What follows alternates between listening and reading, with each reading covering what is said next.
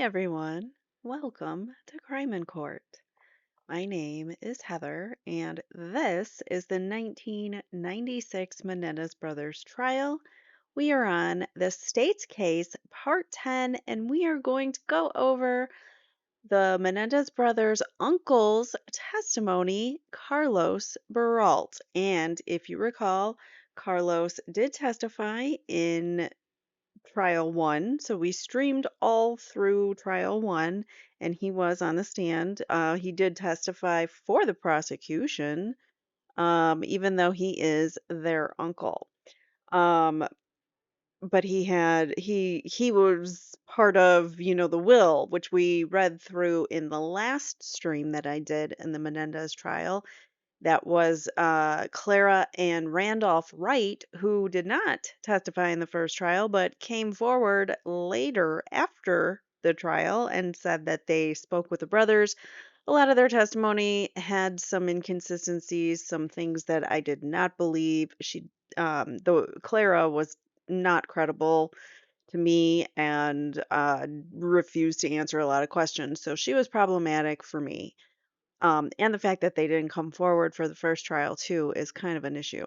But so this is kind of like the next step for the state to corroborate the whole safe opening thing because Carlos Baralt was part of that process and he was allegedly in the room, or according to Clara and Randolph Wright, he was with the Menendez brothers when they opened the safe with a locksmith and another uncle. So that's where we're at with this. A couple of housekeeping items. So I did put a poll on my YouTube channel. If you go to my community tab and go and let me know your preference this week, I am going to be posting my video a day late because I'm realizing that Tuesdays and Thursdays are too close together for me to do these recordings and do them well and put, because I want Carlos Baralt's testimony goes on for 2 days and it's quite long, and I want to get it into one video for you instead of like 10.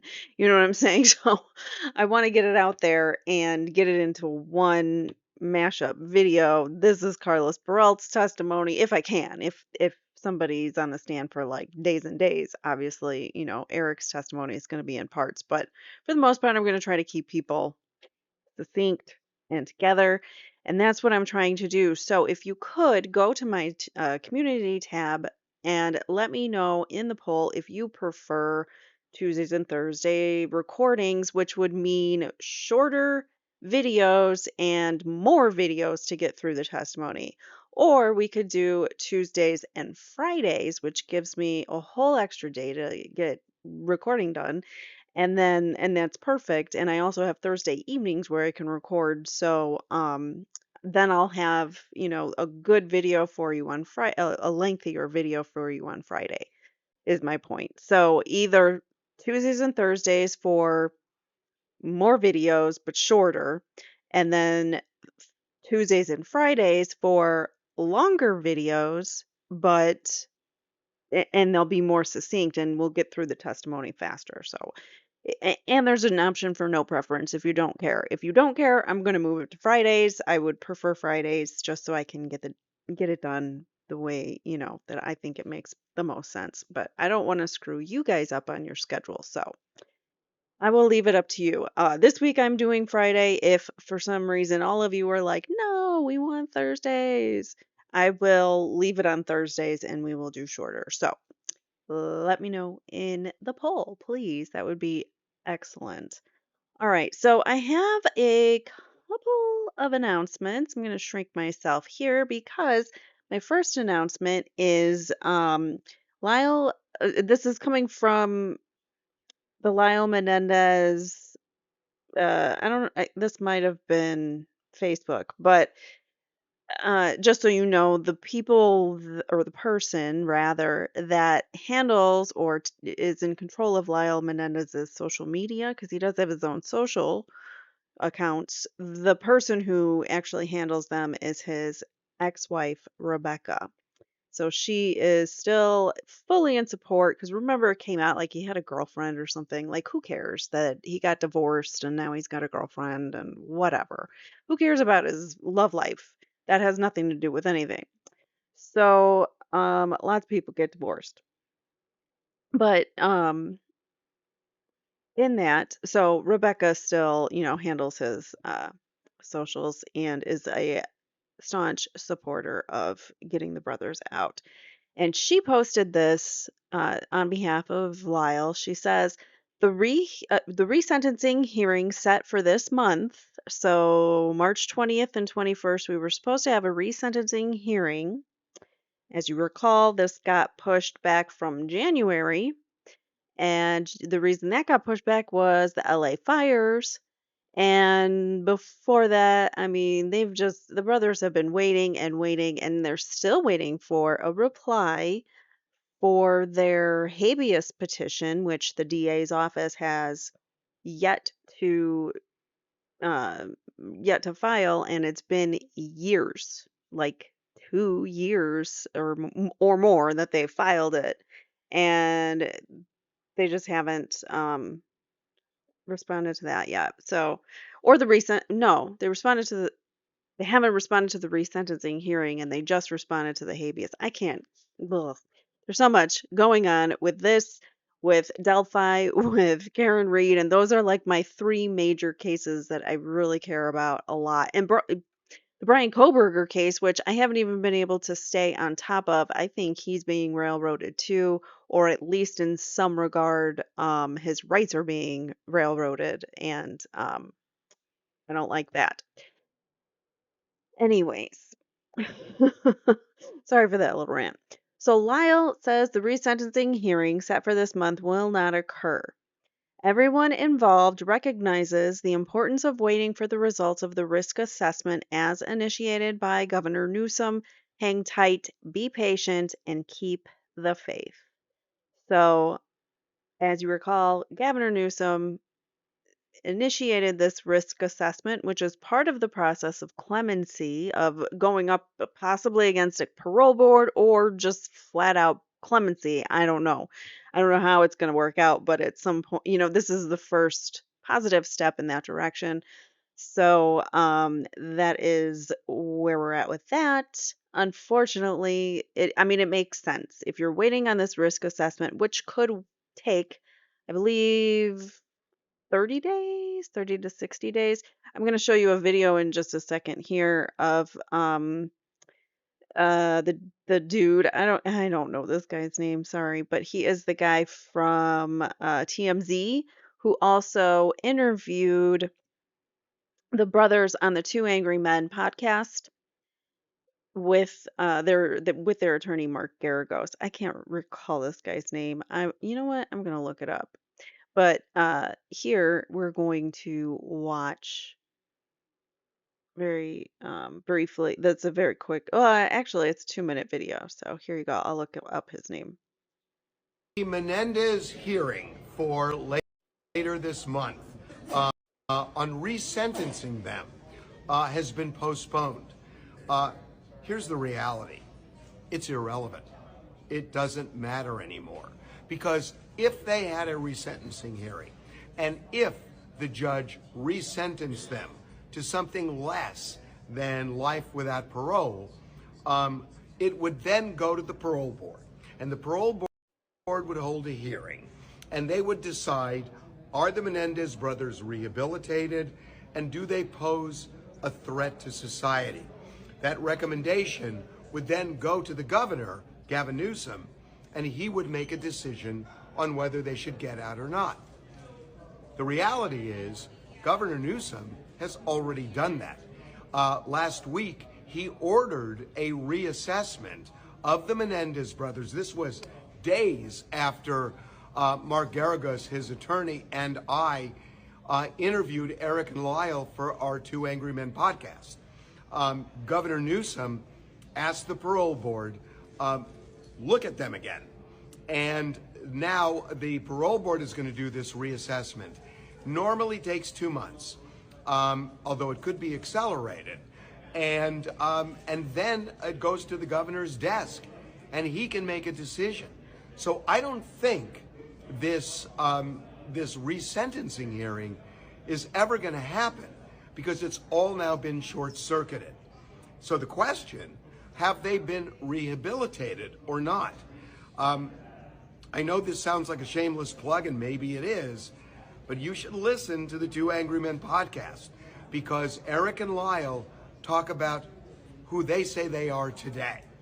And if you believe them, they are fundamentally different people from the young men they were when they were convicted of murdering their parents. To be continued, but at this moment, especially given that Newsom stepped in when it looked like he wasn't going to do it until the new DA got installed, this may be their best and brightest hope for freedom in the 35 years they've been behind bars. Sorry, I'm here. So that was a really good, I thought that was a really good summary of kind of what's going on. It doesn't even matter. Like it's kind of disappointing that this resentencing hearing has been canceled or postponed or whatever it is, because it's an yet another thing that they've been looking forward to, and now their hopes are kaput on that. But it's okay, and it doesn't necessarily matter because in the long run, they're probably most likely they qualify. They have, they've been rehabilitated, so it does the chances of them getting out, I think, are better than them staying in. And a lot of people, I believe, feel this way. So I thought that was a good little clip of Harvey Levin. That is his name, Harvey Levin. So Harvey Levin from TMZ and the Two Angry Men podcast. We listened to that in a prior episode. All right, so let's get started with where we're at. Whoops, I'm in the wrong folder.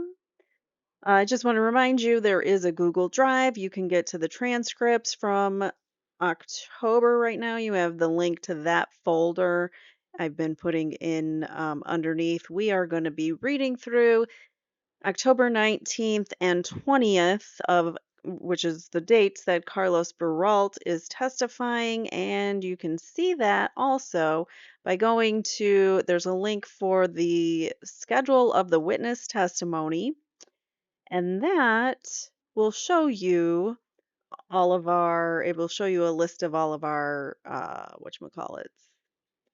Why is this taking so long here?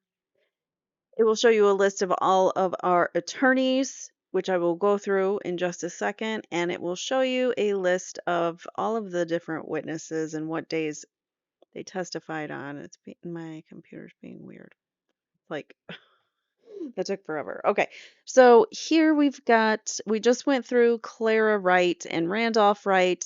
We're going through Carlos Baralt's testimony, the 19th and the 20th. We're on week 2 still. And he did testify last time for the prosecution, but we're going to go over his testimony again because he is a key witness. And I want to go over that again because I think Carlos Baralt's an important witness. So please hit the like button and let us begin. Even though we're already 14 minutes into the video, I know we're starting now. We're with the testimony, and this is going to be the people call Carlos Baralt, and he gets sworn in and all of that. Whoops. Sorry, it hit my mouse. Okay. So Carlos Baralt, direct examination by Mr. Khan. Oh, I forgot to go over that, didn't I? Oh, gosh. Okay, so Mr. Khan and Ms. Nahara are for the state. I'm trying to do this by memory. Um, Charles Gessler and Ms. Towery are Lyle's attorneys, and then we have Leslie Abramson and Mr. Levin, who is for Erik. He is, Leslie is the only attorney that has come back from the first trial, and we also have Judge Weisberg, who is returning to preside over the case. So that's who everyone is. Mr. Khan for the state is asking the questions. Sir, did you know a man by the name of Jose Menendez? Yes, I did. And what was your relationship with that man? He's my brother-in-law. How long did you know Jose? Since 1960, roughly about 35 years. Isn't that interesting? Because the brothers have been in prison now for 35 years. Like their 35th anniversary of being arrested just happened this month. Or I think it was the first of this month or something. I can't even. It was just a couple days ago. I've been so busy, I have not been able to fact check, but I do remember that they were arrested in March. All right, so did you have an opportunity to work with him at times? Yes, I did. When was it that you worked with him? I worked in 1971, I believe, until 1972. Is that the only period of time that you worked with him? On a formal basis, yes. In a company where he was president of a company, I was vice president. Did he make you vice president? Yes, he did. And did you also have an opportunity to live nearby the Menendez family during the period that you knew Jose? Quite frequently, the majority of the time. The majority of the 35 years that you lived nearby? Yes. And did you socialize with him and his family and see his family often during that time period? Very often. Do you know anyone in your family who was closer to Jose Menendez than you were? Objection calls for conclusion. Overruled. What? Okay. How does that? The judge says, you can answer the question. The witness says, probably his father and perhaps his sister, his mother, of course. Mr. Khan says, which sister? Terry, my wife. So he is married to Teresita Baralt. She testifies for the defense. Other than his father and his sister, do you know anyone who was closer to Jose Menendez in the family than you were? You mean other than those plus his mother? Yeah. Uh-huh. No, I don't believe so. Now, you said that you were married to his sister, Terry. Is that correct? That's correct. And how long have you been married to his sister, Terry? Since 1961, 35 years. The court says you're changing your answer. The witness says, I think it's 62, Your Honor. Sorry about that. She's here too. Mr. Khan says, did Jose Menendez at some point make you the executor of his estate of his will? Yes, he did. You did, and did you discuss this with, did he discuss this with you prior to making you the executor of the estate? Yes, he did. Can you tell us when this took place? The first discussion was back in 1981, roughly. And at that time, when he made you the executor of the estate, did you read the will? No. When was the first time you saw that will? Shortly after his death in California. Did you consent to be the executor of his estate back in 1981? Yes, I did. Sometime prior to the death of Jose Menendez, did you have conversations with him about changes he intended to make in his will? Yes, in late 88. And then again in 1989. So this is why the prosecution wanted to call him so badly, was because of the whole conversation about him wanting to change his will. That's why he's for the prosecution. Although he does say things that are beneficial to the defense. At least he did in the first trial, so we will see if he does in this trial. And in one or both of those conversations, did he indicate to you what his intent was concerning his sons being in the will?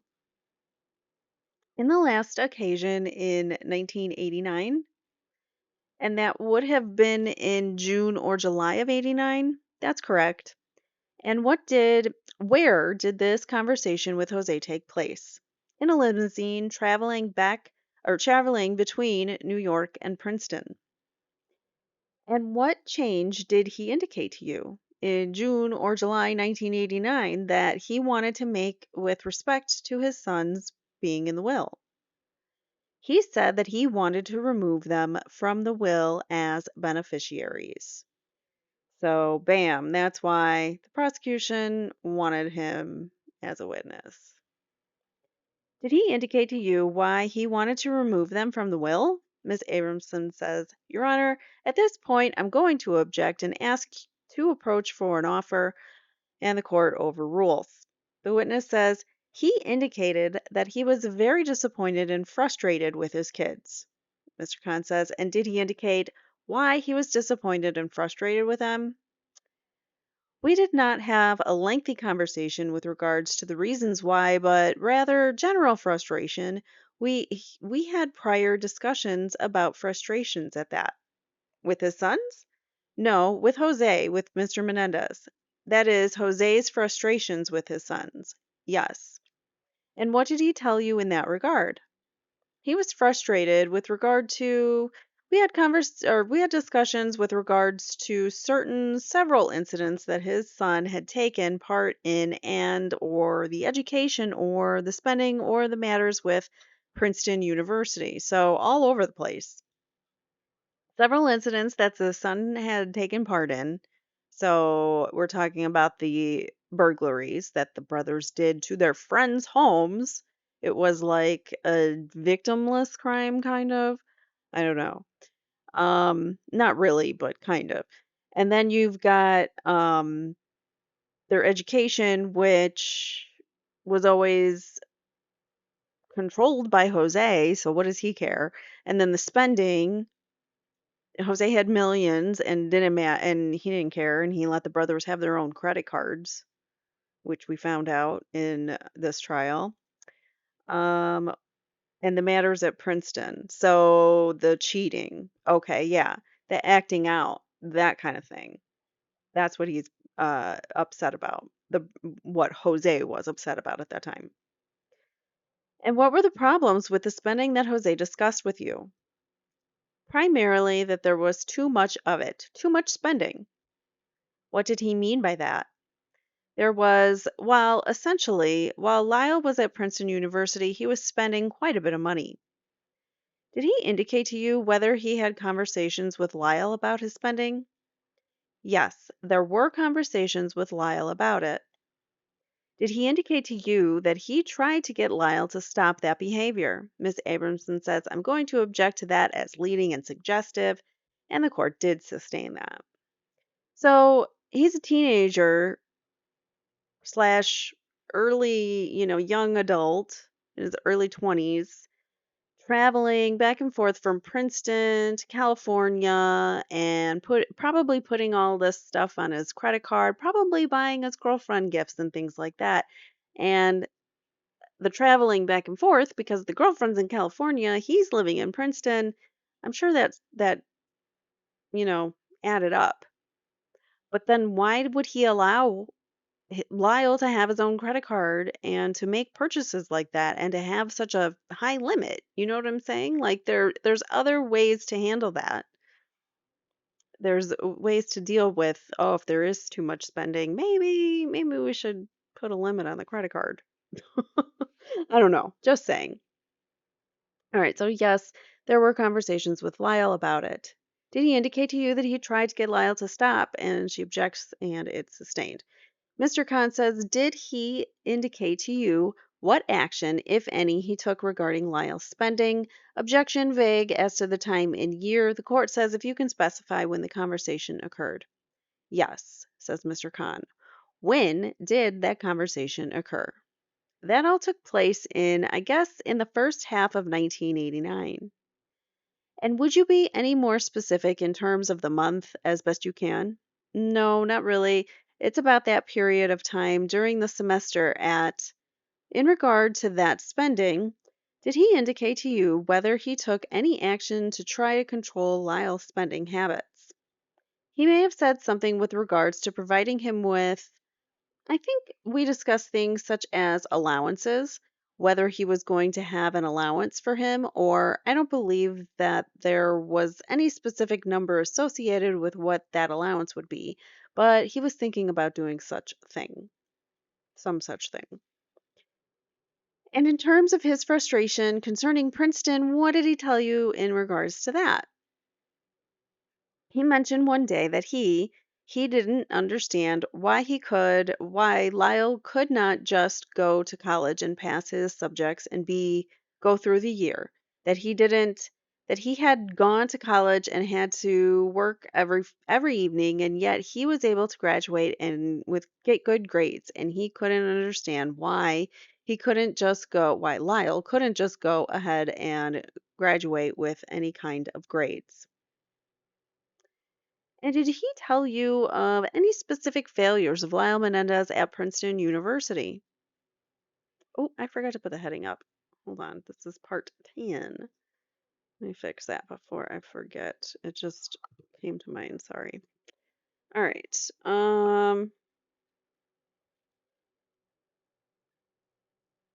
Where was I? And did he tell you any specific failures of Lyle's at Princeton?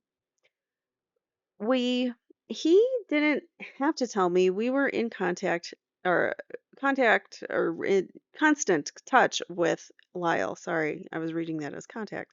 We were in constant touch with Lyle. So I guess Lyle was keeping them informed of what was going on in his life at the time.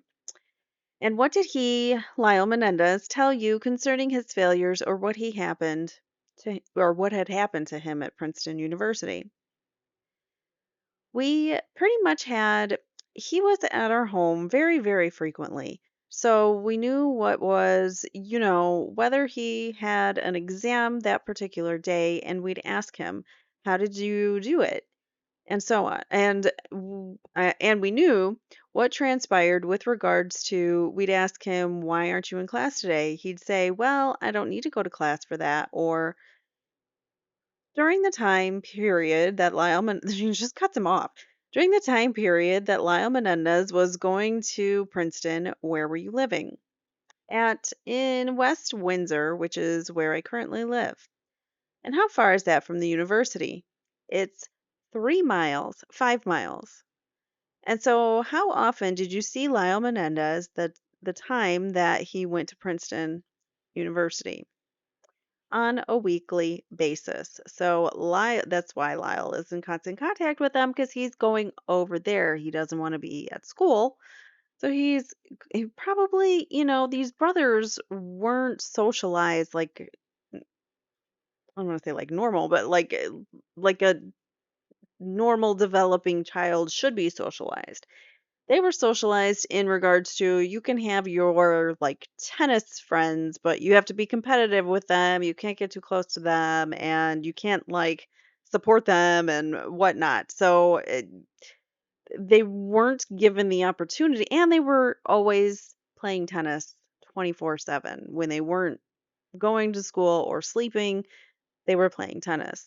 And they didn't have time for friends. So that's another thing to remember when thinking about this.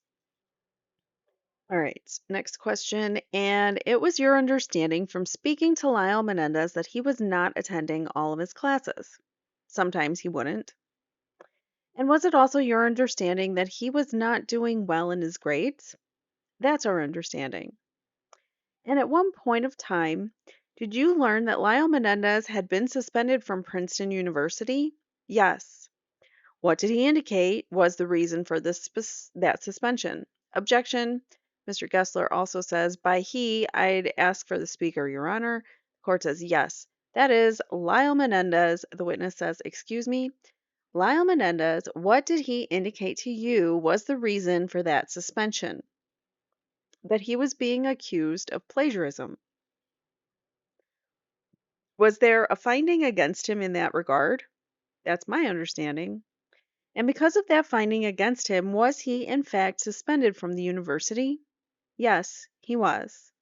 And sometime later, did he return to the university? Yes.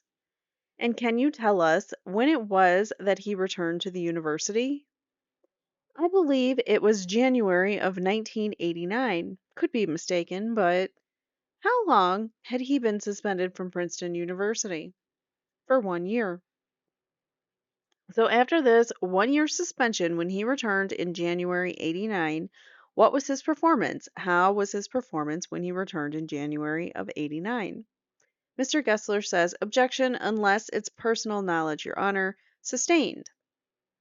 Mr. Khan says, did Lyle Menendez have conversations with you regarding his performance during that time? I'm sure he did. Do you recall what he said in that regard? No, I don't. Well, the conversations that you had with Jose Menendez and his frustrations with Lyle's performance at Princeton University, you indicated that that was in the first half of 1989? Yes. So was it your understanding that Jose Menendez was upset and dissatisfied with Lyle's performance in Princeton even upon his return to that university? That's correct. When remember the parents did all the brothers' homework. Very, very often they did the brothers' homework. So the brothers didn't even have you send them off to school, they don't have the social skills, they don't have the ability to do their own homework because they're not used to doing it. So they're kind of in like a limbo. So I could guarantee that Lyle was like, I don't know what I'm doing. Kind of lost feeling, you know what I'm saying? And without his dad there, he didn't have someone like telling him what to do constantly or helping him do what doing his homework and things like that. So it was, even though he talked to his dad, and I'm sure his dad made sure that he was doing his tennis because he had to remember, if he testified, he had to recall his day back to his dad and recall his tennis matches and things like that on the phone. So he still was being controlled and, being maltreated by his father, even if it was long distance.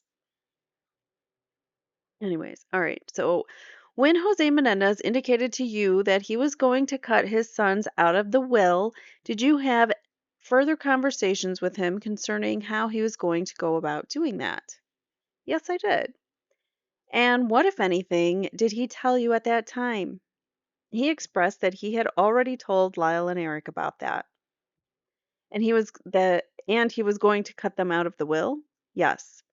Did he ever indicate to you that a new will was written and that this is compound, and that he told the defendants that they were out of the will?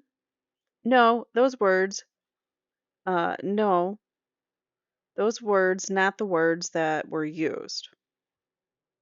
Those were not the words that were used. Sorry. All right. And did you ask him why he was telling you at at that time that he was going to write a new will? Because he wanted to, essentially, to make the change in the beneficiaries. And did he still intend to have you as an executor of the estate under the new will? He asked me for my authorization to do so, yes. And to your knowledge, did Jose Menendez ever write a new will? No. To my knowledge, I cannot say that he did or not.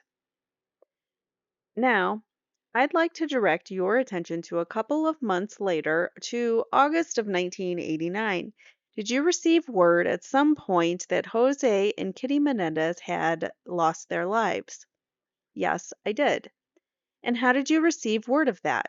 I got a call at my office in Wilmington, Delaware, in the morning of Monday the 21st. That would be the 21st of August, correct? Correct. And as the executor of the state, did you take some action at that time? Well, I did not know that I was the executor at that point. I mean, I suspected that's the case, but at least under the old will, it was your understanding that you were the executor and you had no knowledge of the new will. Is that correct? That's correct. So presuming then that you were the executor of the estate, did you take some actions at that time? I took some action. However, not as the executor of the estate, but rather as my brother in law and my sister in law were reported to be dead, and therefore I made immediate reservations to go out to fly out to California as their family members. And when did you arrive in California? That Monday. Where did you stay upon your arrival? At the Bellage in Beverly. I forgot exactly where it is. I think it's Beverly Hills or very close by. And did other members of your family also come to California and meet here? Yes, sir. And can you tell us who else, what other relatives of Jose and Kitty Menendez met here in California following their deaths? Well, my wife came with me, and I saw here his sister Marta Cano. Her last name, Cano. Okay. Kitty's brother, Brian, I believe, was here, so that would be Brian Anderson. And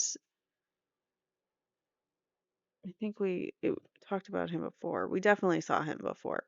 All right, so Brian Anderson, um, he that side of the family, the Andersons, kind of oppose. Milton is the one that opposes.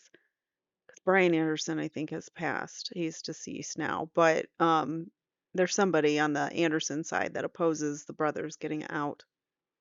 I think his name is Milton Anderson. Maria Carlotta Menendez. That's Jose's mother. Yes, Jose's mother. There was a group of some 10 or 12 people. And did you also meet and see the defendants, Erik and Lyle Menendez, here in court in California? Yes, I did. Now, after your arrival in California, did you participate in a search for the will? Yes, I did.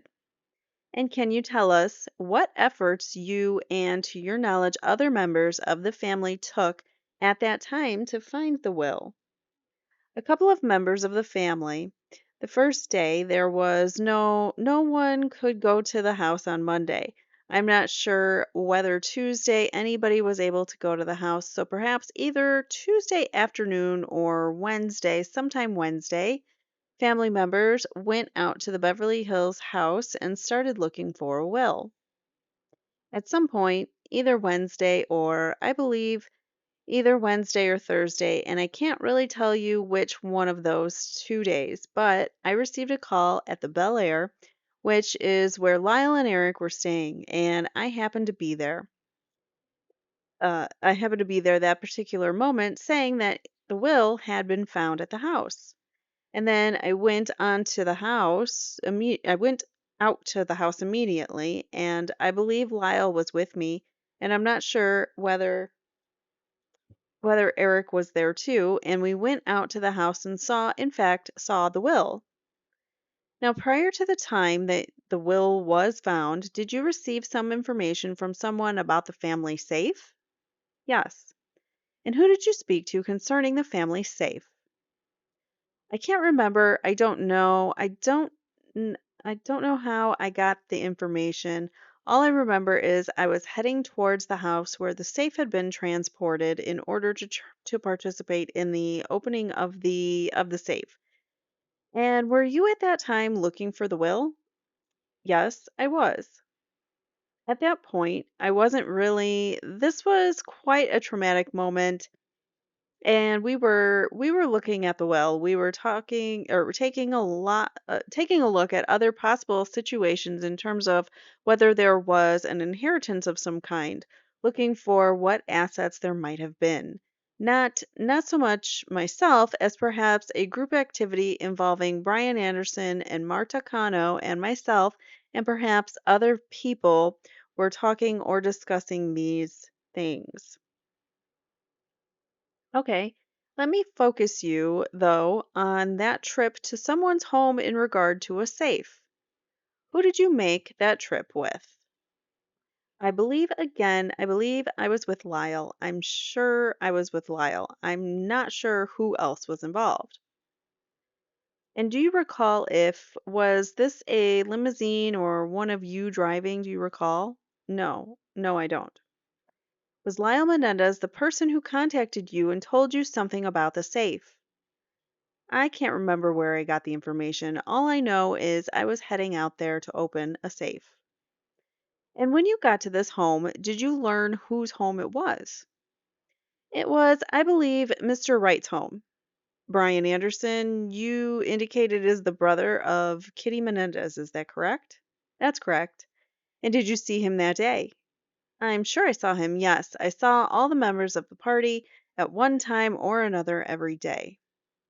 Do you recall whether Brian Anderson was there at the home of Randy Wright? No, I do not recall.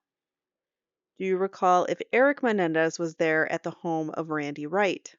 No, I do not. You you do recall for certain that the persons that were present included yourselves and Lyle Menendez? Yes. Was Mr. Wright also there? Yes. Was his wife also there? I don't recall her. Do you recall seeing a locksmith or a safecracker? Yes, I recall that. And do you recall who it was that made the arrangements to have a locksmith or a safecracker there? No, I don't know whether I ever knew who made the actual arrangements. Uh-huh. What did you do after you arrived at that home? I think at the time I arrived, the person who was going to open the safe had either arrived already or was shortly arrived thereafter. We went to the family room or the living room or something and had a cup of coffee or soda or something while the fellow who was opening the safe did his thing. Uh-huh. And he then came over and said that he had completed it. I don't know, sometime later, maybe 20 minutes, half an hour. That's my recollection. So it took him 20 minutes to a half an hour to open the safe. And we went out there and there was nothing in the safe at that point. Were you present when the safe was actually opened?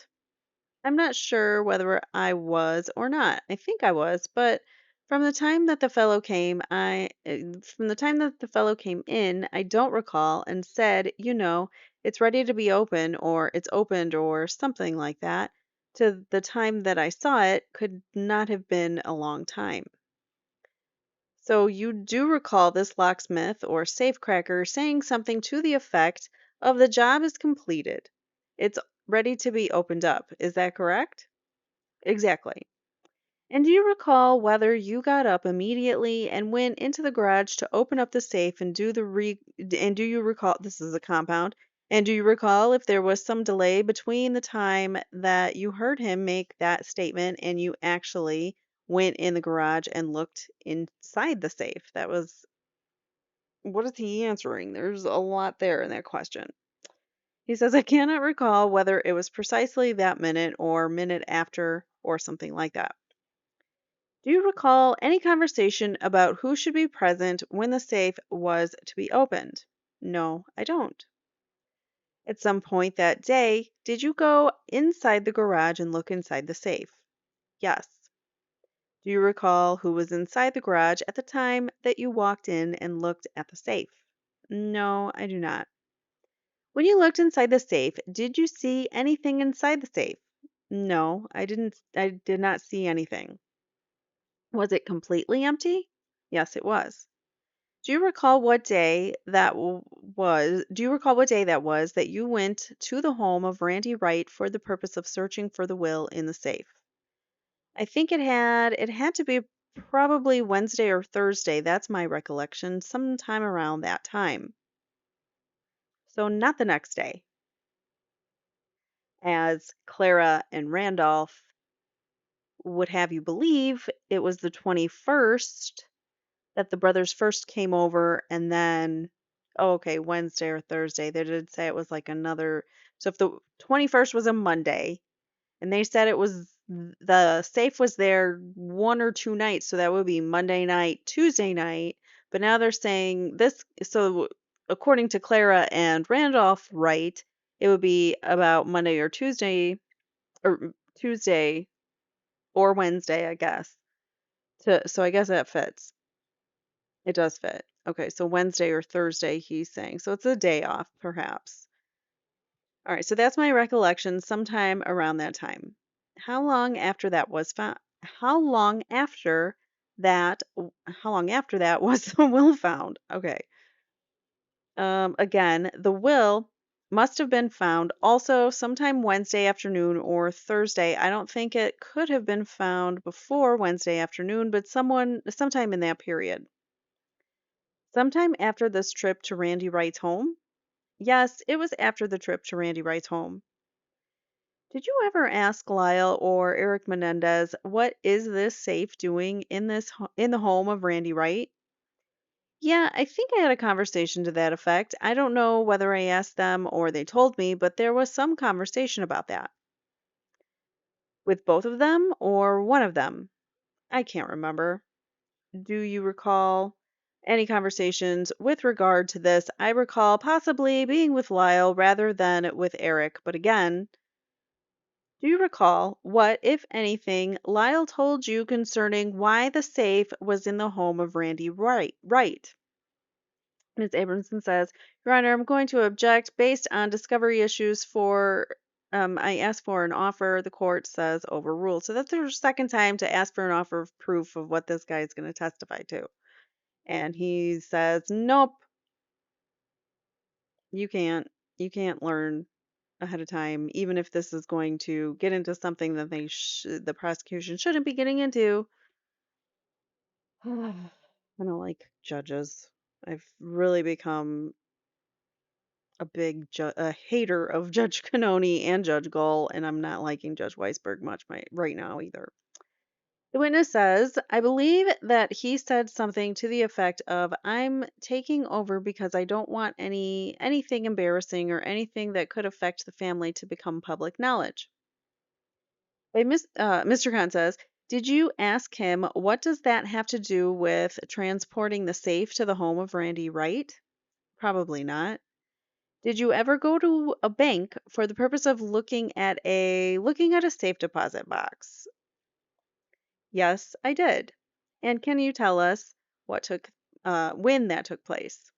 It must have taken place Thursday. I think it would have been Thursday. Uh-huh. And who did you go to the bank with? I went with Steve Goldberg and Lyle Menendez, and there may have been somebody else, but I'm not sure. Well, who's Steve Goldberg?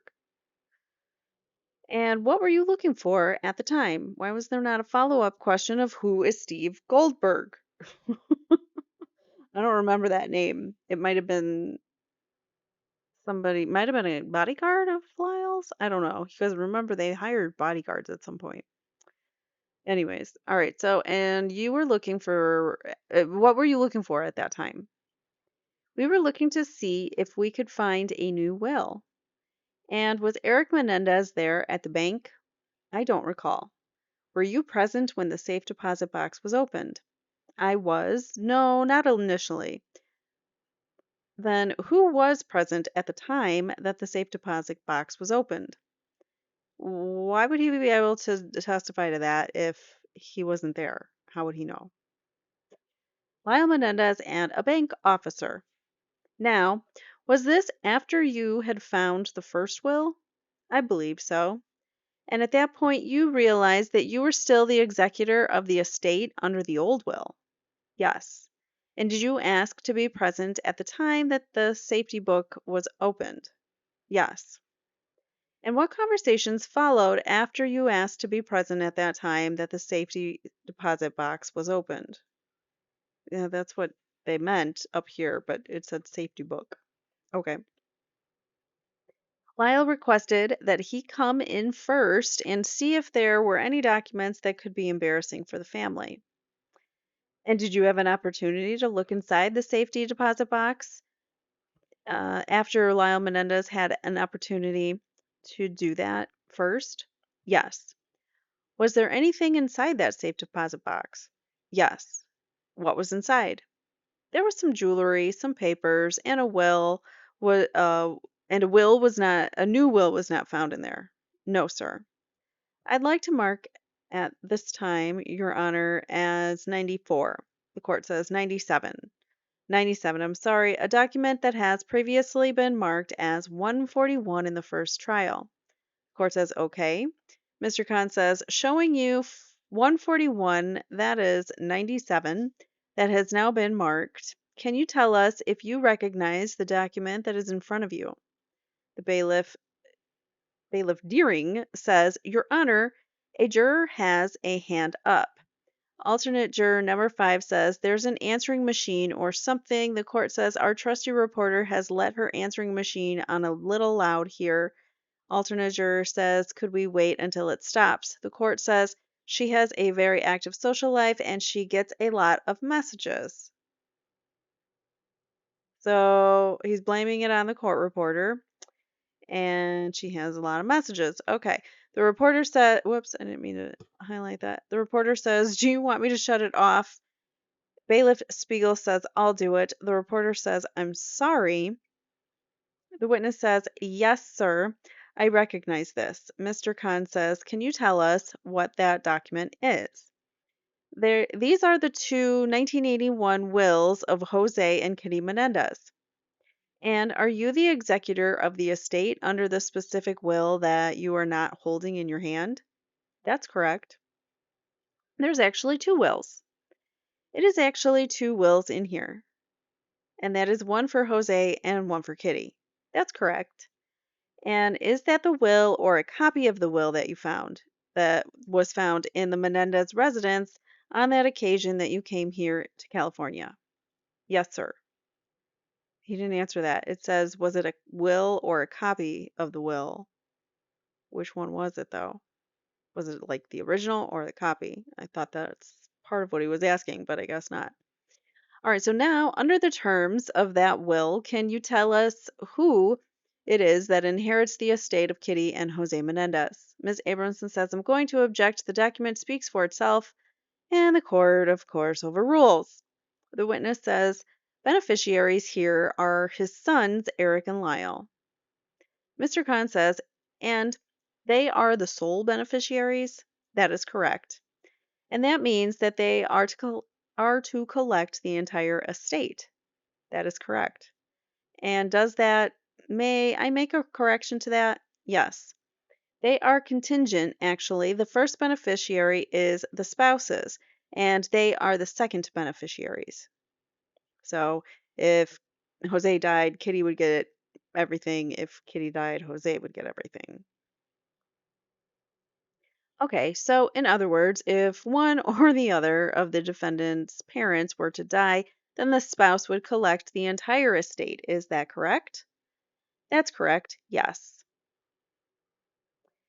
That's a mutual provision so that if Kitty Menendez, for example, were to die or to have her life taken for that matter, then Jose would collect any property of hers.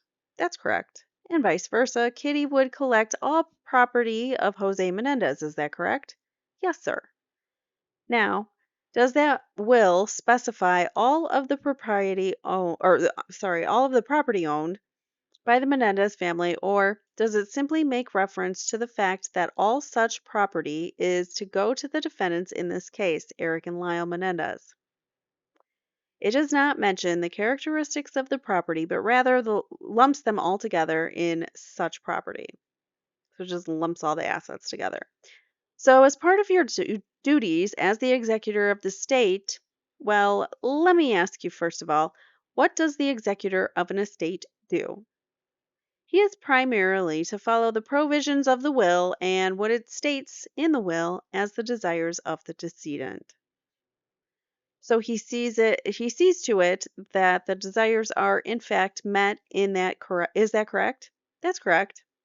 So, as part of your duties, did they have to first ascertain the property that belongs to Kitty and Jose Menendez? That's correct.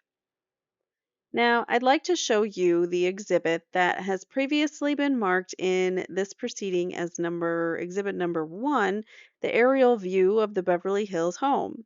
Do you recognize the home that is depicted in exhibit number 1? Yes, I do.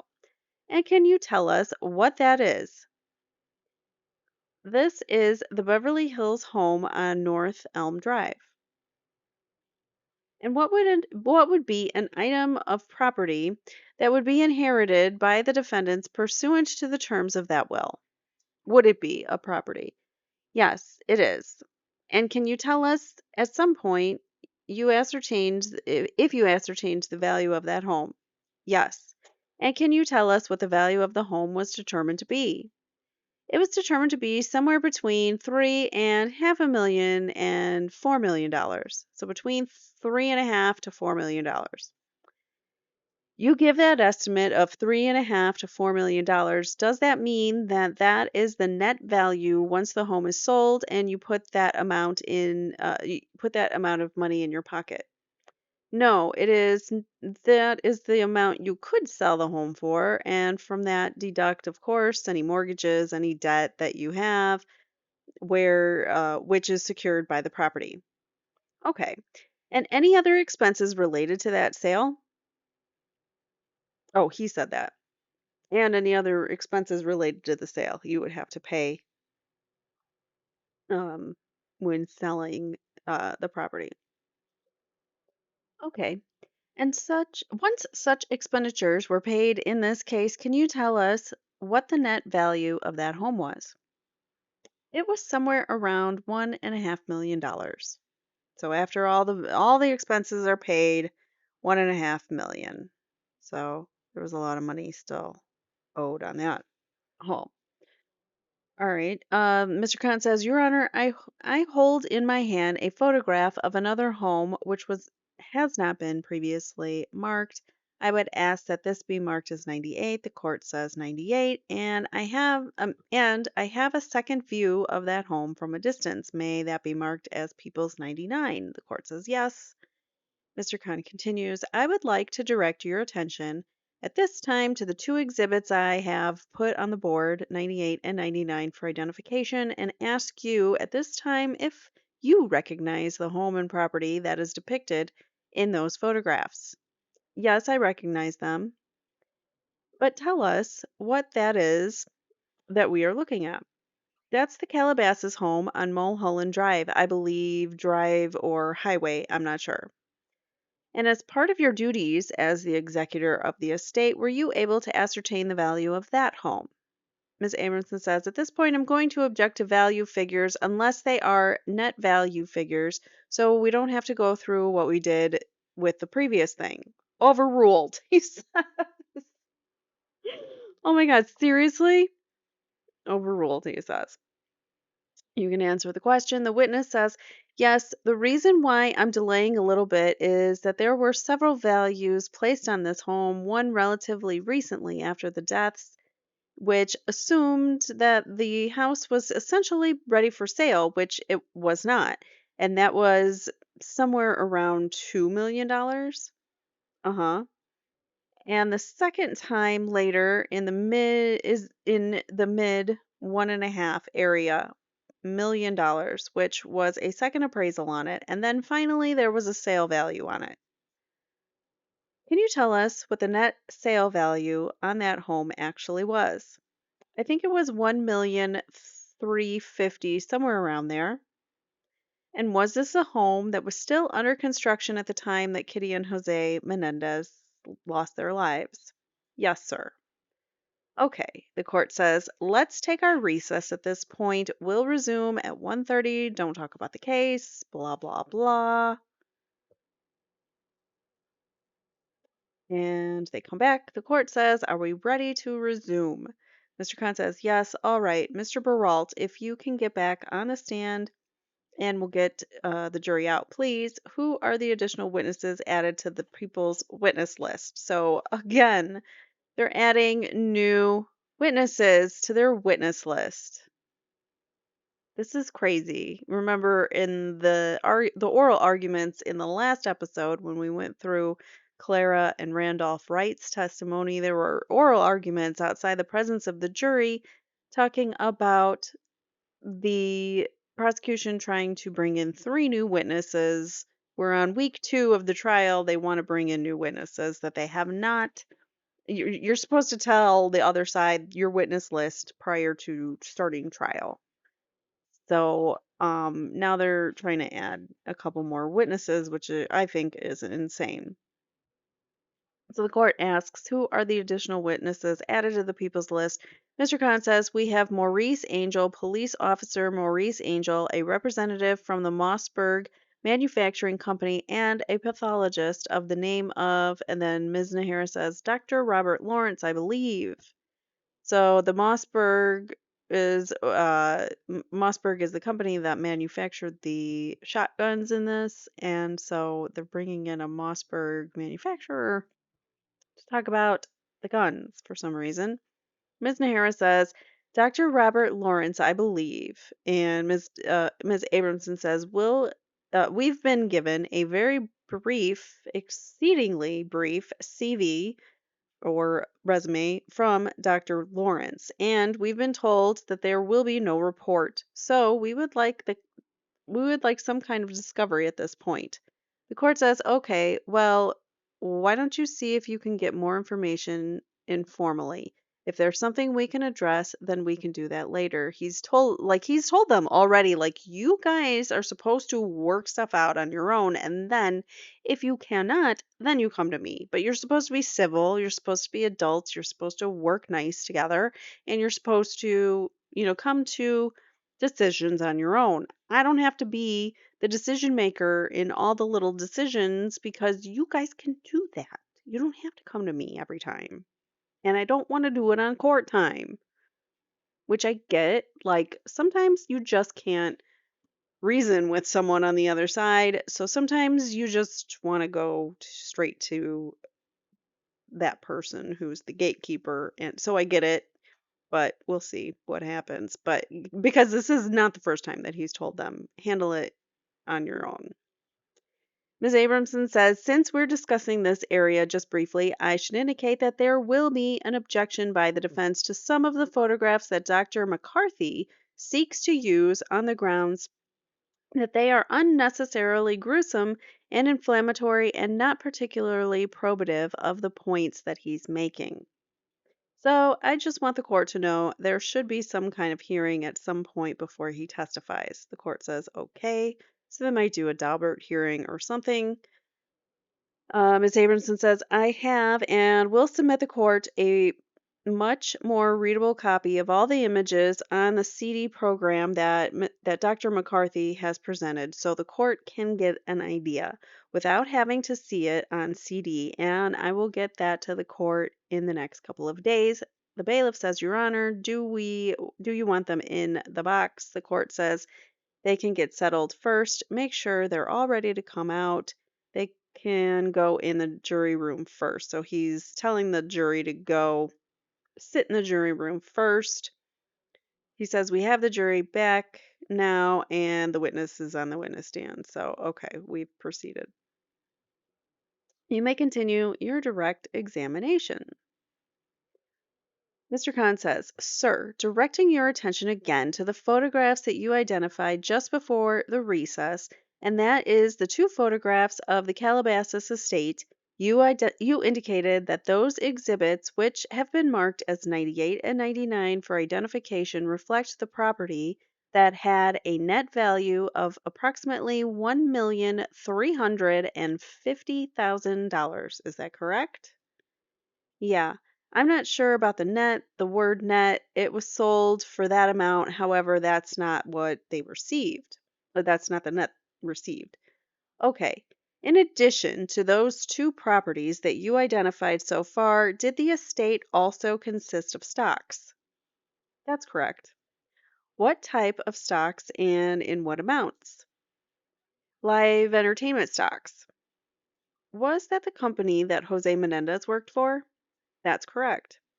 Can you tell us what the value of that stock was? They were sold for somewhere between five million. In addition to the two estates, the two homes, and the stocks, were there other items of value, significant value, that was part of the estate? Nothing significant, no. Okay. What then would you say would be the total amount under the will that the defendant stood to inherit as a result of the death of their parents? Ms. Abramson says, Your Honor, I'm going to object. That's calling for something misleading because there's no indication yet of taxes or any of those things. The court says, if you are able to answer that, are you able to do so? He says, I can't give a little bit of an answer because what happened there is there were other liabilities. The total amount, other taxes could have been somewhere around a couple of $1 million at most. Wow.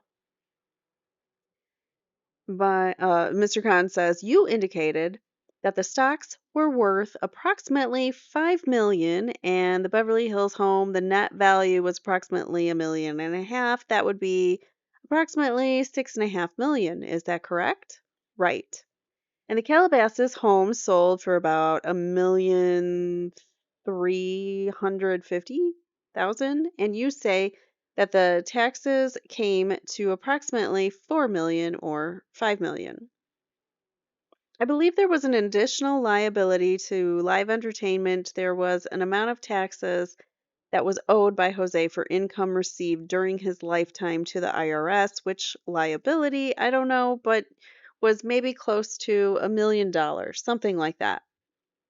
Was there a mortgage on the Calabasas on this home here, which has had to be canceled? And that was close to 1 million? So it would reduce significantly. And then on top of that, there were estate taxes to be paid. So I would say somewhere in the area of $2 million. Okay. The fact that, and that could have been 1.5 million or 2.5 million, I'm not sure. So 2 million, give or take $500,000. Sure. The fact that the victims in the case were lost their lives as opposed to having died in a natural death, did that have any bearing upon the eligibility of the defendants to collect under the will? Ms. Abramson says, Your Honor, I think that's a legal conclusion. I don't think Mr. Baralt is a lawyer. The court says sustained. Mr. Khan says, Well, as the executor of the estate, you were aware of the fact that the victims in this case had not died a natural death. Is that correct? That's correct. And was it your understanding, as part of your responsibilities and your duties as the executor of the estate, I keep doing that, sorry, was that the inheritance was still to go to the defendants? My understanding was that it would go to the defendants. And was it your understanding of the terms of the will that had Kitty Menendez survived that homicide, the inheritance would not have gone to the defendants? It would have gone to Kitty. Now, were the defendants also the beneficiaries after a life insurance policy? Yes. I would like to show you what's been marked as previously marked in the first trial as 140 and would ask that the exhibit be marked as 100 in this proceeding. The court says yes. Mr. Khan continues, and I would like to show you what appears to be documents relating to the Sun life insurance policy and ask you at this time, can you tell us how much money the defendants were to collect that life insurance policy?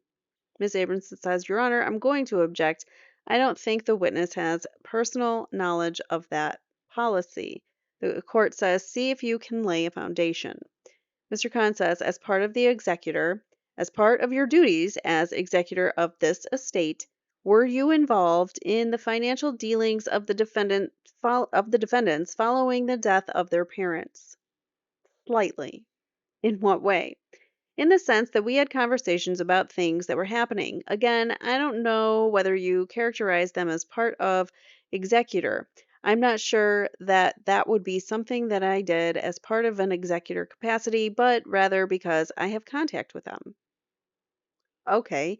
And did you have occasion during that time that you were in California to meet with representatives of live entertainment for the purpose of discussing financial matters relating to the defendants in this case?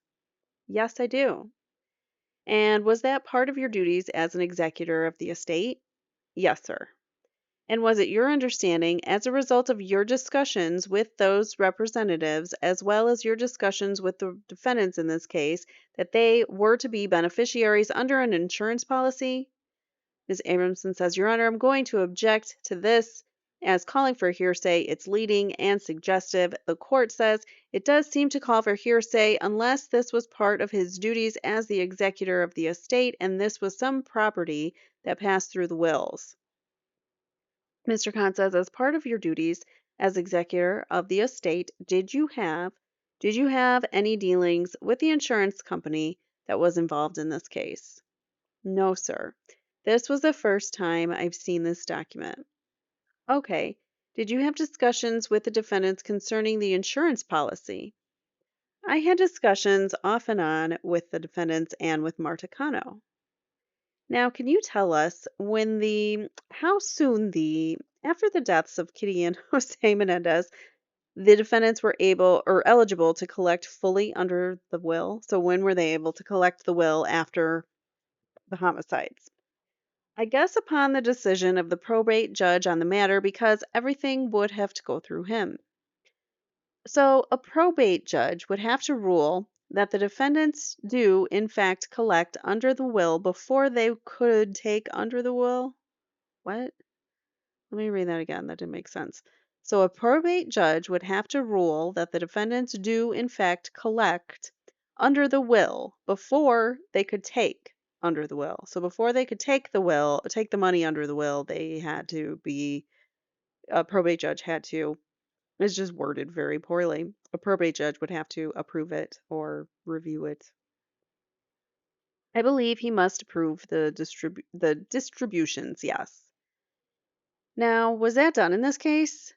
It has never been approved, sir. The probate is still open. So this is years later, the probate's still open. Yikes. Well, I'm sure it's closed now, but at this point in time, homicides happened in 89 and now we're talking 1996. So, okay. And is that because of the arrest of the defendants that delayed that ruling by the probate judge? Ms. Abrams says, Your Honor, I'm going to object to that. It calls for speculation to read the mind of the probate judge. The court says it might be that he has direct knowledge of this. You have to rephrase the question. Mr. Khan says, Yes. As an executor of the estate, it was your duty to carry out the terms of the will. Is that correct? Yes, it is. Did you carry out the terms of the will and see to it that Erik and Lyle Menendez received the full amount of money to which they were entitled under the will? No, sir.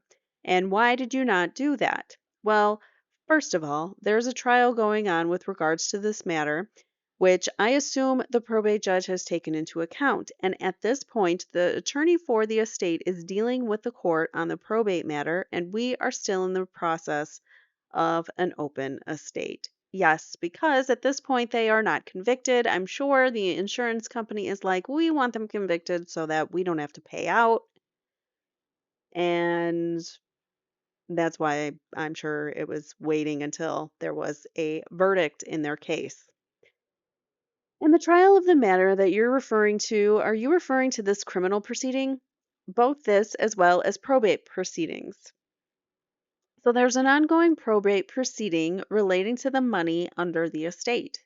Yes, sir. And did the defendants, following the deaths of their parents, receive any money from the estate? There was a loan made to Lyle Menendez early on. That is, a loan from the estate to Lyle Menendez? Yes, there was. And can you tell us the purpose for that loan? The purpose was to fund the financing the purpose of a restaurant, Chuck's Spring Street Cafe. Mr. Khan says, I hold in my hand, Your Honor, a photograph of a building. I'd ask that this photograph be marked as 101 at this time. The court says yes. Mr. Khan says, I'd like to show you at this time a photograph that has just been marked as 101 for identification and ask you if you recognize what is depicted in that photograph. Yes, sir. And what is that you see in the photograph? That's Chuck's Spring Street Cafe. Where is that located? In Princeton, New Jersey. You said that a loan was made. Is that a loan by the estate to the defendant Lyle Menendez? That's correct. And can you tell us why a loan was made by the estate rather than simply dispersing some money to the defendant? Because it was my understanding that there could not be a distribution made without the probate judge's approval. Okay.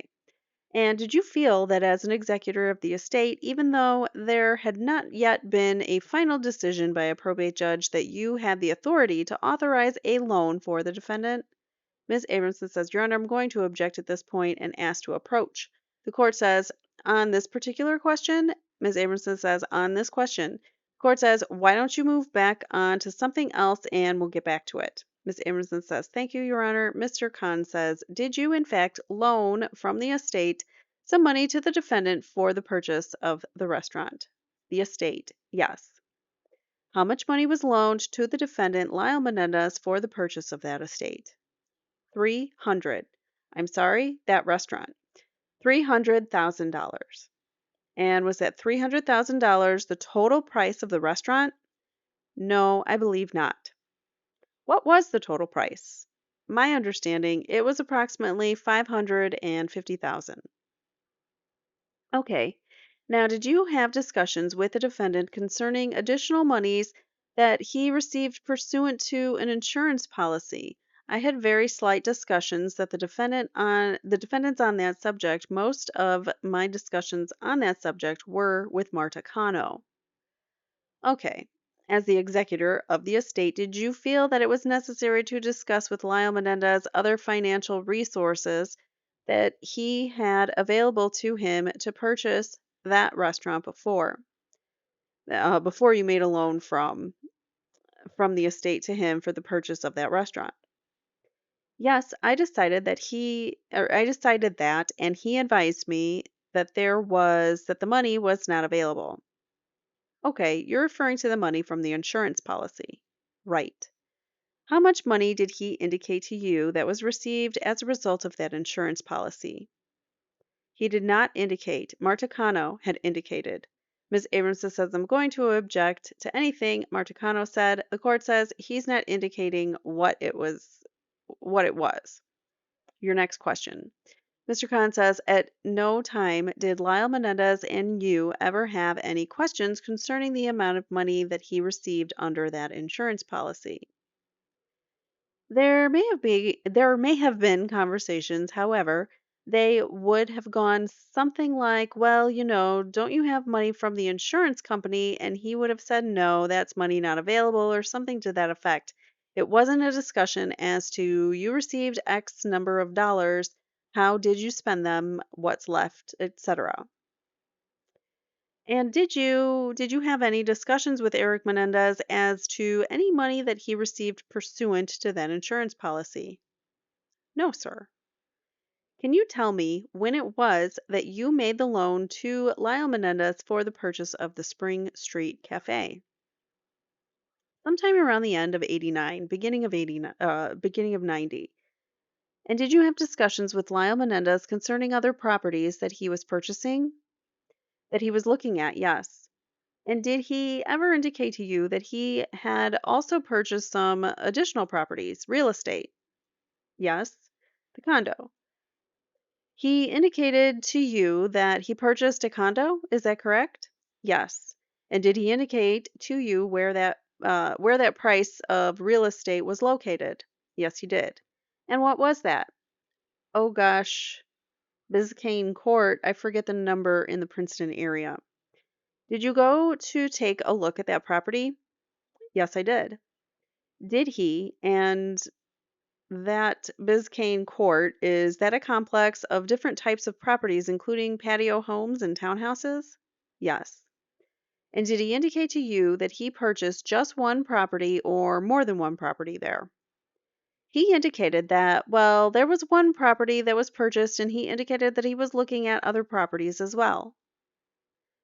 And at this time, Your Honor, uh, I have two additional photographs to mark. One appears to be a patio home. May this photograph be marked as 102 for identification. Second photograph depicts what appears to be a townhouse. May this be marked for one identification as 103. Court says yes. I'd like to show you what I just marked as 102 and 103 for identification, and I'd like to ask you if you recognize either of those two properties that I'm showing you. I'm assuming they are. Ms. Abramson says, well, I'm going to object. The witness says one is a condo and the other one is a patio home in the same general area. Where was the judge there? There was no answer from the judge. The witness just answered the question. Mr. Gessler for Lyle says, move to strike the assumption it's not the witness's personal knowledge. The court says, objection sustained. The answer is stricken. But we all know you can't strike things from your brain. So even though they strike answers from the record, you still hear them. Unfortunately, you're just basically instructed not to consider it in your verdict. However, it's sometimes difficult to do when you hear things. This isn't such a big deal, but when we were listening to Clara Wright's testimony and all of her inconsistencies, it is kind of a big deal. All right, so a sustained and answer stricken. Mr. Khan says, you said that you went to that complex and you took a look at the property that the defendant Lyle Menendez purchased. I took a look at the condo, the initial condo that was purchased both before and after Mr. Menendez's and Ms. Menendez's death. Okay. And did you become aware after their deaths that some additional properties were purchased? Yes, sir. Did you ever take a look at those properties? I don't believe so. Okay, were you involved as the executor of this state? Were you involved in any way with the purchase of any of the condos or any of the property real estate that the defendant Lyle Menendez purchased? Mr. Gessler says, object to the form of the question as assuming a fact, not an evidence, overruled. Before Mr. Menendez, Mr. and Mrs. Menendez's death, I was involved with Lyle in looking at a condo and recommending to Mr. Menendez the purchase of the condo where Lyle was going to live while he was going to go to Princeton University. Let me repeat that for those in the back. He was already, well, I'm going to paraphrase, I'm not going to reread it. He was already charged with helping Lyle in purchasing a condo, and he was reporting back to Jose about the different condos that they were looking at in the Princeton area because he lived in the Princeton area. Jose lived in California. So there you have it. That particular condo I was very much involved in, not as a matter of fact, not involved at all and as an executor, but as a Mr. Menendez's brother-in-law who was there at doing him a favor for him and making sure that the condo was a good investment and that it would be something that had marketability and it was good for Lyle in terms of where to live, etc. So these were business deals, sort of.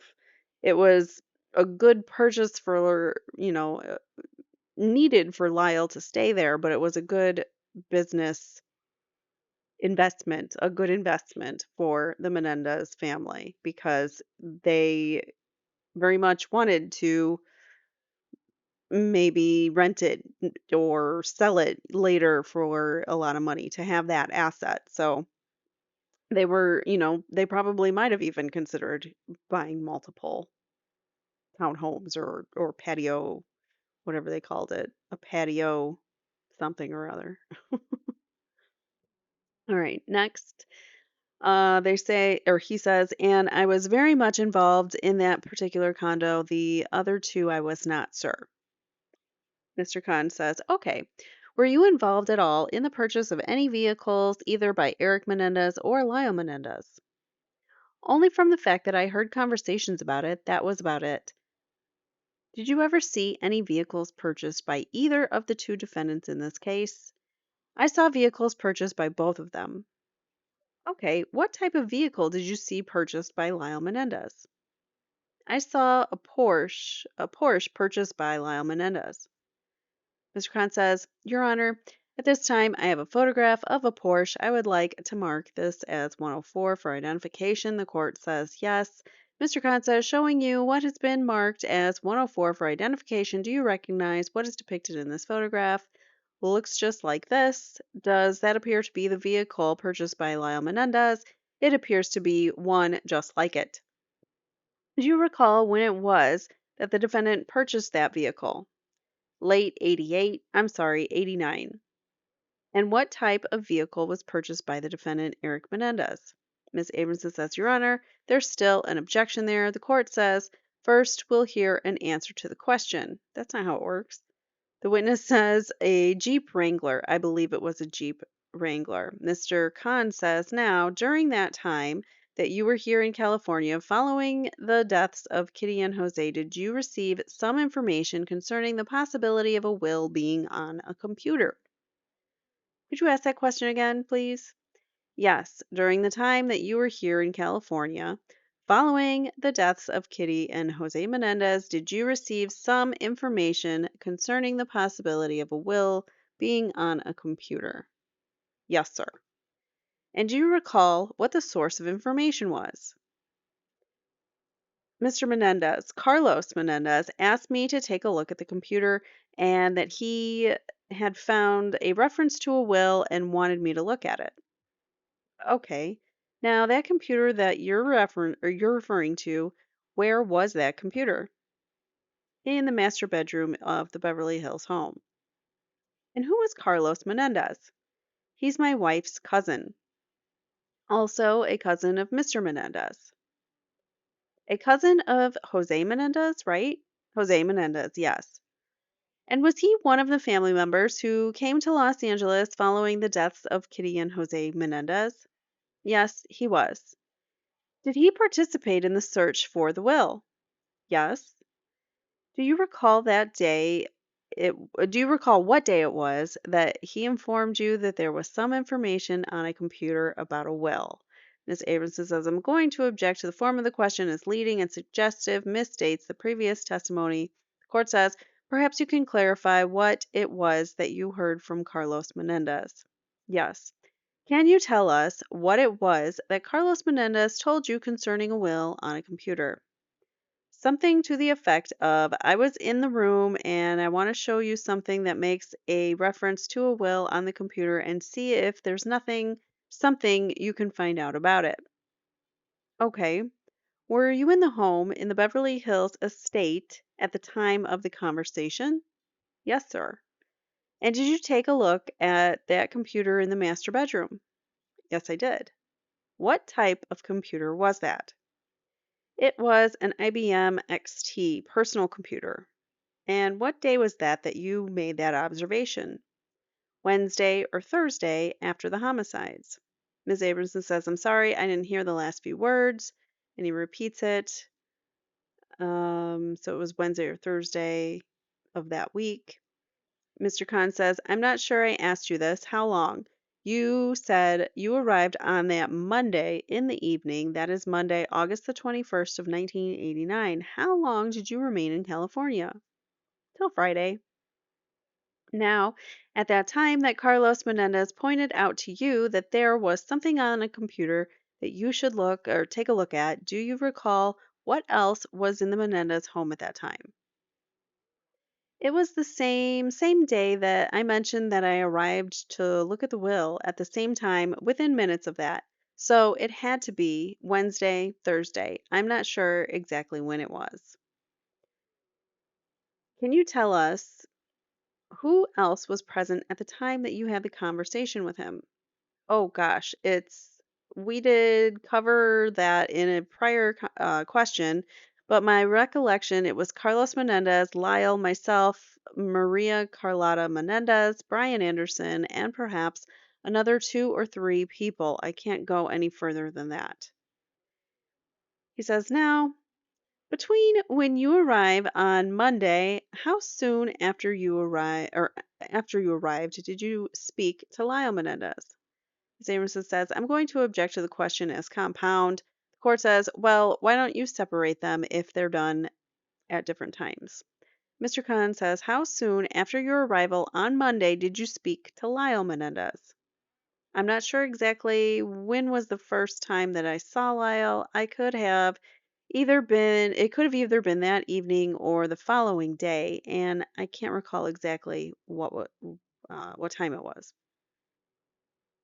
But it was either Monday or Tuesday that you spoke to Lyle? Yes, sir. And how soon after your arrival did you speak to Erik Menendez? Probably would have been either late Tuesday or Wednesday sometime, or perhaps even, yeah, maybe sometime Wednesday. Okay, I would think. Now, did you say that Carlos Menendez pointed out something on the computer for you after the will had been found? He pointed it out within minutes after I first saw the will.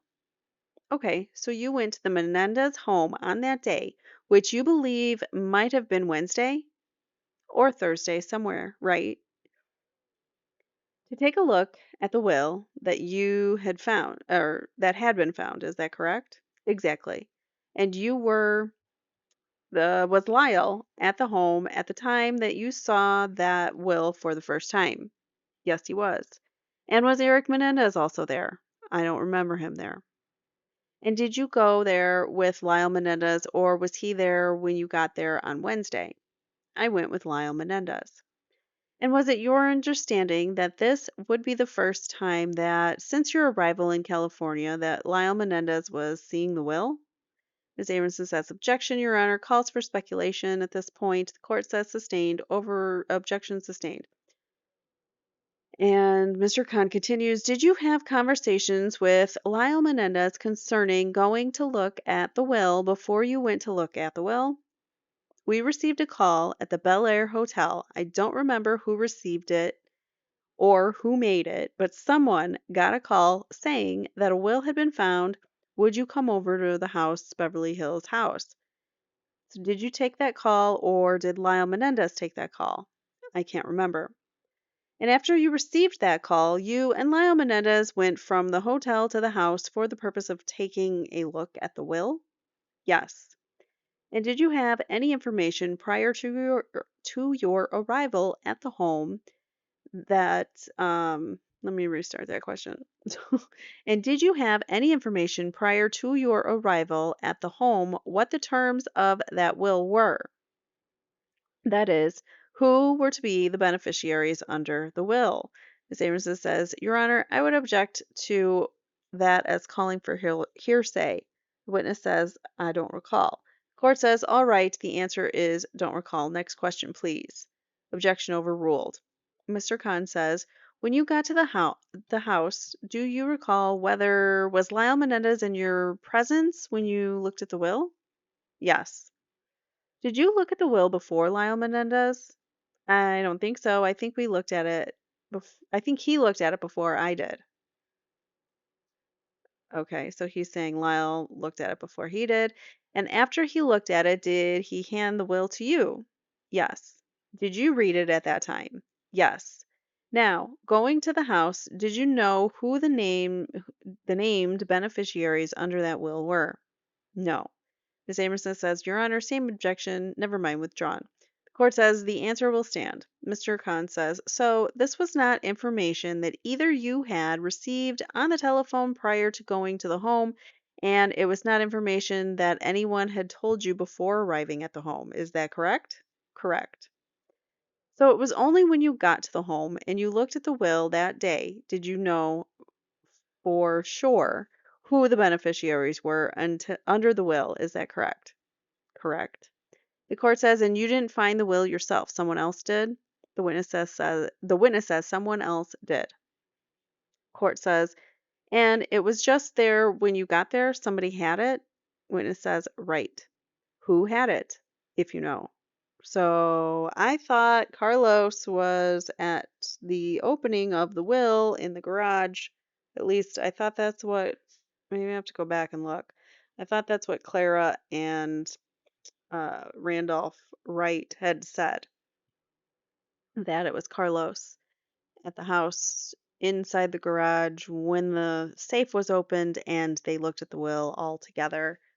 Or maybe I'm wrong. If I'm wrong, let me know in the description. I thought it was Carlos. Maybe he didn't say the names of the uncles, but I just assumed it was Carlos. I don't know. I thought it was Carlos Baralt that was supposedly there. And now Carlos's testimony is saying that that's not the case. So now you have to discredit the rights completely or discredit him, one or the other. So who do you believe? I don't believe the rights. All right, so the next question from the court is who had the will, if you know? The witness says, I don't remember because there were lots of people there and I just got there and somebody handed us the piece of paper. Court says, okay. Mr. Khan says, and was it at that point that you learned that it was Eric and Lyle Menendez that were to collect the entire estate under the will? Ms. Aronson says, I'm going to object to the form of the question. Collect is different than being named. That's true, I guess. Yeah, they never collected any money. Court says overruled.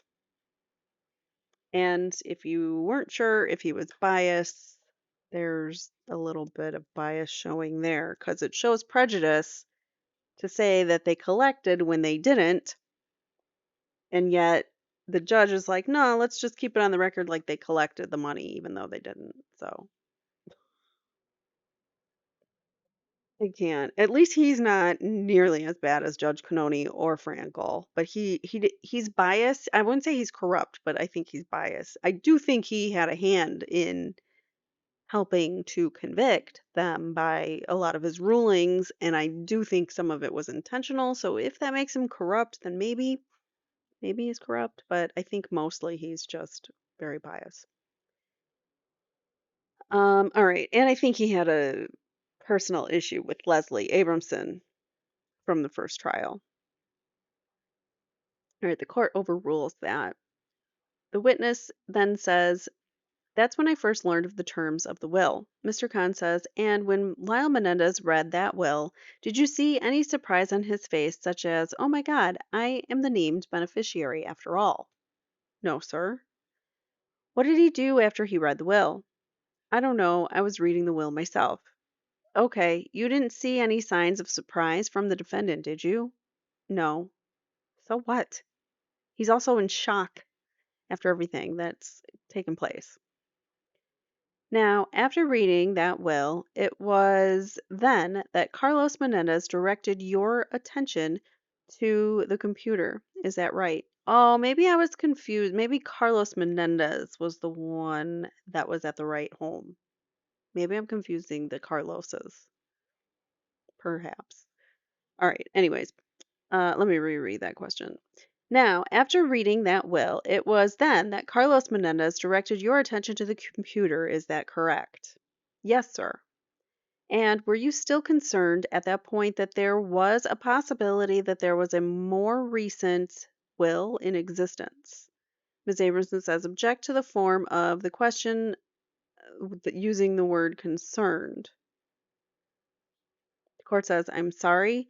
Ms. Abramson says, object to the form of the question as leading and suggestive, sustained. As the executor of the estate, were you satisfied now that the will had been found that Eric and Lyle Menendez should receive or collect under the terms of the will, and that no further search should be made for a will? Ms. Abramson says, Your Honor, I'm going to object to the question as compound, leading. The court says, overruled. The witness says, I felt that there might be another will, so I did not stop there and say that this is it and there will be no other will. No. Mr. Khan says, and did Lyle Menendez at any time tell you that there was another will? No. Did Eric Menendez at any time tell you that there was another will? No, they did not. Now, sometime after that moment, did Lyle Menendez ever make any statements to you concerning the fact that he had known that his father was going to write a new will? I don't know. I don't remember any such conversation. So you testified previously in regard to this matter, is that correct? I don't recall. How do you not recall if you testified? He obviously testified. Do you recall that you came to court once before here in California and you were called as a witness? Oh, this general matter, yes. Do you recall that? Sure.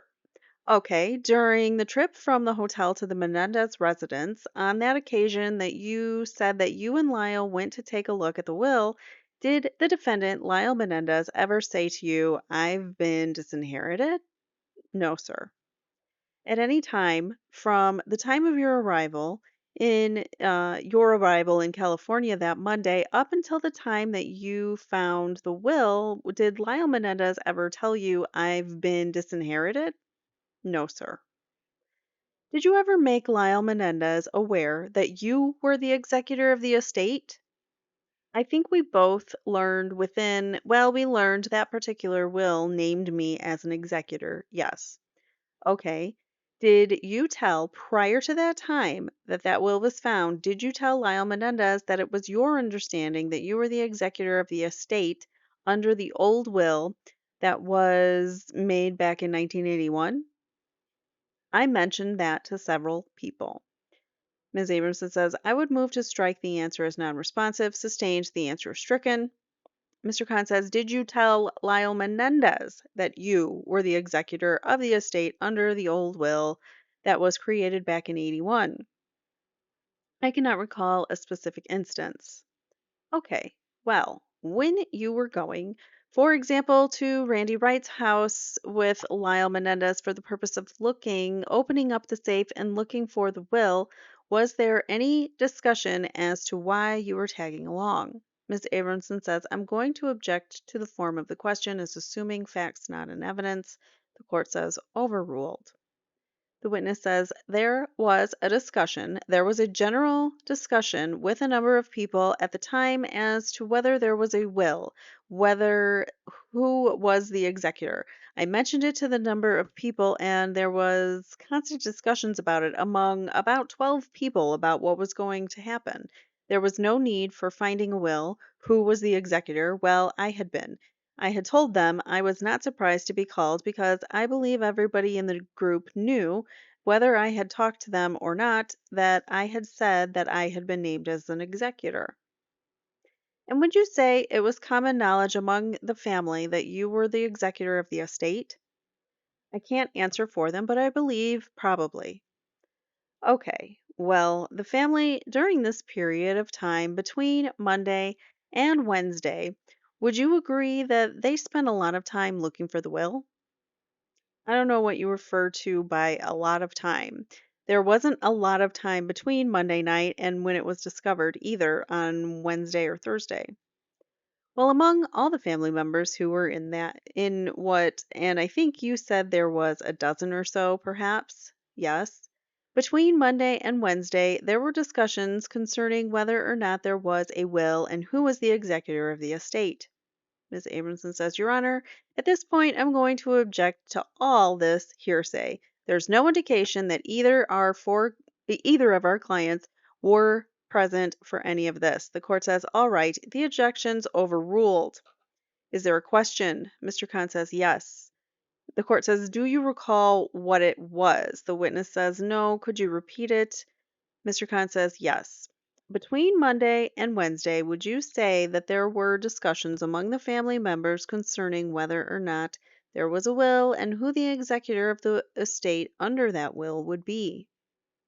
There were discussions that essentially were where it was pretty much common knowledge that the original will of 1981, I was the executor because, in the first place, both of my wife and myself and a number of members of the family knew that I had been named as an executor. Actually, my wife and I had been named as co executors, so there was information about that available to a number of parties. Nobody knew until after the death of Jose and Kitty that Jose and I had had a conversation where he had asked me again to be named as executor, so I was informing them of those conversations at the time. So he's saying when the original of 1981 was written, people within the family knew his own wife was a uh, co executor of the will, as well. There were other members of the family that were well aware of his status. Then there was another conversation at some point. The rest of the family didn't know this, but he had a conversation with Jose saying something about, again, confirming, would you like to be my executor? He says, sure. So there's this, like, passing conversation, and now he's named the executor of the will. Family already knew it. So then he goes during this time that they're looking for the will, he actually reminds everybody, just so you remember, I am the executor, and Jose asked me again at such and such date. So that's what he was explaining there. So he told the family members during that time period that Jose was thinking about writing a new will? That's correct. And that's one of the reasons why perhaps other family members continued to search for a second will even after the first will was found. Actually, the search to find any will, and the first one was found immediately. If there was another one subsequent to that, it would have to be pretty recent. And my inclination was that Jose would not have written it by himself, but would have had the assistance of a lawyer and had the names of a number of lawyers. And so this would come up in one way or another if there was a new will. So he had the names of some of the lawyers. So did he fact check? Right, but after that first will was found on Wednesday, the search didn't stop there. The search continued, did it not? For a relatively short period of time. Maybe another hour, hour and a half. Well, was it, at the house? Did you go to the bank, safety deposit box, after the first will was found? That's correct, yes. What was your reason for going to the bank, safety deposit box? To see if there was a will there, right. And was efforts made or discussions had concerning the information on the computer and whether or not that information can be retrieved? Yes, that's what I took a look at, was what was on the computer. What was the reason why those discussions were conducted and those efforts were made? Ms. Abramson says, Your Honor, I think it's calling for speculation on his part. The court says, well, he can answer as to why he was doing something. The witness says, I didn't. The court says, why don't you rephrase the question? The witness says, I did a number of things in relationship to finding a new will. One was looking at the computer. There was no question pending. She should have objected. No question pending. So one was looking at the computer, which was immediately. Another is participate briefly, and again, briefly meaning another hour or so within the papers that were available in the master bedroom and in the closet, and going into the safety deposit box at the bank, and contacting some dozen lawyers around the country that were involved with Jose at one point or another, but that took a lot longer, of course. Were certain efforts also made to retrieve information from that computer? There were some, yes. Okay, and what was the purpose of those efforts? Again, to take a look at what if there was such a file referring to a possibility of a will to find out what it was said. Okay, would that be to ascertain if in fact there was a will on the computer and to retrieve that will if possible? Well, to retrieve a file that said will, I'm not sure that would be characterized as a legal document being a will. All right, but these efforts were made, once again, because there was some concern that there might be a will on the computer. Is that correct? Abramson says, I'm going to object to the form of the question, Your Honor. Court says, well, it's leading, so objection sustained. Mr. Khan says, now you said that it was common knowledge that there was an old 1981 will and that you were the executor of the will. Is that correct? Yes. And was it also common knowledge among the family members that Erik and Lyle were the presumed beneficiaries under the will? I cannot judge for other people. I did not know who was named on the will. I did not know the interpretations of the will. So he, executor of the will, didn't even know what was on the will until after the deaths of Kitty and Jose. So during the time that you and the other members of the family were looking for the will from Monday until Wednesday, did anyone say, "Hey, who do you think are the named beneficiaries under the will?" Ms. Abramson says, Your Honor, I would object as irrelevant whether someone did or not. The court says sustained as to the form of the question. Mr. Khan says, were there any discussions that you recall concerning who the beneficiaries were under the will? Ms. Abramson says again, object again on relevance grounds. The court says yes, if you would connect it to the defendants. Mr. Khan says, directing your attention to Lyle Menendez, did you have any conversation with him from the time that you arrived on Monday up until the time that the will was found on Wednesday as to whether or not he was the named beneficiary under the will? I don't believe so, sir.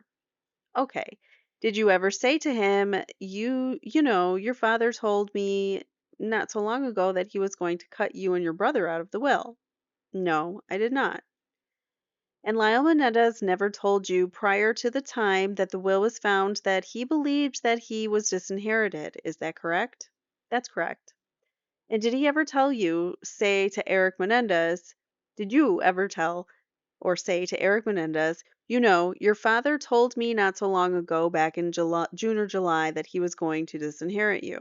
Ms. Abramson says, Your Honor, I'm going to object to the question as assumes a fact, not an evidence. The court says objection overruled. The witness says no, he did not.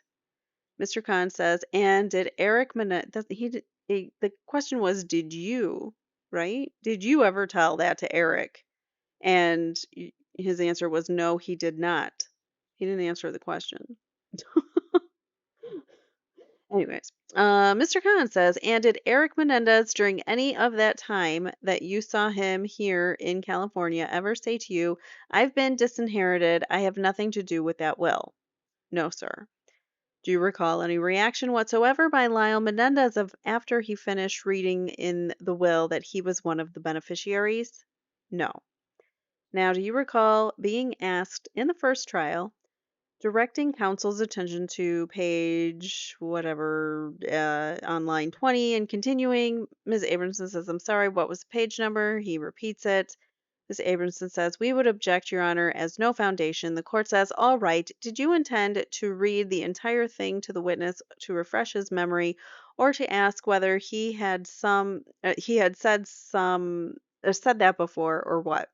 Mr. Khan says, yes, I'll show it to the witness and ask him if that refreshes his recollection. Ms. Abramson says, I would object, Your Honor. There's no indication of failed recollection. Overruled. What? The person didn't say that, they wanted to see something. That's not how it goes. You're supposed to the witness is supposed to say, "Yeah, can I see it?" Or is there something I can look at in order to have their memory refreshed? Or you have to ask them, "Is your memory exhausted?" or whatever the phraseology is that's used all the time. But that didn't happen, and the court's just like, "Yeah, overruled. Anything goes in my courtroom for the state, but not for you, Ms. Abramson." He says you can show it to the witness. Mr. Khan says, okay, let me ask you to read this portion to yourself starting from line 20 on this page and continuing to line 15 on the next page. The witness says, okay, up to where?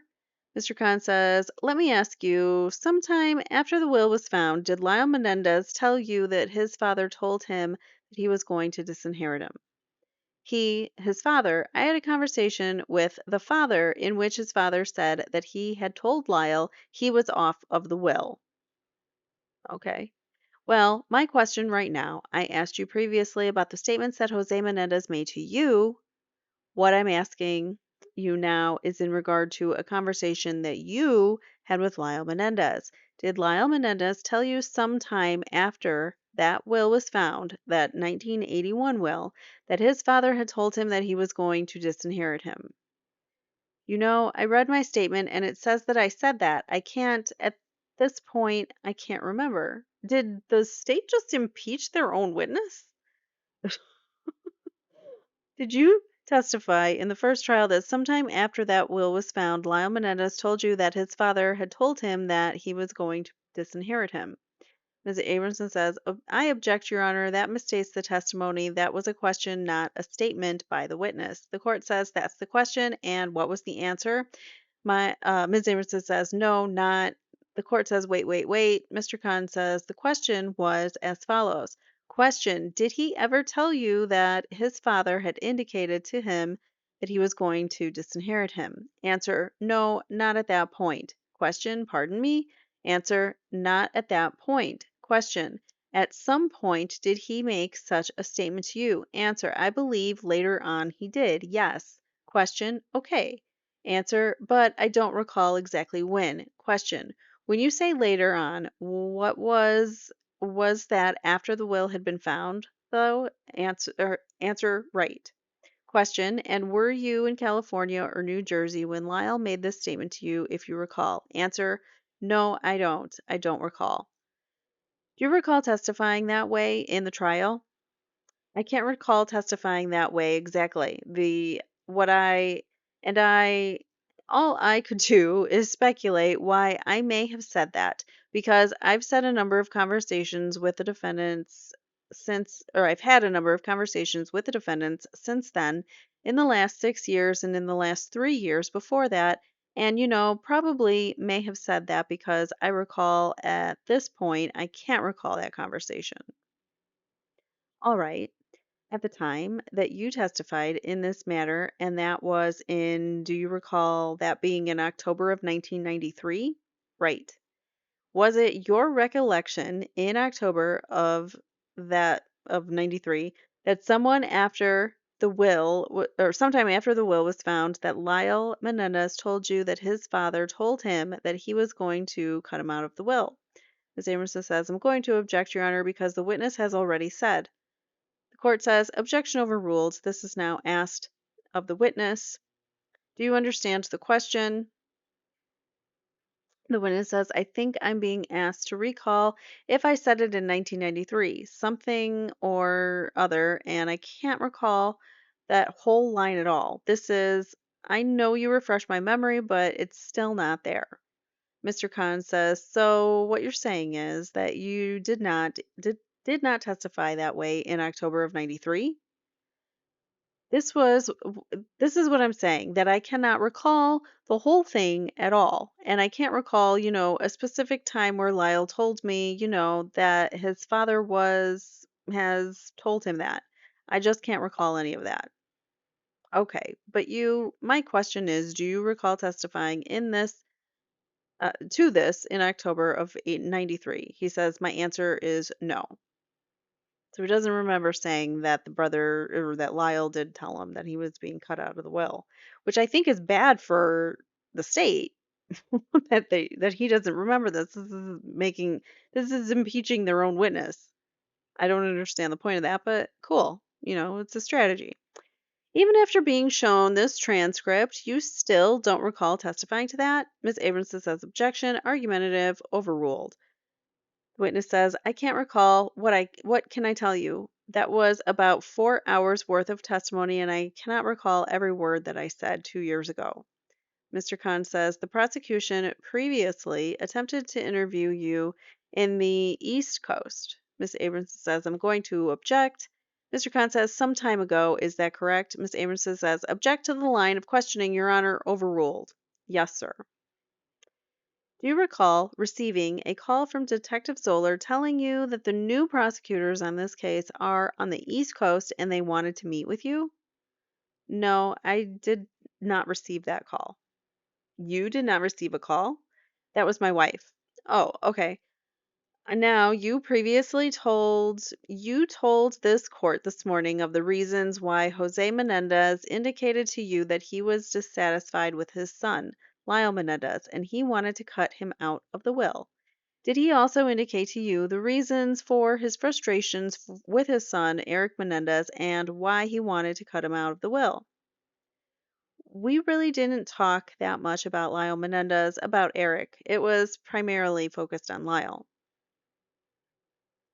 And so when Jose Menendez told you that he was going to cut his son, Erik Menendez, out of the will, did that come as a complete surprise to you?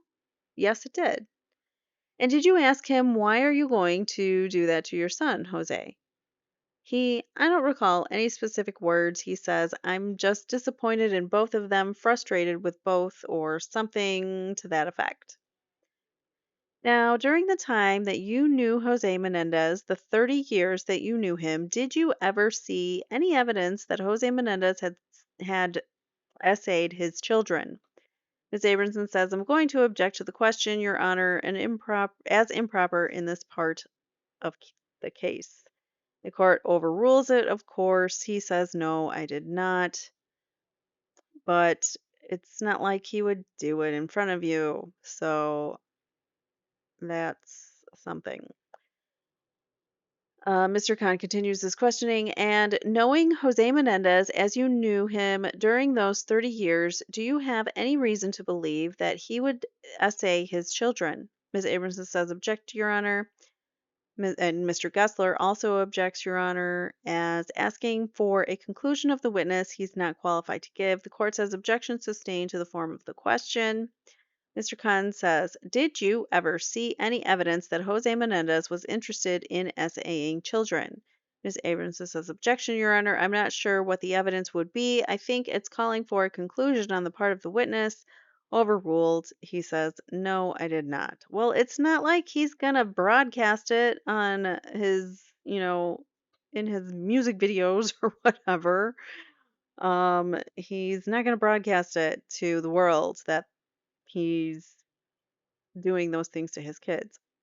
In fact, he's going to hide it and hide it well if he doesn't want to get caught. So I don't think that friends, even a close confidant, I wouldn't even say that they're friends. I would say they're brother-in-laws, confidants, perhaps family, but not necessarily friends. I think Jose used people.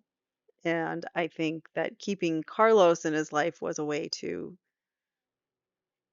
get what he needed from that person. I don't know. I don't know what, but something. All right. So Mr. Khan says, did you ever see evidence that Jose Menendez was interested in homosexual relationships? Ms. Abramson says, I'm going to object to the form of the question. It's completely irrelevant. The court says, overruled. Objection overruled. The witness says, no, he was not interested in homosexual. Mr. Khan cuts him off and says, at some point, did you become aware of allegations that Jose Menendez had essayed his own children? Objection, says Ms. Abramson. The court says, what's the legal objection? Irrelevant, Your Honor, what he's aware of. The court says, I assume it's foundation for something else. Mr. Khan says, yes. So, objection overruled. Question again. Ms. Abramson says, Your Honor, this is beyond the scope in the people's case in chief. And the court says objection overruled. Mr. Khan says, at some point, did you become aware of allegations that Jose Menendez had essayed his own children? Yes. And did you believe those allegations? Objection, Your Honor. His opinion or belief is not the issue here. Moreover, the court cuts her off and says, objection sustained as to the form of the question. Mr. Khan says, thank you. I have no further questions at this time. And then we move on. Oh, why was Ms. Oh, wait. I get so confused with all these different lawyers. Mr. Gessler is going to be doing the questioning for Lyle. So that's correct. He was doing the objections for Lyle and Ms. Abramson doing it for Eric's side. Because as you know, they have two sets of attorneys. So Lyle has Mr. Gessler and Ms. Towery, and Ms. Abramson and Mr. Levin are for Eric. So they are litigating the same case for two separate defendants in front of one jury, which is a lot less confusing than doing it in two separate juries, which they had in the first trial, but it's still confusing. So yeah, all right, let's get into it with cross-examination. Mr. Gessler is up asking the questions, and Mr. Baralt is still. Good afternoon, Mr. Baralt. Good afternoon. You testified in this trial 2.5 years ago, didn't you? 2 years. 2 years ago? almost to the day. October 1993, 27th, I think. The Gessler and Kahn confer. Mr. Kahn says, I would object to the reading of the transcript as not being consistent with the witness's testimony. The court says, did you intend to read it? Mr. Gessler says, I do, Your Honor. I believe it is inconsistent. The court says, first, without reading it, why don't you get to the subject matter and then segue into it that way? Mr. Gessler continues. Mr. Baralt, today you were asked a question by the district attorney as to whether or not Mr. Menendez had stated that he had made a new will and had told Lyle and Erik that they were out of it, that they had been kicked out of the will. Do you recall that testimony by Kahn?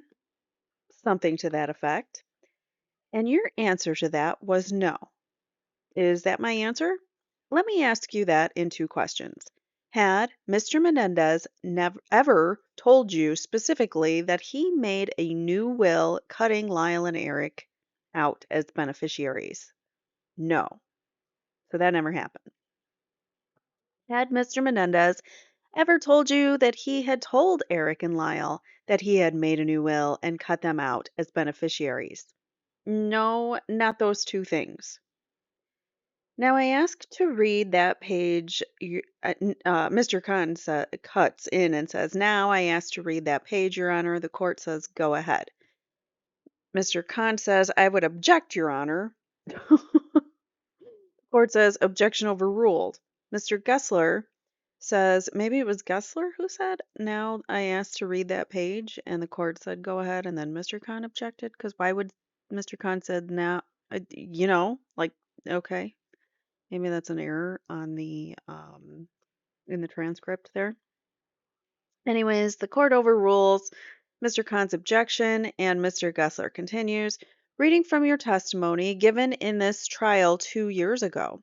Question: what did he tell you he had told the boys? Answer: that he had told the boys that they were no longer in the will. Question: and these conversations were the end of 88, beginning of 89, and then another one early summer? Answer: that particular one was only late, the second conversation, which was early summer. Question: okay, that he'd already told them that they were out of the will. Answer: yes. Do you stipulate that that's an accurate reading of the testimony given at the last trial? Mr. Khan says, once again, I would ask that future stipulations be addressed before the court, but I'll stipulate this time. The court says, okay. Mr. Gessler says, the stipulation is that that's an accurate reading of the transcript. Mr. Khan says, I'll stipulate at this time. The court says, all right. Mr. Gessler continues, and that was your testimony at the last trial, wasn't it, Mr. Baralt? I assume so. Now, this conversation in the limo that you've told us about, that was in 1989, early summer. Yes. I think you said you were going from Princeton to New York? Correct. And no, from New York, I'm sorry. I believe it was from New York to Princeton. And this was one of Mr. Menendez's visits to the East. Correct. And he often rented a limo if he was in the East for his trips? Correct. And on this particular occasion, had he picked you up in New York to ride back with him to Princeton in the limo, or how did that come about? I cannot recall exactly. However, I believe what it was is since I was working in Wilmington, Delaware, I had some business to do in New York, which took me to New York on the same occasion as some business took Mr. Menendez to New York. And at that point, where we found out that we were both going to be there, that we would come back tomorrow on the limo to my home. So this was a limo he'd arranged for himself, right? As he didn't, or as he often did when he was back in the East? Correct. And then you had this discussion where he told you, basically, I'm going to, or I'm taking the boys out of the will, right? Yes. And you then said, gee, how will the boys take that, or something like that, didn't you? Something to that effect. that no, not how would the boys take that. You expressed some concern for how the boys would take that, didn't you? In my mind, I had some concern. I probably expressed something to the effect of, how are you going to tell the kids? And at that point is when he told you that he had already told them, didn't he? That's correct. So Jose is saying that he already told the boys that he's taken them out of the will, or that he's going to take them out of the will. At this point, uh, Carlos Baralt does not know if a new will has been written or, changed to remove the brothers. So at this point, it is just hearsay and no proof or evidence of anything. And that was the same limo conversation that you had related earlier to Mr. Khan. Correct. And that is your testimony from the last trial, also, isn't it? Correct.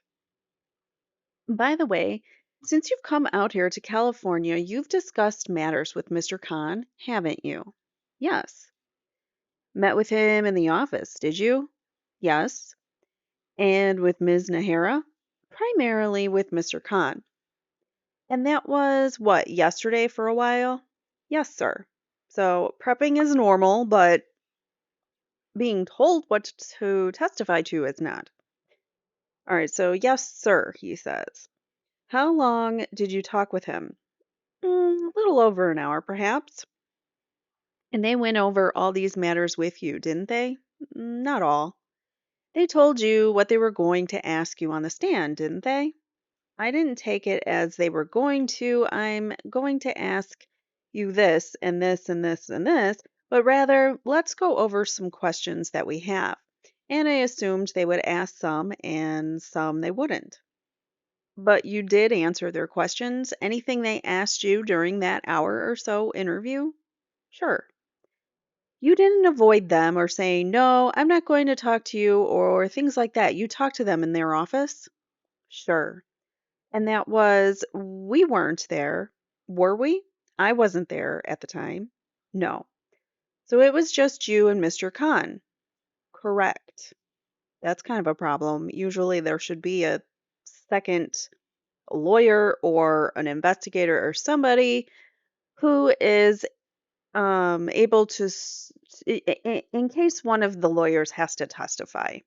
In case Mr. Khan has to testify because the defense is questioning the veracity of what happened in this conversation. Was he being prepped? Was he being coached? Why wasn't there another individual there? All these kinds of questions. If there was a third party, then you could call that second lawyer or that investigator, the private investigator that most attorneys have, somebody that works for that office, some staffer or somebody, so that there is, you know, a level of protection for that attorney as well as the witness, client, whoever they're talking to. And apparently they did not have that there. So it was just you and Mr. Khan, correct? Was Les Zoller there at the time too, or just you and Mr. Khan? Les Zoller was there, and Ms. Nahara was there briefly at the other end of the room part of the time. He just said she wasn't there, but now she was part of the time briefly. And at other times, you have talked to Ms. Abramson, counsel for Erik? Yes. And at other times, you have talked to Terry Towery and me, counsels for Lyle? Correct. In fact, you talked to us back in your home in Princeton, haven't you? Yes, I have. So you have shared information with those who have asked you? Sure. May I pull a couple of exhibits from the last trial, Your Honor? He says, sure. There's a pause in the proceedings. Mr. Gessler continues, Your Honor, I have here what was previously marked as Exhibits 143 in the last trial. May it be marked next in order? The court says 105. May I approach the witness, Your Honor? The court says yes. I'm going to show you what has been marked Exhibit 105, and does that exhibit appear to refer to some of the property in the Princeton area that the DA questioned you about. Take a look at that. Just the front? Take up a look through. Mr. Khan says, well, I would object to that question, Your Honor. I believe it calls for hearsay as to the witness. There's no foundation that he has personal knowledge of that document. The court says, well, there's no question. He's just being asked to look through it. The witness says, these are pretty lengthy documents. Do you want me to focus on anything specifically? Mr. Gessler says, just look to see what it is. Look through the last page, see if that's a document that you have some familiarity with. Okay. Have you had a chance to look at that? Yes. And does that refresh your recollection as to the fact that the Colonnade Point building there had been no closing on that property? It has a colonnade? Objection. I would object to, it calls for hearsay. The court says, I don't think there's any foundation as to his knowledge of this transaction. Perhaps we can establish that first, Mr. Gessler. Well, is he not the executor of the will? Mr. Gessler says, was there a condominium at Canal Point that you had some familiarity with in helping Jose and Kitty Menendez pick out? At Colonnade Point? Colonnade Point, yes. And was that the unit that Lyle Menendez was going to live in at full time at Princeton? That's correct. And is that a transaction that Mr. and Mrs. Menendez began before their deaths? That's correct. And that's the one that you also encouraged them to get? That's correct. That you went over and viewed with them on several occasions? Yes, sir. And could you describe what that property is or was? It was a two-bedroom condominium, first floor, I believe, with kitchen, living room slash dining room, and a small patio. And that is the property that Mr. and Mrs. Menendez made the down payment on and began purchase of? Correct. And this document that is before you, does that reflect that purchase? Objection calls for hearsay, no foundation. The court says, are you familiar with that particular document? Have you seen it before other than in this courtroom? The witness says, I believe so, Your Honor. If I'm not familiar with the document, I'm familiar with the transaction itself. This is the purchase document for that particular condo. Mr. Khan says objection, motion to strike, no foundation, calls for speculation. The court says you are or you are not familiar with the document as far as it being the material and records of that transaction. The witness says, no, Your Honor, I'm not. The court says, all right, then the objection is sustained to the previous question and answer is stricken. Mr. Gessler says, are you familiar with the transaction itself, however? Yes, I am. And was the purchase price reflected of 131,000 to 131,815? Was that the purchase price for this condominium that you were familiar with? Mr. Khan says, I would object to counsel reading or suggesting to the jury it was reflected in a document that is not admissible. The court says, well, he can certainly refer to a document and ask the witness whether that is a price that he is familiar with, so the objection is overruled. The witness says, that's roughly around where I felt the price was. Mr. Khan says, for that particular transaction that Mr. and Mrs. Menendez were making, correct.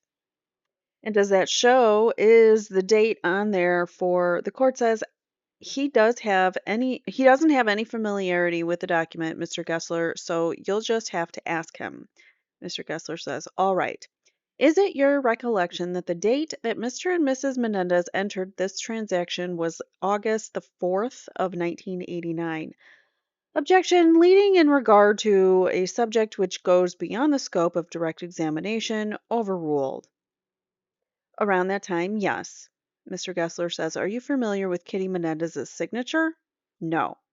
Are you familiar with Jose Menendez's signature? A little bit, yes. Does this appear to be Jose's signature on the bottom? Could be. And is it your recollection that the closing date for the particular piece of property was to go August the 31st, 1989? I believe that was the case. So it was already scheduled to close on August 31st. Remember, the homicides took place August 20th, but this purchase was already in the works and they were closing on it 11 days later. So that, that's not something that Lyle just up and did. You can't close on a property in 11 days usually. So, yeah, they definitely had already planned this out. And to your knowledge, was Mrs. Menendez going to fly back to the Princeton area sometime around the 9th of September to help select furniture for that condominium? Sometime around there. And this is the condominium that Lyle was going to live in while he went to Princeton that semester? Correct. Now, that's the only real estate transaction that you have familiarity with other than the chicken wing restaurant, isn't it? Involving Lyle.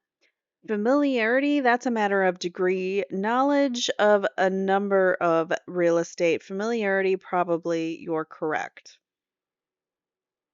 That was a weird answer. Wasn't it familiarity? That's a matter of degree. Knowledge of a number of real estate. Familiarity, probably you're correct. That's just a very odd. I don't know. That just sticks out to me. All right. Next question. This particular condo purchase was completed after Mr. and Mrs. Menendez's death, wasn't it? Correct. The remaining payment that was due was then made. Objection, no personal knowledge. The witness says, I assume. Objection sustained, the answer is stricken. You're not supposed to assume. Mr. Gessler says, to your knowledge, did Lyle Menendez complete that transaction? Objection calls for speculation, no foundation. The court says, perhaps you can lay a foundation as to how you have that knowledge. Mr. Gessler says, did you have knowledge as to what happened to that condo that Mr. and Mrs. Menendez began the purchase of? My understanding is that it was closed and it was purchased. So there you have it. The purchase was initiated by the parents and it was completed. And by whom? By Lyle Menendez. And that was closed, finished after the death of his parents? Correct. And that was the transaction that was begun by his parents before their death, wasn't it? Correct. What is the state's point? Like, they want to say that taking the parents' lives would be beneficial for Lyle? How? Like, they're the money, they're the source of income. I've never understood the whole financial thing, the financial motive, because even if even if they were these spoiled brats, whatever, their source of income was their father. And if they end him, that money ends. Like he's a continuous resource of money alive. Whereas you take his life, he's gone. So it never, like, that theory never made sense to me to begin with. And most people probably wouldn't think, oh, why don't I take out my financial person that, it gives me all the things I need financially, including condos and things, and sends me to Princeton. It doesn't make sense. And was that closed, finished after the deaths of his parents? Correct. And that was the transaction that was begun by his parents before their death, wasn't it? Correct. Mr. Gessler says, may I approach again, Your Honor? The court says yes.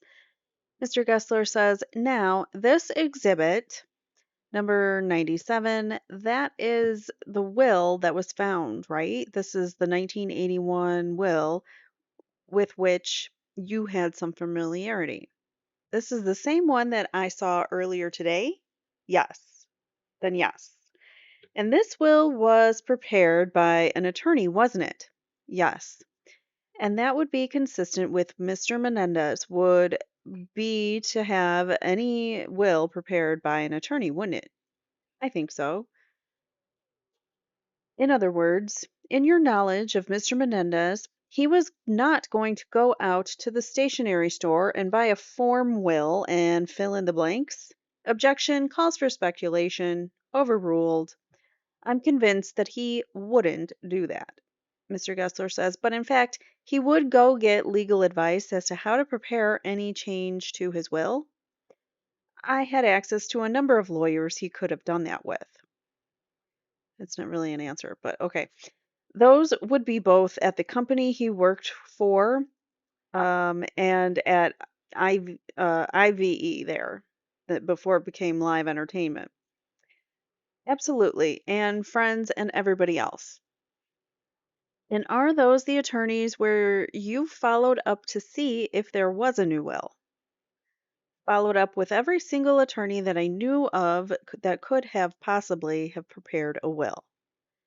And in each case, they said, no, we have no new will. Correct. And of course, this case received considerable publicity through the years, didn't it? Yes, sir.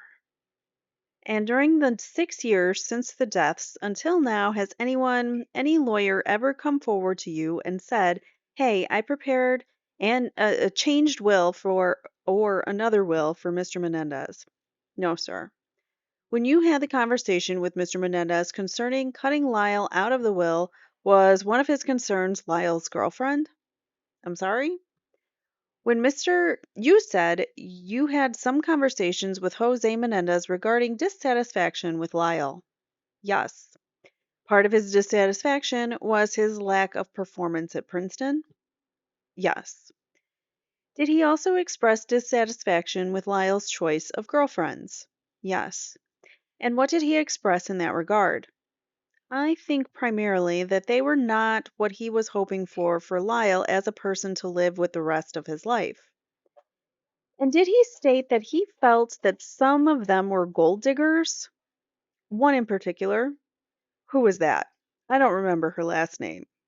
Christy? Yes. What about Jamie? Did he have any feelings about her that he expressed to you?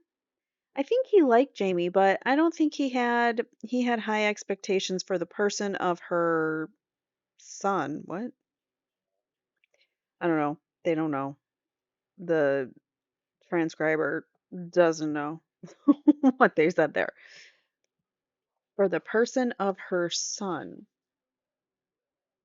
For the He had high expectations for the partner, the significant other of her son, his son.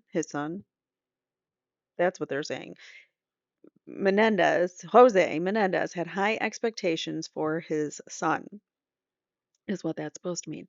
I don't know whether she met those expectations, but he did like her. But he didn't say he'd like Lyle to marry her? No, I don't believe so.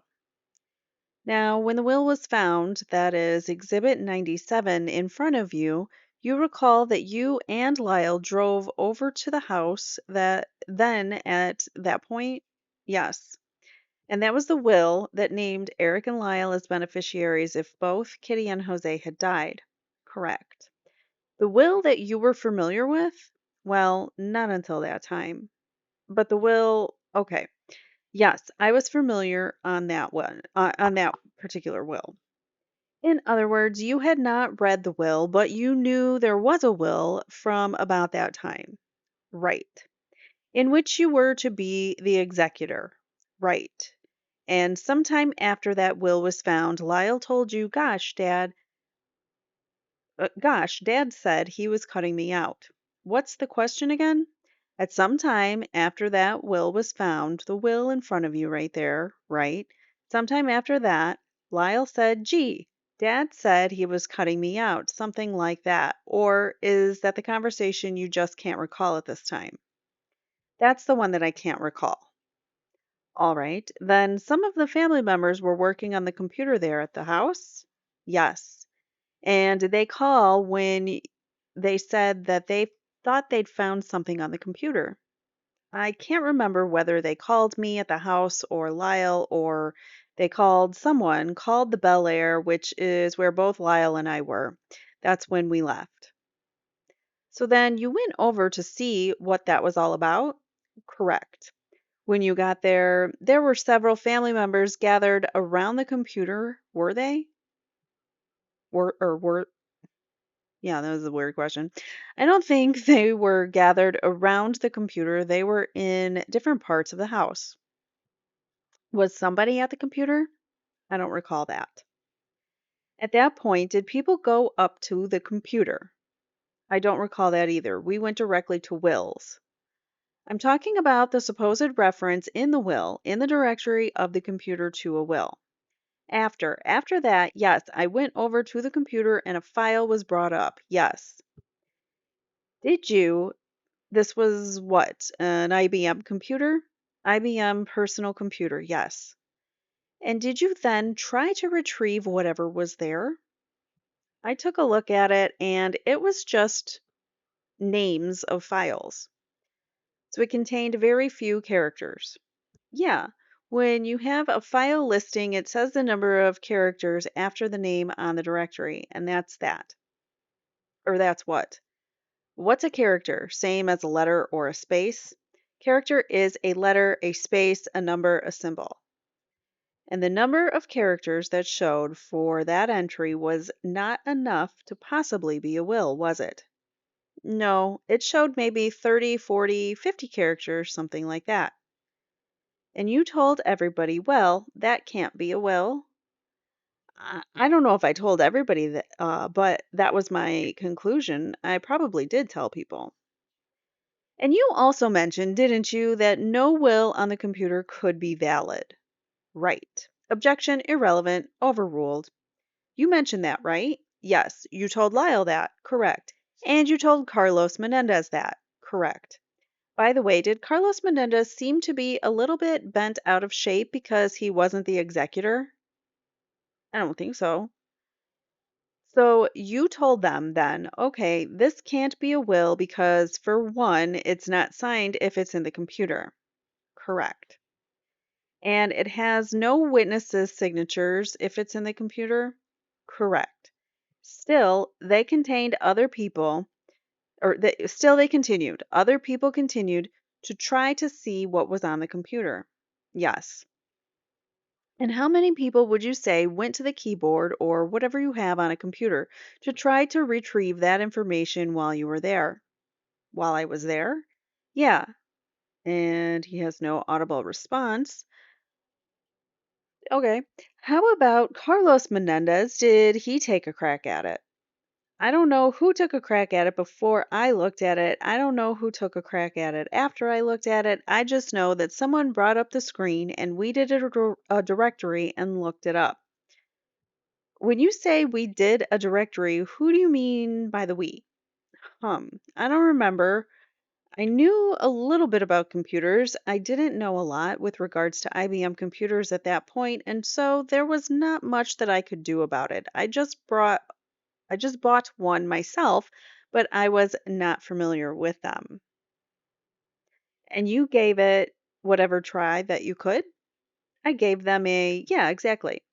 And it appeared to you, at least, that other people also gave it a try, whatever try that they could. Right. And in the end, you didn't have any more than you started with. There was just a directory listing. And then at another point, you went to the bank with Lyle Menendez. Yes. And with Steve Goldberg. Yes. Who was he? Finally, somebody asked that question. Remember, I said, why didn't they ask a follow up of who Steve Goldberg is? He is the probate attorney. Thank you, Mr. Gessler, for asking that question because we were all left wondering. So it only took like 2 hours later, but here we are. Now we know who Steve Goldberg is. And I take it this was a typical summer day in August in California. I can't remember. Warm? The weather? Lyle was dressed fairly casually, was he? I can't remember. Do you remember if he had on shorts, a t-shirt? No. At any rate, you went to the safety deposit area. Correct. And it requires that two keys. It requires what? Two keys to get into a safety deposit box? Yes. And if it's an estate involved, it requires a bank officer to be present throughout that time, didn't it? Correct. And there was a bank officer there when you went to the vaults there. Yes, sir. Was there a bank officer present when Lyle Menendez went back to the safety deposit box? Yes, sir. So it was a bank officer and Lyle who went in there first? Yes. And it's required when a will is involved that a bank officer make an inventory of the box, isn't it? That's my understanding. So after Lyle Menendez and the bank officer went in, then you and Mr. Goldberg went in. Yes. And at that time, you did, or did you complete an inventory of the box? So here, this was a great point brought up by Mr. Gessler because it means that Lyle couldn't have taken a will out of the box because there was a bank officer involved who had to be there and had to take inventory of what was in the box. So it's not like Lyle can hide a will if there was one in there and he was like, nope, I don't want anybody to see that one. You know, he wasn't alone, and there was another witness in the room, and that particular witness had a responsibility of taking inventory of the box. So after Lyle and the bank officer went in, then Mr. Goldberg went in, yes. And at that time, did you complete an inventory of the box? Yes, it was done by the bank officer and gave us copies of it. That was in your presence then? Yes. And in Lyle Menendez's presence then? Yes. Well, I don't believe he was there. I don't remember. He may have been there while the inventory was being done. All right, but at any rate, the whole time the bank officer was there doing the inventory job. Yes. And there was no will there. No, there was none. So that's a great point.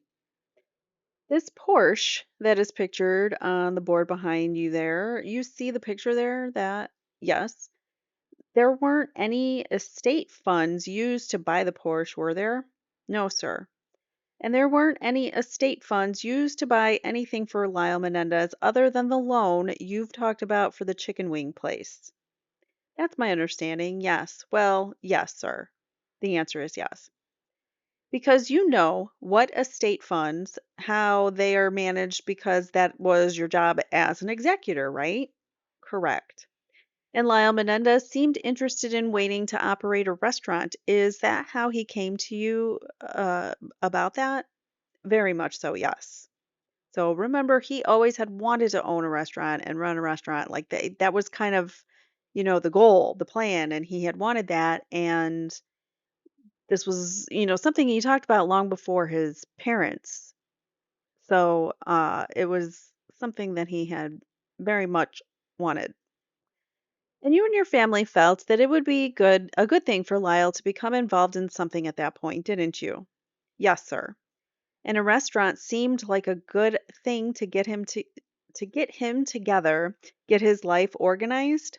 Very much so.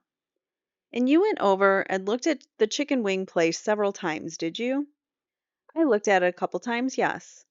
And that was with Lyle Menendez. Yes. And did Lyle Menendez tell you that he tried to get a bank financing to purchase that business? Objection, calls for hearsay, overruled. Yes, he did. He tried 2 or 3 different financial institutions according to what he told you. Yes.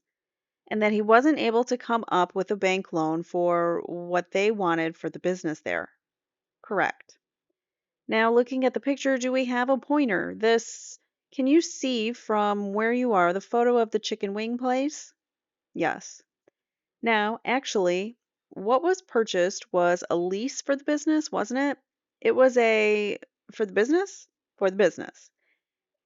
And I understand also there was an apartment above the business that was included in the lease. That's not an answer. But you did not purchase the building here, the 3-story building that was shown. It wasn't a purchase, was it? No, it wasn't. In other words, it was not a real estate purchase. Correct. It was a business purchase. Right. And the business itself was located only on the ground floor here. Correct. And what I have on the pointer here, from here to here, that shows the entirety of the front of the chicken wing business, doesn't it?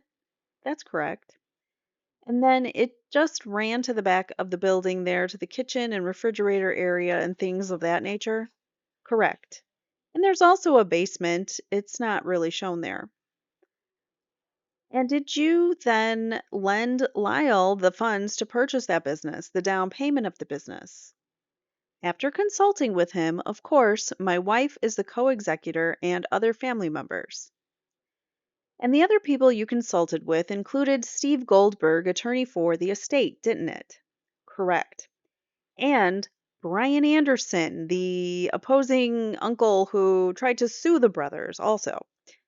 So that's the uncle in Chicago. I think I may have talked to him about it, yes. And then after consultation, did you then lend him the funds so that he could begin to take over that business? Correct. There was $300,000 due when you forwarded from the estate, and then there was another 250,000 that was eventually due to complete the purchase. I knew there was some additional funds that would be due perhaps a year or two after the initial yes. And before Lyle Menendez was arrested, did you have an occasion to see him over there at the chicken wing business? Before the purchase? No, after the purchase and before the arrest. Yes, a number of times. And did he seem to be working? Yes. What kind of things would he be doing? I guess he was working in all kinds of things, in purchasing and all the different food items, in organizing, hiring people, setting up the philosophy of the business, a number of things. So managing it. He managed it. He ran it. Yes. All aspects it took to manage, to hopefully make the business work to manage it. Did he have employees at that time? Yes, he did. So there were some other people also getting the chicken ready and waiting tables, doing things there along with Lyle? Yes. After Lyle's arrest, at some point, did the business revert back to the owner? Yes, it did. And do you remember when that was? I'm not sure. I believe it was sometime in 1990, either the end of 1990 or perhaps the beginning of 91. And at that time, at the time of the next payment, obviously it was not made. Correct. And then it went back to the original owner, right? Correct. During the time that you saw Lyle running the business, did it seem to have customers? Oh, yeah, sure. Seemed to be doing a business, right? Yes, it was. People were eating wings in there? Yes, they were. People were taking wings home or takeout orders were available? Correct. Now, Mr. Baralt, you knew Jose and Kitty Menendez, as you've said, the greater part of your life. Yes. And you have a daughter who was a swimmer, don't you? Yes. What's her name? Anna Maria? We know Anna Maria Baralt. She has been very vocal. I've played some of her videos now, her as an adult. She was Well, she would have been a young adult at this time because I think she's around Lyle's age. I think they're a couple years apart. But yes, we know Anna Maria, and she also testified too. So we know her from the first trial also. And that's her name, Anna Maria? Yes. And was she pretty good? Yes, she was. Objection, irrelevant. Overruled. The answer will stand. Yes. Did she go training, coaching to become a good swimmer? Objection, irrelevant, sustained. May we approach, Your Honor? We'll take a recess at this point. Mr. Gessler says, all right, the court says we'll have the jury back at quarter of the hour. All right, so we're going to have some arguments, I think, here. Ms. Abramson says, can the witness have a recess? Your Honor, the court says, you can certainly get down from there. The witness says, thank you. Ms. Abramson says, could we have a recess and come back? The court says, let's do it now. Gotta love, the biased judge Weisberg, who every time Ms. Abramson asks for something, he's like, no, no, you will do it now. Such a jerk. So he says the jury has left and Mr. Gessler begins. Yes, Your Honor, I realize that the exact subject is perhaps beyond the scope of the direct that the people went into. However, I believe the court indicated that we should go ahead and prepare our part of the case that we might want to present through Mr. Baralt at a time later, at this time rather than have him come back across country. It is for that reason that I went ahead into that particular subject at this time. I think it's actually also within the scope of the direct examination regarding no SA, the families going places together, all of that type of thing, and in fact, kind of character evidence for Mr. and Mrs. Menendez that was presented by the people. I also believe that it would be independently relevant. Given the testimony, I think yesterday or 2 days ago, regarding, I think it was Perry Berman, regarding Kitty being a warm and loving mother. So they are trying to argue character testimony, witness testimony about the parent's character by bringing up Anna Maria, by bringing her into the conversation. This is going to be one of those arguments that we're going to see how Judge Weisberg rules in this, and is he going to allow discussions of SA in? He did in the first trial, he didn't as much in the second trial, and we're trying to compare. So let's see if he is going to be willing to allow this conversation to come in. Mr. Gessler continues, I think these topics are certainly relevant to meet the people's case at this point. The court says, okay, well, Ms. Abramson says that's not what you were asking. The court says, at this point, I still don't know what it is you want to elicit from the witness. Mr. Gessler says, I want to elicit, Your Honor, the way that his daughter was trained, the love he showed her, the way they treated her if she won or lost a race, and his knowledge as to how Jose and Kitty Menendez treated their sons in their tennis programs that they were in when they won or lost certain matches. The court says, well, certainly how he treated his daughter is irrelevant to these proceedings, how the witness treated his daughter. What specifically is it that you wanted to elicit regarding the way Mr. and Mrs. Menendez treated their children?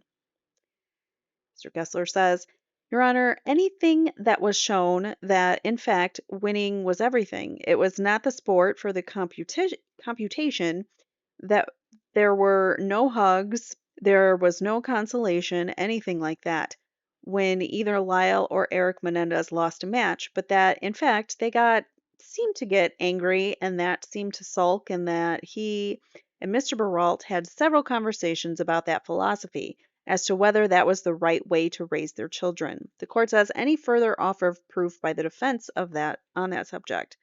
Ms. Abramson says, was that defense or both defense? Both.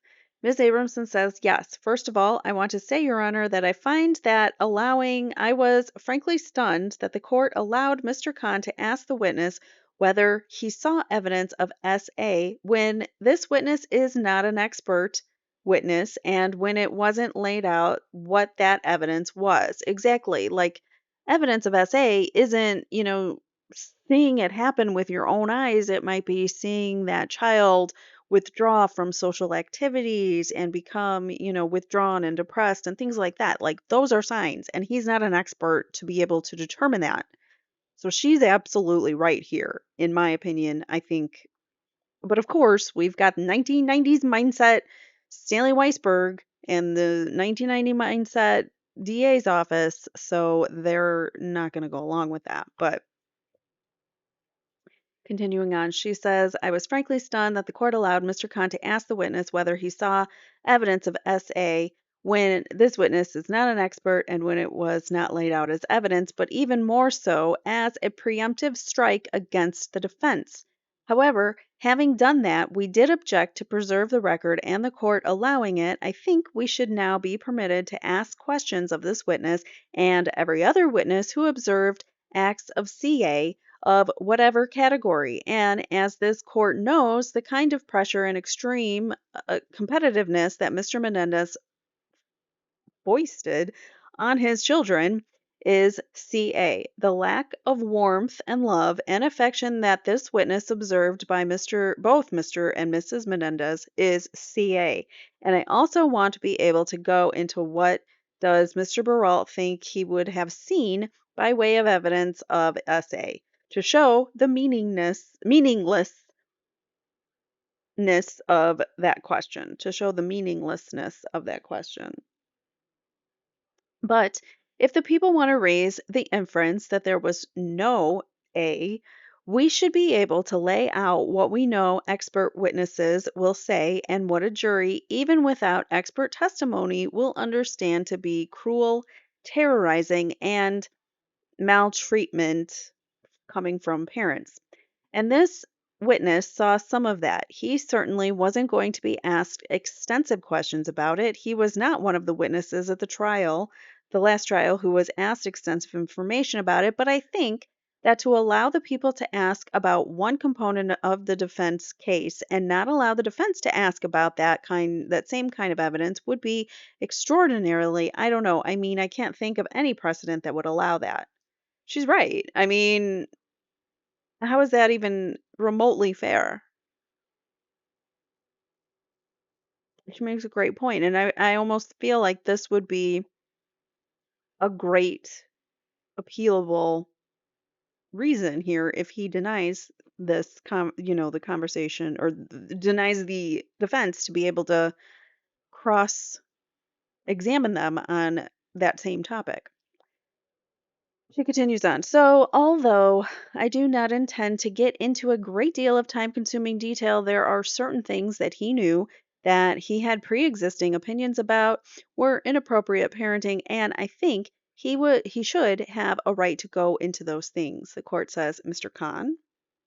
Mr. Khan says, yes, the prosecution asked only questions concerning the essay, and counsel once again wants to lump A with all kinds of A. So, if any form of A is ever mentioned, therefore, we can now take testimony about how he trained his sons in sports and winning and everything. And it gets back to the defense theory that Evidence Code Section 350 and 352 should not be used in this trial, that everything is relevant and everything is admissible. The prosecution asked questions only concerning essay because it's my understanding that that is based upon the events of October 20th of 1989, a critical component of the defendant's defense that they are making such claims and that the court is going to allow such evidence concerning the immediate events of August 20th, 1989 as it bears upon those events. It does not in any way, shape, or fashion open up the door to questions concerning athletic training or emotional treatment of the defendant or maltreatment or anything of that nature. I completely disagree. All those things are interrelated, especially when it comes to Jose. So I would submit that counsel's questions need to be taken on a case by case basis, but so far the only issue before us is whether or not the witness can be questioned concerning sports training. I think that clearly is a matter that is inadmissible under 350 and 352, but we would also object to any other questions concerning those matters, such as emotional maltreatment. So now you can't even talk about emotional harm that they're doing to their kids. We would object to any other questions concerning those matters, such as emotional maltreatment and essentially what it is putting the parents on trial. And we would object, the parents probably should have been on trial. Let's just stop right there. The parents are the ones that should be on trial, not Erik and Lyle. Unfortunately, Erik and Lyle had to take matters into their own hands in order to stop their parents because their parents were not put on trial. So, and there was no recourse for them. There was no available options for them at the moment. And maybe the parents should be more on trial. They're victims of homicide. Okay, we could call them victims, but they are clearly monsters.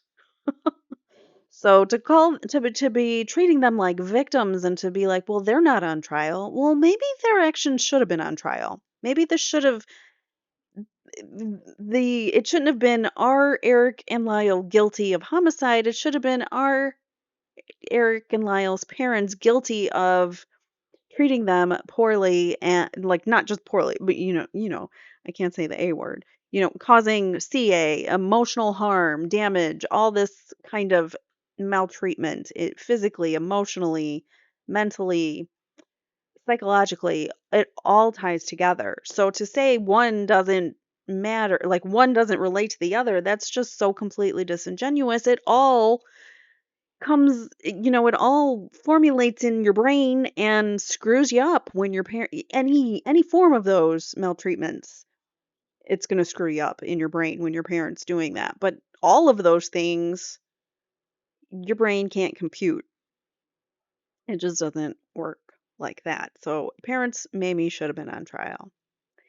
And we would object to the defendants once again making this case the trial of Kitty and Jose. It should be. Mr. Gessler says, Your Honor, if I may, it's two separate categories, so that's why I want to lay that out. The first one is whether or not it's 352 or beyond the scope. 352 or whatever, whenever they say these like codes, it's referring to some statute or rule, which I don't know what it is, but just know that. All right, so the first one is whether or not it's 352 or beyond the scope of direct examination when he went to the SA, and I'm going into other types of relationships between Jose Menendez, Kitty Menendez, and their sons. The second issue is whether raised with this witness by the prosecution or not. The issue has been raised by the prosecution with Perry Berman as to Kitty Menendez being a warm and loving parent, and as to Jose Menendez's relationships with his sons. Yeah, why was he able to testify to that? We certainly, and we objected as a matter of fact. The court says, not as to Jose Menendez. The people referred to it first, I believe. The actual conduct as to how Jose Menendez was the worst parent this person ever saw. Ms. Towery says, I believe that what happened was the objection was sustained, and I tried to go into the actual conduct and the witness's impressions of the conduct, and the people brought it out on redirect of the witness. The court says, no, it came out on cross examination. I know what I'm talking about. I'm the court. Gosh, I hate judges. Like, I'm so over judges and their power. I used to think I wanted to be a judge. Like, I think it would be so fun to like have this power. And now I'm seeing how these judges are. And God, I'm so glad I don't have that power because most of them are awful. Not most of them. There are some really great judges out there, but the cases that I'm really concerned with and seeing injustices, it's the judges that have a lot to do with it. So I'm just saying. Moving on. Miss Terry says the incident came out on cross, but I wasn't allowed to ask Mr. Berman. Court says you asked it in great detail. It wasn't as though it was a mystery as to what happened. Do you see how he like okay, I'm totally putting attitude into his words, but do you see how he talks to the defense versus how he talks to the prosecution? Like he's only gotten snippy with the prosecution a couple times and that's been with discovery violations. But other than that, like he doesn't care. Whenever it's about the case and whatever BS they're trying to pull about the case, he's like, "Yeah, go for it. Whatever. I don't care. That's cool." Ms. Towery said, the court says you asked in great detail. She says only in recross. Mr. Gessler says, at any rate, that incident did not involve Mrs. Menendez and her relationship with her sons. I believe she was not even present at that particular tennis incident. The people were allowed on redirect to bring out opinion evidence as to Mrs. Menendez being a warm and loving and caring mother to her sons. So that testimony that Berman said she was there at that tennis match and being warm and loving, they're saying she wasn't even there that day. Ms. Abramson says sweet, I believe is the word. And Mr. Gessler said over objections. The court says, I think That was his impression of how he treated Mr. Berman in my recollection. Ms. Abramson says, and then it moved on and the people moved on, and that's when we objected. And I remember looking at the court when we objected to their asking, was she caring and sweet towards her children? And I remember the court overruling, and my understanding of that is if the people are allowed to show the good in the parent child relationship, we should be allowed to show the opposite. Exactly. The judge, we know, and judge, we know what the court's pretrial ruling was, although I'm not sure of all its ramifications and what the people started to go into it. My co-counsel said, frankly, don't object, don't object. They've opened the door. And I said, no, we'll see that as a ploy. So we did object, and you had the chance then to stop it. Now, the court didn't stop it. So this jury has now heard how sweet and kind and caring Kitty Menendez is. I mean, this is such a great point. And we did everything to stop that. So it's your fault, Judge. It's your fault. Without saying it in those exact words, that's what she says. So I think the people want to do this over and over again. They want to use witnesses to deny what they claim is our defense when obviously their idea of psychology is 17th century scope, and then they want to prohibit us from asking the other side of the question by claiming that only their denial of our defense is relevant, but our defense is not. Now, fair is fair. Either they're not allowed to get into these things at all, or we have to be given equal time with the same witnesses. The court says, all right. Mr. Khan says, yes. Our direct examination of Perry Berman was limited to the events of August the 20th and the 20th of 1989 and his prior relationship with Erik and Lyle Menendez. We did not ask him anything about the parents being warm or in our direct examination of him. It was the defense who, in their examination of Perry Berman, first went into an incident occurring many years ago back on the East Coast in which Jose ran up on the court. We objected to the evidence of that incident being presented to the jury. That was overruled, and it was later in that same cross-examination that the defense elicited whether he saw any warmth in the household. That was what triggered the prosecution in response once they had elicited his opinions that he saw no warmth in this household to rehabilitate him. We brought out the fact that he had previously said in one of his statements that the parents were good and warm people. That is the only reason why we brought it up, solely for the purpose of rehabilitating him in response to a question from the defense. Ms. Abramson says, well, the problem is it's true. The court says, wait until Mr. Khan finishes. Mr. Khan says, once again, we should submit that we did not open up that area with that witness, and we did not open up any new area with this witness, except for the allegations of SA, which are clearly going to be a part of this trial. Ms. Abramson says, well, with respect to that, just to get back, we were never given any indication that the people knew what the answer to those questions were that they were asking. So, if they did, no such information was ever turned over to us on discovery, and if they didn't, I think it's unethical to be asking questions like that for the first time in front of the jury when they don't even know what the answer is. The court says we're getting way beyond. Ms. Abramson says we're getting way beyond recess time too. The point is, Mr. Khan has a very selective memory, in spite of the fact that Perry Berman said to Ms. Nahara's questioning, when he was talking warm and caring, he was talking about himself. They took it beyond that and then asked whether she was sweet and caring to her children. But going back to the very beginning of Mr. Berman's examination, the topic that they first went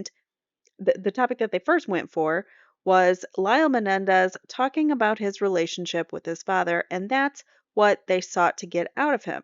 The very beginning of that had to do with Lyle saying his father was unhappy with him. So they opened the door to the relationship between Lyle and his father, and each of their attitudes towards the other with the very first witness with the very first questions. The court says there's no doubt that the prosecution, until its questioning of Mr. Berman, elicited information regarding animosity that might have that might have existed between Lyle Menendez and his parents. That was the nature of the questioning. He did bring up the relationship to some extent of the defendants with their parents. For that reason, in regards to Mr. Berman's testimony, the court permitted the examination that was conducted. The inquiry that we have here, the first inquiry of Mr. Gessler, that would be a threshold inquiry, is whether or not the nature of the examination that indicated he has indicated he wants to conduct is beyond the scope, and it is. As to everything other than the inquiry regarding SA and the indicia of SA, and what criteria or factors Mr. Baralt would or would not consider, everything else is beyond the scope of the direct examination, and the objection is sustained on that ground. The scope of evidence the defense will be permitted to offer. So they're not allowed to bring up SA or the type of relationship that Mr. Baralt had with his kids and what he saw, how he saw Mr. Menendez treating his children, treating the brothers, and the differences. And so, yeah, objection sustained, and this is a win for the prosecution. Where did I leave off? Sorry. And the objection is sustained on that ground. The scope of evidence the defense will be permitted to offer that has already been the subject of rulings by the court, and as further witnesses are called by the defense in the defense case in chief, the scope of the court's ruling will be further refined. At this point, the objection is sustained as to the inquiry regarding swimming and coaching and parenting and inappropriate parenting and things of that nature, and as to beyond the scope of the direct examination. Ms. Abramson says, Judge, I don't understand how that can be so. The court says, yes. Truly, if they're allowed to say, did you see evidence of SA? Do you mean we can't say, do you see evidence of physical A? Is physical A an irrelevant part of our defense? He knows. He says, I'm not talking about irrelevance. I'm talking about being beyond the scope of the direct examination, and it is. Why? That's my question. Because I ruled that way. But Judge, bear with me. I've ruled that way. Let me argue with you for a minute. That's it. You said we could examine. That's the end of the hearing. I've ruled it's beyond the scope other than the limited area of SA. This is so it just it irks me so much to see the injustices. Do you see how much you miss when you don't actually follow the trial transcript and you don't follow the little arguments and things and the way that the judge speaks to the attorneys and how he treats the defense versus how he treats the prosecution? You can only do this by following the trial, and it's clear that there is some kind of bias, and he does not like. In my opinion, I believe that he is letting his personal opinions of Ms. Abramson cloud his judgment in his rulings because he doesn't like to argue with her. He doesn't like it's clear he doesn't like her. Like because she's good and she makes him look foolish, but he doesn't like it and he's going to shut her down because he's got the power in the room. See what I mean about judges being so powerful? And a judge can sway any trial based on their rulings. So if a judge is truly biased, he can rule completely and say like I got judicial immunity, and I was just I had discretion in all these things, which is usually what happens. They argue discretion and therefore appeals get denied all the time. And it's really unfortunate. And it's not how our justice system should work. But as you can see, he shuts her down. Mr. Gessler says, Your Honor, I'm not going to re argue the rulings of the court, but it's understood that later on, should this become relevant to the defense as it was presented, it will be allowed to bring him back. Ms. Abramson says, We were supposed to be able to do defense examination of this witness so we don't have to bring him back. That's the point. The court says, As to this witness, and bearing in mind from what I can see, he is the only witness in the people's case in chief that falls into this category, and from what I can see from the names of witnesses that we have elicited. Ms. Abramson says, So far, right. The court says, My view is that he could very well fall within the area of 352 cumulative evidence, and if you want to offer him now, you might be burning the bridges as to some more critical witness that you might otherwise want to call on the same subject later on. So he's basically threatening them. I don't know. Basically, this cumulative, whatever that means, like you can't just keep piling on the same thing over and over again. So he's saying, like, this might cut into your cumulative evidence, and if you interview him now, you might not be able to call witnesses later. That's kind of like a threat, kind of like a you better fall in line or you're not going to be able to do this later. So my view is that the best way to deal with that is to deal with it in its totality. Ms. Abramson says he's the only witness who knows about Jose taunting Erik to jump in his arms and winds up crashing his face into the floor. And I would like to elicit that while he's here. That's physical A, and I think it's telling.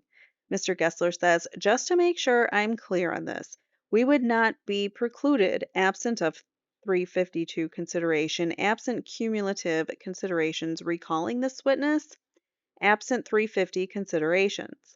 Absent all of those, yes. But assuming we meet those objections at the time of the defense, we would not be precluded from bringing him back out here to testify to those matters that are relevant. The court says, if it's otherwise admissible, then he could testify. As I view it, as I said, he appears to be the only witness in this category that the people are calling the only one, and rather than to get into litigation about the admissibility of his evidence at this point, with the understanding that there are other issues that relate to the admissibility of this sort of evidence that have to be dealt with, I don't think it's a proper time to do that. And I think it's beyond the scope of direct examination. Therefore, the defense will not be able to go into it. Mr. Gessler says, I just didn't want to be foreclosed later. You know, you had your chance and now you can't bring him back. It's a cross country trip. The court says, I understand what you're saying. Ms. Abramson says, the court doesn't have to pay for the trip. The court says, I understand what you're saying and I understand the nature of your offer, but at this point, with the understanding that you have a lot of other witnesses you propose to call on the same sort of subject, and they're going to call, as I indicated earlier, going to be substantial limitations in that type of evidence, and this would only be one of many that you might want to offer. The court feels that it would be inappropriate at this time to bring that evidence before the jury other than the limited amount that was opened up by the people to their direct examination. This is a BS ruling. I'm glad they're making him like put it on the record. Like, why aren't you letting us bring this in? You told us we were going to be able to do our case in chief while he's here, so we don't have to fly him back out. So we'll be in recess until 10 minutes. That was BS. This judge makes me so annoyed. All right, so the recess was taken from 3:40 to 4 p.m. The following proceedings were held in open court outside the presence of the jury, so we've got more argument taking place. Ms. Amerson says, Judge, can I inquire? I'm not clear about the court's ruling on cross admissibility. For restaurant and condo purchases, did the court instruct the jury as to the limited admissibility? I just don't understand. I know at the first trial they weren't, but I don't remember here. The court says, while I'm looking at that, Let me inquire. You had tentatively indicated yesterday you were going to have a meeting tomorrow morning. Is that on? Mr. Levin says 7:30. Yes. The court says, so what time do you think we could expect you here? Ms. Abramson says 9:30, maybe earlier. 9:30. We need to set some time up.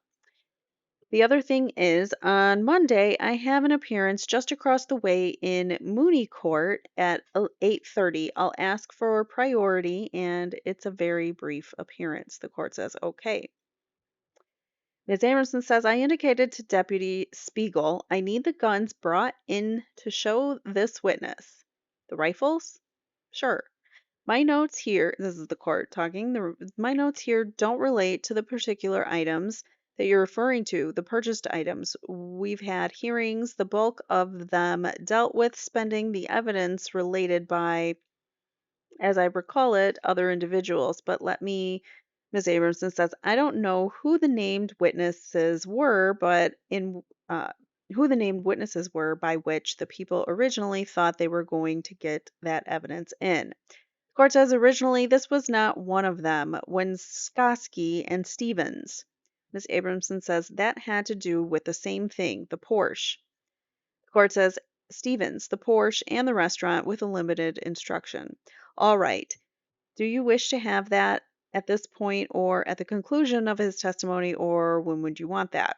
Ms. Abramson says, I think at this point, because I'm going to have to question a little bit about this now just to show my client had nothing to do with it. The court says, certainly, as to the purchase of the Porsche, the restaurant. Ms. Abramson says, the condo. Court says the condo that was originally being purchased by the parents, you mean, and was completed by Lyle Menendez?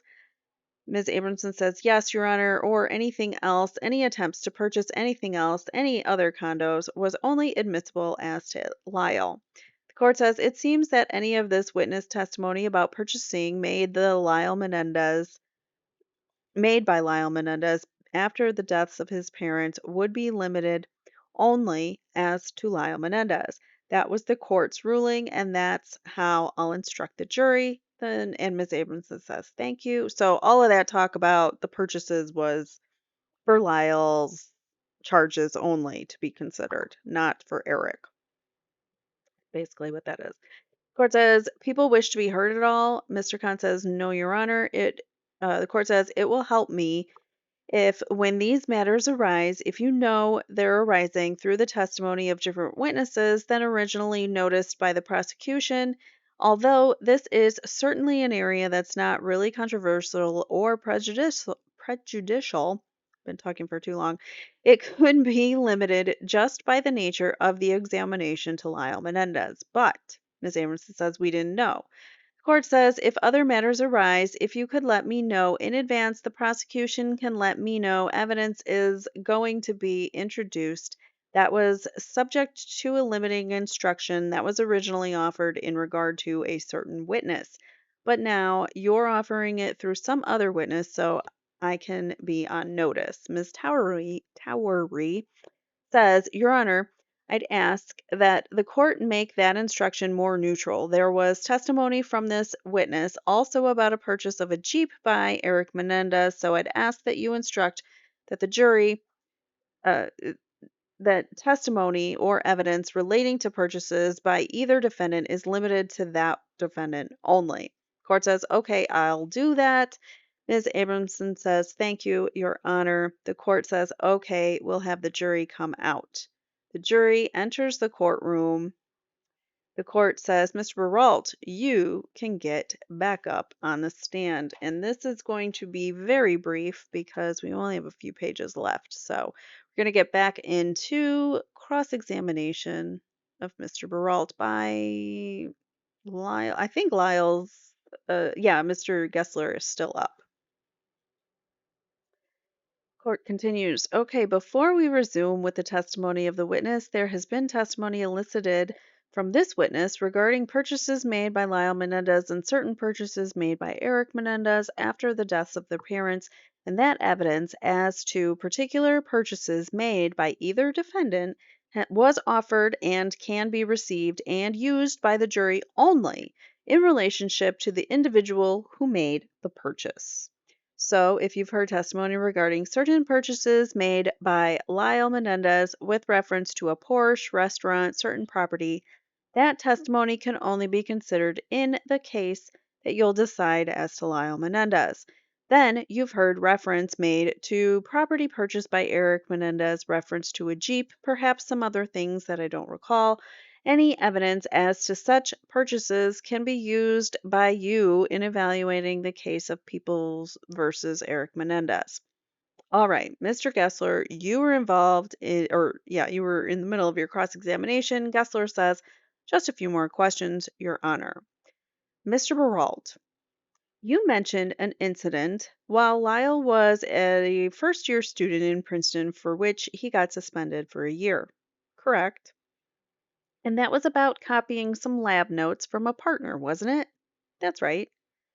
And it was at that point, over those copying of the lab notes, then, that he was asked to leave for a jury and then came back the next January? That's my understanding. And you were aware during Lyle's high school days that Jose and Kitty Menendez did his homework for him, weren't you? Mr. Khan says, objection, calls for hearsay, irrelevant. The court says, perhaps you can lay a foundation. Mr. Gessler says, did you talk with Mr. Jose Menendez regarding Lyle's homework? Objection, calls for hearsay, overruled. The witness says, not with Jose. Mr. Gessler says, did you talk with Mrs. Jose, or with Mrs. Menendez about it? There were conversations to that effect. And in those conversations, did you tell her that she shouldn't be doing Lyle's homework because otherwise he wouldn't learn how to do it for himself? Objection, calls for hearsay, irrelevant. You're asking, did this witness say that? Mr. Gessler says, if he said that to Mrs. Menendez in order to get her reply, Your Honor. Sustained, the conversations that the witness related were involving Mr. Menendez all sustain the objection of the grounds of hearsay. Mr. Gessler says, thank you, I have nothing further. All right, so cross-examination is going to begin by Ms. Abramson. Like I said, we only have a couple more pages for today, for the 19th. So, I mean, it's going to cross over into the 20th. So, I don't know. She's not going to have a whole lot of time to ask. All right, here we go. Ms. Abramson says, hello, Mr. Baralt. Hello. We have spoken many, many times over the past 5.5 years, have we not? Correct. You know I've been representing Erik since March of 1990. Yes. Let's talk about March of 1990 when I first became involved in this case. That was shortly after Erik and Lyle had been charged with these homicides, correct? Yes.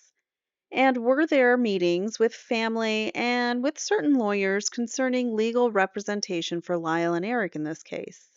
Yes. And is that basically where we first met? Yes. And at that same meeting, were there other people, other members of both Mrs. Menendez's and Mr. Menendez's family? Yes. Let me ask co-counsel, Ms. Towery, could you get the family chart? Thank you. At the meeting where I first met you, was your wife, the co-executor Teresita Baralt, also present? Yes. And that's the lady who's sitting in the audience with her hands clasped right now. Yes. And Maria Carlotta Menendez, Mrs. Menendez's mother, your mother-in-law, who's also here present at the meeting. At some of them, yes. And was Brian Anderson, Kitty Menendez's brother, present? And yes. And was Joan Vandermolen, Kitty Menendez's older sister, present? Possibly, probably, I don't really recall very well. There were lots of family meetings at the Elm Drive house in the months and years after the homicide, correct? Yes. Now, is Steve Goldberg an attorney here in California? Yes.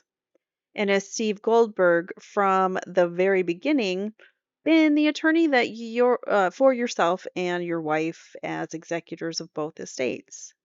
Yes. The will documents that Mr. Khan placed before you, there are two separate wills there, correct?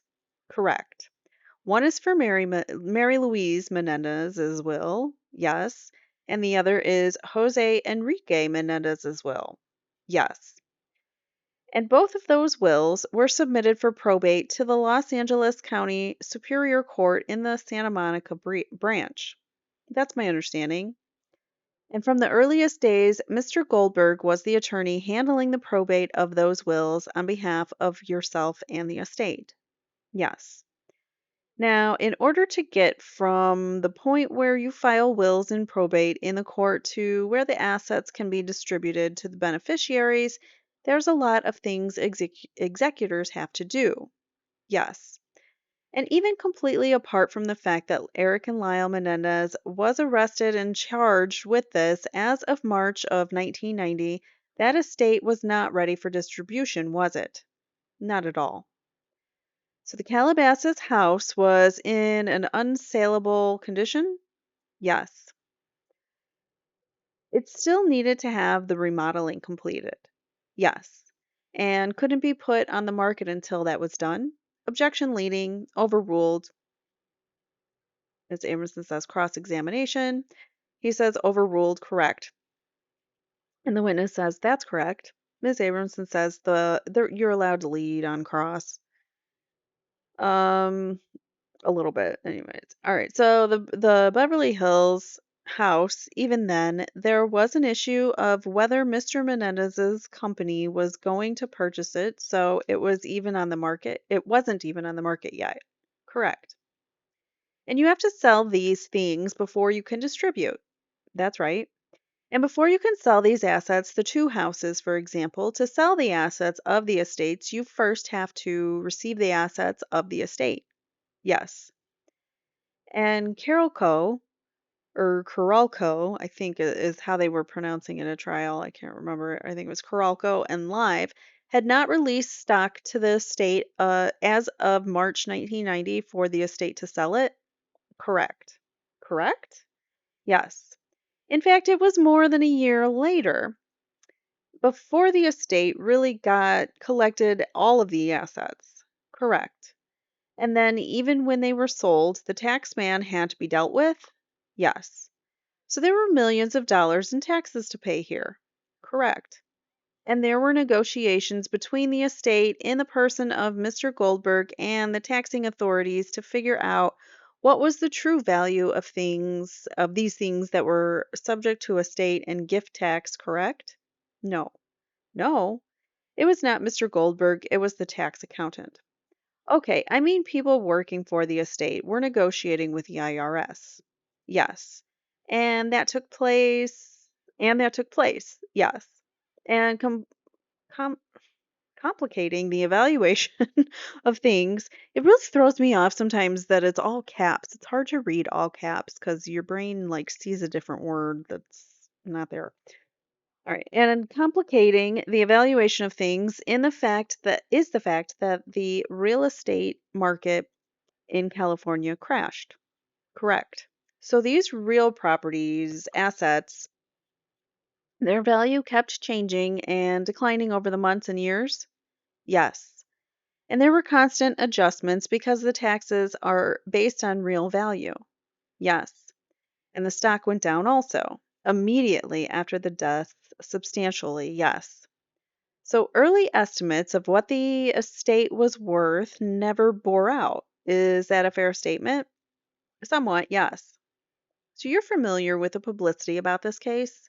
Objection, publicity is irrelevant. The court says, well, it is irrelevant at this point. Ms. Abramson says, originally, was there some notion that this estate could will at least a gross of value, could get, I would say, could get at least a gross value of $14 million? Objection, irrelevant, sustained. Was it your sister-in-law, Marta Cano, who's a stockbroker who sat down and came up with a preliminary first estimate? Objection, irrelevant.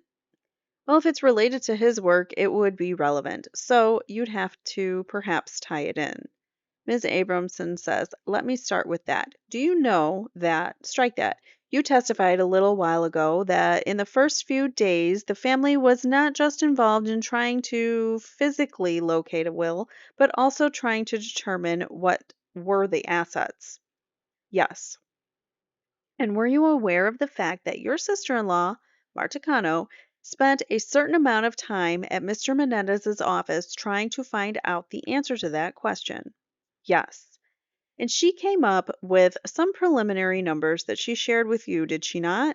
Yes. And that was very early on. Very early on. And then later, your attorney got certain accountants and things started, appraised, and evaluated. What happens is that the assets started appearing, but the liabilities didn't appear until much later. So, although you had assets, you didn't really know what the net value was until after all the loans and all the bills and all of that happened. Exactly. And the Calabasas home cost a great deal of money to finish and to service the debt on? Yes. And the Beverly Hills house didn't sell for what, 3 years? Something like that, yes. And during those 3 years, there was a mortgage that had to be paid. Yes. And so that bill had to be paid. Yes. As of this moment, Mr. Baralt, is it your estimate that the outstanding liabilities will zero the estate out? Close, one way or another. Could be more than the assets, could be less. It depends on the IRS, actually. So the IRS is claiming $500,000, correct? Yes. And $500,000 is all that there is. That's approximately. And one of the other liabilities that the estate paid was it paid some monies to the County of Los Angeles to reimburse for taxpayer money that had paid for some of the costs of this trial. They took their money for the trial. They took some of the money. Okay, so what just happened was things in the estate over time, things, once they got appraised, fixed up, whatever, sold, taxes taken out, which they're still working on trying to get that reduced. But after all is said and done, also, they use this money from whatchamacallit, the money that was in the estate, they used to pay off taxpayer to reimburse the taxpayers of Los Angeles for their trial. Who, what, when does this happen? Is this common? Any lawyers that are watching or anybody in the legal field that knows if this happens often, where you just take people's money and reimburse the taxpayers for a bogus trial, bogus persecution? This is garbage, but whatever. So they took their estate money and reimbursed the taxpayers of Los Angeles for the first trial. Oh, this trial. No, the cost of this trial, sorry. For the cost of this trial, so the second trial. They took So the brothers can't even pay for their own like defense, and yet they're paying the taxpayers for their trial with their estate. Tell me how that makes sense. I'm enraged right now. How is this fair? Okay, all right, moving on. He says correct. The previous trial, actually, she says, right. So it wasn't this trial, it was trial one. Right. Now, apart from paying all of these liabilities and paying all of these taxes, did all of the relatives who are potential beneficiaries agree in 1991 to allow a certain amount of money out of the estates to pay for the legal defense of Lyle and Erik? Yes. And the tax burden of that money that was released from the estate fell on Lyle and Erik. I can't talk anymore. I've been talking too long. That's my understanding. So when you estimated 2 million, around 2 million, a million and a half came out to pay for the legal defense for the first trial. Correct. Okay, so that went to the legal defense. Sorry. There was money that went to the legal defense. We knew that. And that took a big chunk of the estate. So that was the 1 or 2.5 million or $1.5 million. Million and a half. And that was paid to 4 different lawyers. Yes. And innumerable experts. Yes. And that was money that either Lyle or Erik got. But that was money that either Lyle or Erik got. Personally? Correct. He says no. They owe the tax bill even though they never got the money. That's my understanding. So they never got the money. It went without their say, it just went to go reimburse. Well, probably they had say in reimbursing the defense team, but any other costs to reimburse the taxpayers, it's BS. And they're paying tax on that.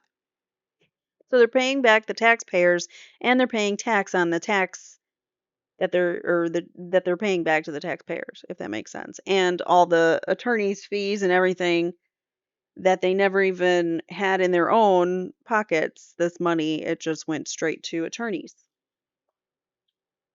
He says that's my understanding.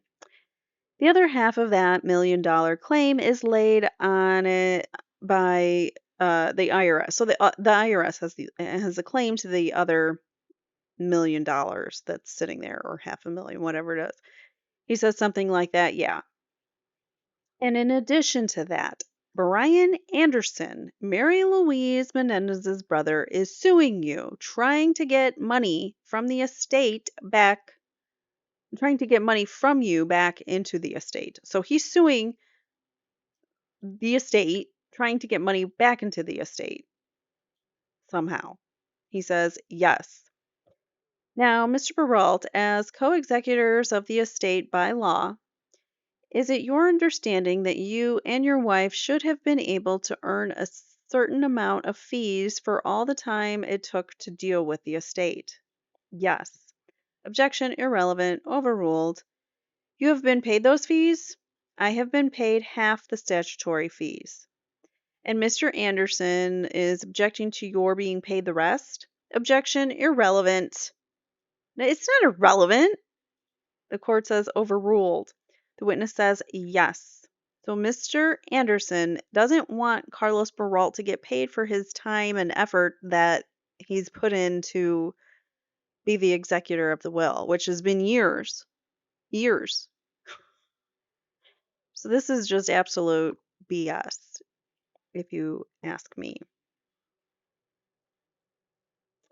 Ms. Abramson says, and in addition to that, by law, is your attorney, Mr. Goldberg, entitled to charge his fees and fees of the accountants and the other appraisers of the estate? Yes. And is Mr. Anderson suing so that Mr. Goldberg does not get paid? Objection irrelevant, overruled. Yes. So now he doesn't even want the lawyer to get paid his fees. On what planet is that real? Like, how does that work? What judge is going to agree to that? Ms. Abramson continues. I don't know why I keep calling her Mr. Ms. Abramson continues. And if Mr. Anderson is successful and you are forced to pay money into the estate, he's trying to get that money for himself, is he not? Objection irrelevant, sustained. I guess that's sustained because it is more like speculative that he wants it for himself. Now, in this particular situation, the life insurance policy that you became aware of never was an asset of the estate. Is that correct? That's my understanding, yes. I lied. I thought we were at the near the end of this. We are not at the end of the day. I totally lied. We have several more pages to go. I can't see numbers that far away, so sorry. We've got lots to go. Plus, we're still moving on to the date October 20th, so we've got more there. So I might need a break to relax my tongue for a minute, but I'm going to keep going for a little bit longer. Let me go back up. Ms. Abramson says, now, is this in this particular situation, the life insurance policy that you became aware of never was an asset of the estate. Is that correct? That's my understanding, yes. So that insurance policy that was supposed to get paid out, so there were two, remember the $5 million one that never got, it was never valid because he never took his physical. And then you had another one that one of the aunts, I think it was Marta, had created for the brothers. There was, she started a life insurance policy for the brothers, and that one paid out. And it was only like that 300,000 or something, like only. It was like $300,000. Only compared to 5 million anyways. So he says that's my understanding. So you understand sometimes a will is written where the life insurance becomes part of the estate? Correct. These wills didn't mention life insurance. No. Is that correct? That is correct. And you didn't even know there was a life insurance policy in effect until your sister Marta told you, until your sister-in-law Marta Cano told you. So it was Marta. He says correct. To your knowledge, Mr. Baralt, was Marta Cano, before she was a stockbroker, a life insurance salesperson? Yes. Now, before Jose Menendez's life was taken, were you aware of the fact that under the terms of his employment contract with Live Entertainment, his company was supposed to pay the cost of a $5 million life insurance policy on him? Before his death? No. You didn't know that there was a contractor for... No, I did not know that there was such a contract before his death. Didn't you know that there was a life insurance policy that he had not yet taken the physical for? The court says, are you asking before? Before his death, yes. The witness said, or no, sorry, the witness says before the death. The court says, before Mr. Menendez died, did the witness know that? The witness says, I did not. Ms. Abramson says, maybe I'm confused. I thought you testified at the last trial that you knew before his death because Maria Carlotta had been talking about it, that Jose was putting off taking a physical. Objection calls for hearsay. How is that hearsay if he testified to it? The court says, are you trying to impeach him with his prior testimony? The court, or Ms. Abramson says, yeah, I'd rather not, but Mr. Khan says, may we have a page? The witness says, I don't recall. That could be, but I can't remember. The court says the answer is stricken as non-responsive. There was no question there. Perhaps we can get a page and cite. Ms. Amerson says, yes, I'm going to find it. 19864. The court says, okay. Ms. Amerson says, just a moment. All right. Maybe my choice of word is poor. I propose to read from 19863, starting at line 20 and going to 9865, line 3. Mr. Khan says, objection. It's not inconsistent. It's not what, says the court. Mr. Khan says, it's not inconsistent with his testimony here in court. Ms. Abramson says, let me ask some foundational questions. The court says, okay. Did you learn at some point that there was such a clause in Jose's contract for a $5 million life insurance policy and that he hadn't taken the physical? That, yes. Did you also learn that both your mother-in-law, Jose's mother, and Lyle knew about that? Yes. And knew about it before you did? Yes. So both Mrs. Menendez, uh, Jose's mother, and Lyle both knew about this policy before Carlos Baralt even did. You indicate that you came out on Monday night after you learned that Jose and Kitty had lost their lives, correct? Correct. You were in Wilmington, Delaware. When I first heard about it, yes. Who did you first learn about it from? From Marcy Eisenberg, I think. Marcy? I don't know. You call So she called you in Wilmington? I believe she called my wife and my wife conferenced. So your wife conferenced the call and it was the three of you on the call. Correct. And then you left and went back to New Jersey, your home. Yes. Did you drive there? Yes, immediately. Was it about a 2-hour drive? About, yes. And when you got home, did you immediately pack? Yes. I'm sorry if you guys can hear that. My dog is taking the longest drink of water. She loves to drink, or not loves to drink, but when she does drink, she drinks like the longest drink, and she's very loud. So sorry if you could hear that. Again, I'm downstairs. My dog, I'm not gonna be able to go upstairs. She's been not able to do stairs since I don't know, it was last week she fell down the stairs. So she's doing okay. She's got hip dysplasia. She's an older German Shepherd, and she's scared of the stairs now, which I don't blame her. So we're gonna be down here for a while. All right. So um, and then you left and went back to New Jersey, your home. Yes. Did you drive there? Yes, immediately. Was it about a 2-hour drive? About, yes. And when you got home, did you immediately pack? Yes. And was it your understanding your wife had already made reservations to fly? Correct. And then did you immediately leave for the airport? I believe so, some very close thereafter. And you believe you caught maybe the 5 p.m. flight from Newark to Los Angeles? I think so. It was like as soon as we could get the first flight out of there. Well, there is a 5 o'clock flight, is there not? Yes, there is. In fact, you took that flight this week to get here. Yes, that's correct. And when you took that flight this week to get here, you were met at the airport by whom? This week? Yes, by Les Zoller. So he was met at the airport by the detective. Why? And Detective Zoller drove you to your hotel from the airport. Why? Yes.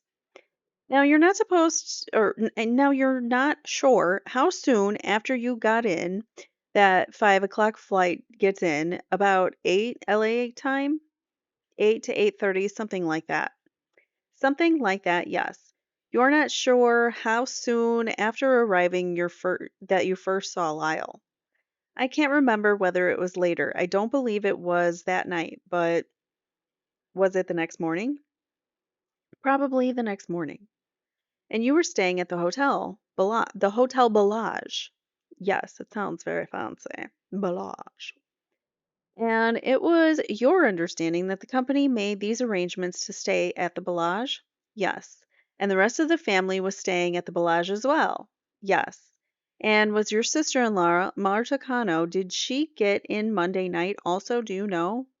I really can't remember the order of arrival at the Bellage. Do you remember when it was that Marta Cano first told you about the existence of this policy that she had sold to Jose? Objection calls for hearsay. The court says, you're talking about the $5 million policy? Ms. Abramson says, no, that doesn't exist. I'm talking about the Sun Life policy, the one that did exist. The court says, overruled. Witness says, I don't remember exactly when. I know that she told me within the first 3 days or so. Many things happened within those first 3 days. Many things. Is it fair to say that it's difficult for you to distinguish which things happened on which day? I'm sure it was like a blur. Some of the things are very hard to distinguish. I can only put some of them just before that, or so several things happened on the same day, however. Sure. For example, the fact that one of the. Now, back to this. You talked about someone calling you when you were over at the Bel Air with Lyle and told either you or Lyle about a will that had been located, correct? Correct. Was it your understanding while you were at the Bel Air talking with Lyle that family members were in the Elm Drive house looking through things? Yes. And were you told where the will had been found? Yes. And were you told it was found in a cardboard box in the closet? Objection calls for calls for hearsay. Sustained. Ms. Abramson says, were you shown where it was found? Yes. And what were you shown? Objection calls for hearsay. Sustained. Ms. Abramson said, Did you see cardboard boxes both in Mr. and Mrs. Menendez's closets full of paper and things? Objection irrelevant. Overruled. Yes, I did. You have never, I gather, Mr. Baralt, I gather you have never seen the crime scene photo or video. No, I have not. Have you ever seen the location of the safe when it was in Elm Street house before the Elm Drive house before it was taken to Mr. Wright's? No. First of all, had you ever visited the Elm Drive house? Not before. Was it your understanding that the family had only lived there for 10 months? That's correct. And you had never been there? That's correct. Had you ever visited the house that the family rented in Calabasas? No. Now, the house is not the house on the board, the Calabasas house that they owned. That's correct. And you had never been to that house? No. When the family lived in New Jersey, did they have a safe? I don't remember seeing any safe there. And when you did see the safe, did it appear new? No. Did it appear old? Not really. Just appeared like a safe. Okay. So a safe of indeterminate age. Indeterminate age. Like some people we know. Okay. But you had been in their houses in the Princeton area many, many times. Yes, many times. And if they had had a safe there, it was something that you just were never shown. That's correct. And I take it, well, obviously, you never knew what, if anything, was ever in a safe in their houses. Yes, you're correct. Yeah, why did they have the safe if it was just empty? It's so bizarre that it was just empty, isn't it? I mean, what do you make of that? And then the will was just in a cardboard box in their closet. Seems like they weren't very tidy or organized. Um, there's been testimony that their home, there were boxes unpacked or packed everywhere, boxes from like previous moves that had never been unpacked and just like junk everywhere, even though they had a maid. And Mrs. Menendez, I don't believe worked. So, um, I don't know. Things didn't get done in those houses. It appeared that they were untidy. And it makes no sense to me why there was a safe with nothing, absolutely nothing in it, and then they had boxes of papers and things that apparently were important to them that weren't in the safe. This is just very odd. Mr. Khan, of course, objects lack of foundation. The court says where Ms. Abramson says in their houses. The court says all their houses where he's ever visited. Ms. Abramson says, let's start with you saw the one in Beverly Hills, the house in Beverly Hills. Yes. Did they have packed up cardboard boxes when they lived in Elm Ridge Park outside of Princeton? Don't remember the name of the community. Yes. Did they have packed up cardboard boxes when they lived on Mill Road, just a half a mile away from your house? Yes. Hold on one second. All right, so then she says, did they have packed up cardboard boxes when they lived in Muncie, New York? I don't remember. Was Mrs. Menendez the type of person who tended to keep things? Mr. Khan says, objection, irrelevant. The court says sustained as to the relevance. So they're not even letting them like talk about what the house was like or what living there was like. Mrs. Amerson continues. Eventually, after their lives were taken, were all the cardboard boxes from the Elm Drive home moved to the Calabasas house? I would say a greater majority of the boxes that were in the Beverly Hills house went to Calabasas. And that was when you were preparing Beverly Hills to be sold? Yes, actually, when the house was sold. And accompanying those boxes and other belongings to Calabasas, did your mother-in-law, Mrs. Menendez, take up residence in the Calabasas home? Yes. The Beverly Hills house sold before the Calabasas house? Correct. And Mrs. Menendez had been living at the Beverly Hills house after Jose and Kitty's death. Yes, she was. And the court says, how much longer do you think you'll be? Miss Abramson says it's going to be a while, but I would like to finish tonight because this witness has to go back tonight. He says, how much longer? She says, that's the question.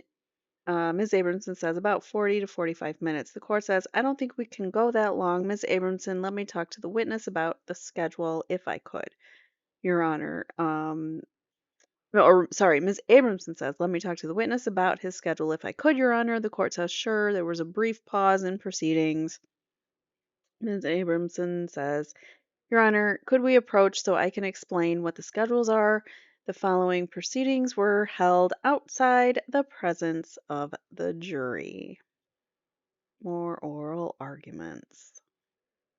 So Ms. Abramson gets us started off. She says, he's always made it very clear that he needs to be back because his brother is coming in from Spain to meet him his brother is coming in tonight, and his brother is staying until next Tuesday. And what I would like to do, I don't want to be weeks in between because I am still cross-examining, but I would like to what I would like to do is accommodate him and let him go home tonight because and bring him back Tuesday afternoon, and then I can testify or I can finish him.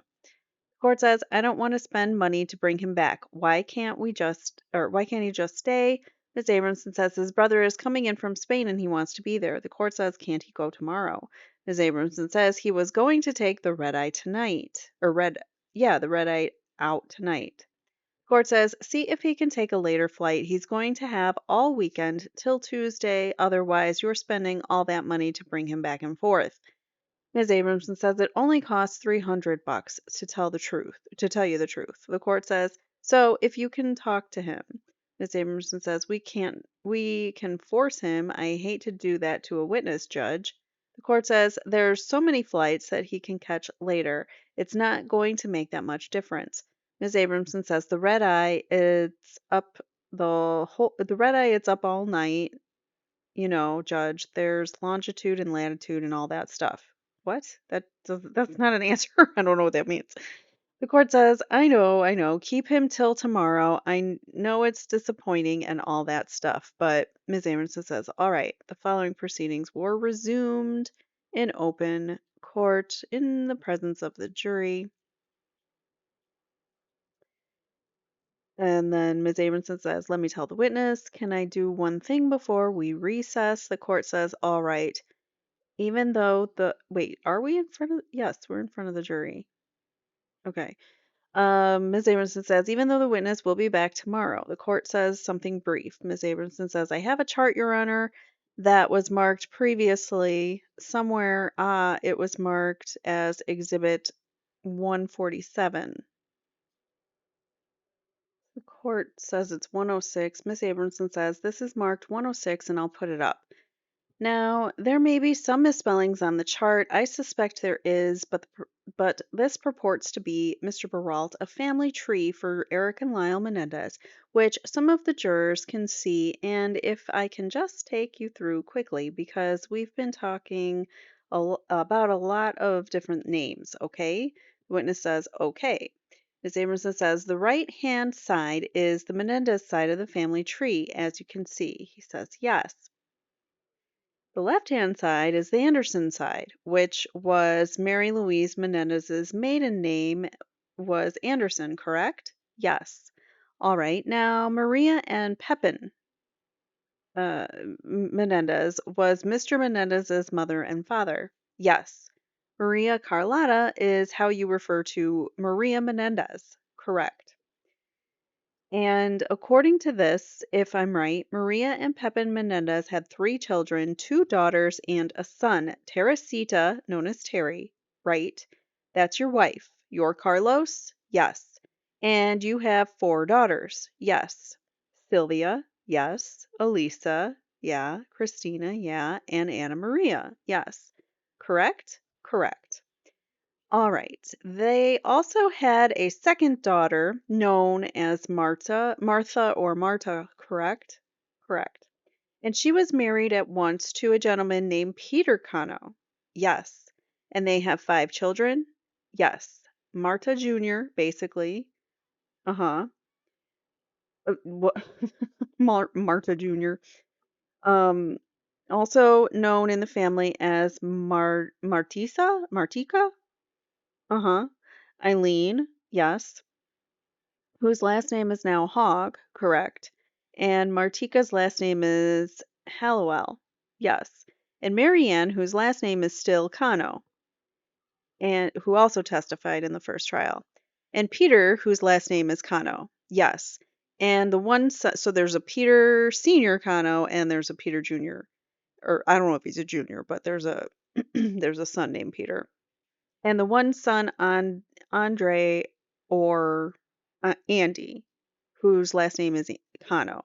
Andy Cano is the cousin, obviously, of the brothers who was, Andy was like besties with Erik. They were similar age, and Erik confided in Andy about certain things. Andy testified to it. Andy is the one who Erik wrote the letter to that is now coming in as possible new evidence for a possible new trial or, in their habeas petition. So that is the Andre or Andy that they're talking about. And then there was Jose, who was the only son, correct? So Marta, um, Teresita, I was totally forgetting his wife's name. So Teresita, Marta, and Jose were siblings. And then this was Jose, who was the only son, correct. And Jose married, actually, her name is Mary Louise. Yes. Kitty, you understood, was a nickname. Yes. So they had the 2 children, Lyle and Erik. Yes. When we were talking about Brian Anderson was Mary Louise Menendez's brother, correct? Yes. And he was married to a woman named Pat. Yes. They had 2 children. Yes. One of them who's called Alan. Yes. But his actual name is Brian Allen. Or didn't you know that? I didn't know that. So there's another Brian Anderson. So there's Brian Anderson Sr., Brian Anderson Jr. I guess he goes by Alan Anderson. And another son, Tim. Yes. And then Mary Louise Menendez also had another brother named Milton. Milton is still alive, and he is the one contesting the brothers getting out. Brian Sr. is no longer alive. He's deceased a few years ago. And you know Milton? Yes. And he's married to a woman named Joyce. Yes. And they had 4 children. Right. And Mary Louise Menendez also had an older sister named Joan. Yes. And Joan was married to Arnold. Yes. Who just died recently. Yes. And Joan and Arnold had 5 children, correct? Right. And that basically lays, so when you were talking about a lot of family gathering, after the homicides, there was a lot of family from both sides, correct? Yes. And do you recall at various times Joan being there? Yes. And her last name is Vandermolen, correct. You recall Milton Anderson being there? Yes. Brian Anderson being there? Yes. Marticano being there? Yes. And some of even were Marta's daughters there at certain times. Was Eileen here at some point? I think either most of them met us in Princeton, most or all of them. Were your daughters ever here following the death of? They met us in Princeton. Here is not Princeton. Here is California. I'm talking about here in California. I don't think they were here, no. Okay, I'll stop there for this evening. With this court's permission, the court says we'll resume tomorrow. We'll start a little later. The lawyers, some of them, have to be elsewhere in the morning, so we'll ask that you come in at 9 instead of 8:30. We'll see you back here at 9. Don't discuss this case with anyone and don't form any final opinions. The jury exited the courtroom. Now we've got more arguments. A lot of arguments. This time we are almost done with 19. So I saw a 7 and for some reason my eyes made it a 9. We are on 296. And this goes to three, well, four. That's why I was like, I don't know what I was thinking. Anyways, moving on. Oral arguments, the court. The witness wants to know if he could make a 12 o'clock flight tomorrow morning. I'll let him talk to you folks about it and see if that's realistic. Ms. Abramson says, where? Burbank or LAX? Why don't you try for the 2 o'clock, less stress? The witness says, is there one? The court says, make some inquiry as to what flights there are. We're closer to Burbank. If you could switch your ticket, I don't think, or I don't know if you can. Ms. Nahara says, Your Honor, in terms of scheduling tomorrow, the court says, yeah. Ms. Nahara says, I believe we're looking at continuing with Mr. Baralt. The court says, yes, you can step down. Ms. Nahara says, Mr. Whitkin and Mr. Eslamania. So they're going to finish up with Mr. Baralt, Mr. Whitkin, and Mr. Eslamania for tomorrow. Mr. Whitkin, we're going to read his testimony. He's the IT guy that was looking for that document titled Will that was basically empty. And then we're also going to look for Mr. Eslamania, who is new. He did not testify in the first one, so that'll be interesting. We will read through both of theirs. I think they're both important, so important witnesses. All right, the bailiff says the jurors will be exiting. The jurors exit the jury room. The court says, tomorrow you have Whitkin. Ms. Nahara says, Mr. Whitkin and Mr. Eslamania. Ms. Abramson says, my understanding concerning Mr. Eslamania is we are having a hearing tomorrow, not that he is necessarily going to testify tomorrow. Ms. Nahara says, no, no. The court says, I'll reserve judgment. He might very well be in front of the jury depending on what the hearing involves. So, do you hear it? Like, even his preliminary rulings are still like prosecution, pro prosecution. Like, it almost seems like he's already sided with the prosecution. Like, it might go in front of the jury depending on how the hearing goes. Like, he's already thinking that. All right. Ms. Abramson says the problem I think we have to litigate, depending on what he says, the notes that Detective Zoller gave us are perhaps bizarre because the witness is perhaps bizarre, or because of what the witness said that day. It does seem to be a very strong likelihood that I'm going to be forced to be a witness if he's a witness. The court says, I don't know what those notes say. I haven't seen them. If they have a bearing on the hearing and you want me to see them or you want to just hold off. Abramson says, if we can decipher them, not that they're not written well. The court says, you want to wait until you present whatever it is that you think is relevant. I don't need to look at things that might not ever come into evidence.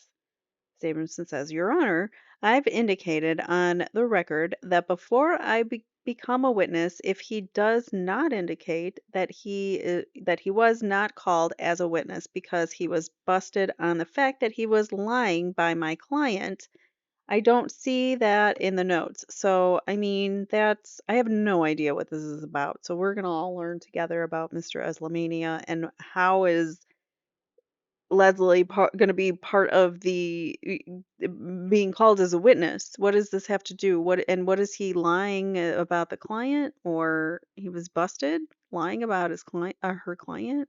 What happened? We need the details here. So I'm looking forward to the hearing.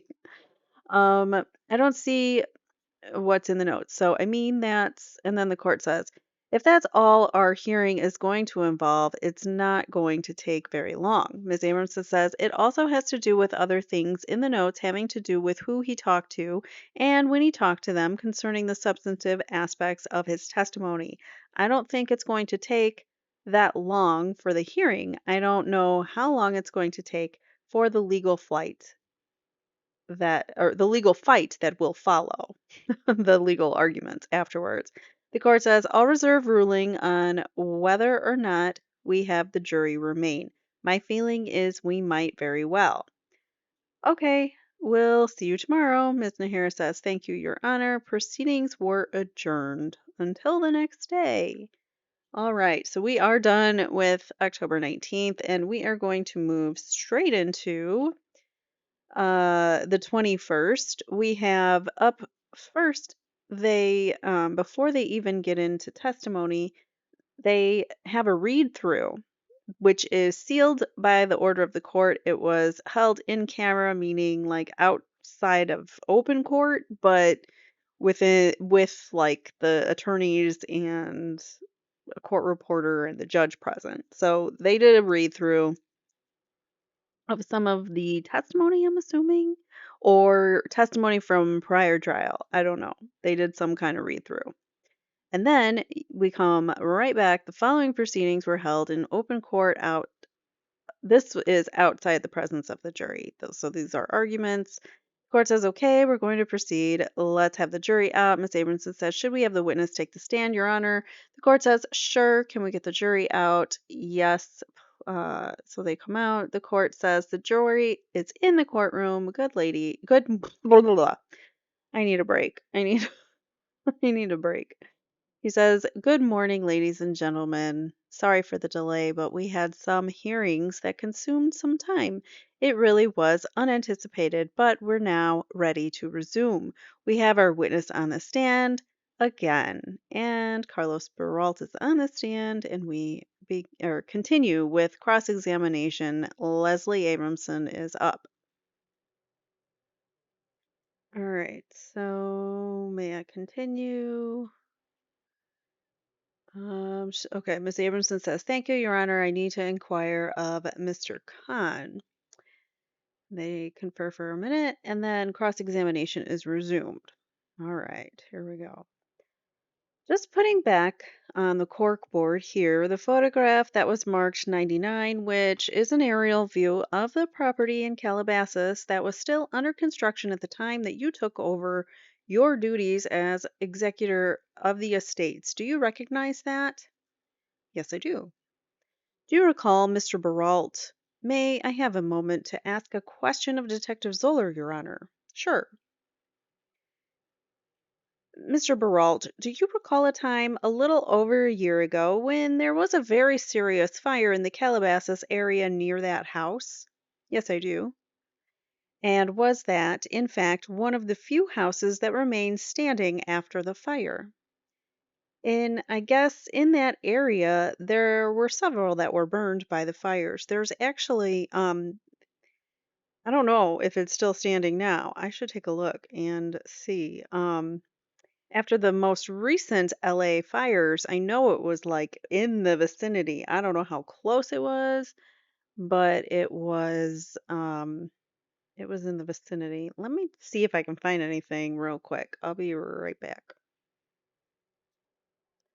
All right, well, I couldn't figure out if it survived the fires. There's really no way of knowing, but not that I know of. But at this point, I found so I found a Zillow listing and a video of the interior of their home, which I wanted to go over, like pictures and stuff, because we've never done that, and I always find it fun to like house hunt and look at house pictures and things like that. So let's just take a look. So it was just sold about a year ago. So March 20th, 2024, it was sold for $17 million. And that's actually a 15% decrease from previous years, as you can see. So it was actually sold. What? Why did they sell it? That's weird. I'm so confused. Okay, so in December of 2023, it was listed for sale at $19,999 or 19,999,500. It was there was a pending sale. Oh, okay. It was a pending sale in February of 2024, but I guess it never went through. So then they finally did sell it for a loss, is what that is showing. Okay, I was confused there for a second, but we worked it through. We talked it through. All right, so There's an aerial view of it. They do have a, should we see street view?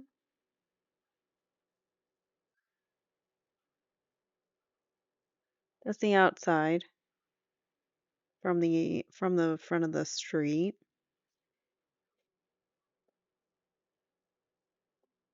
I want to see where.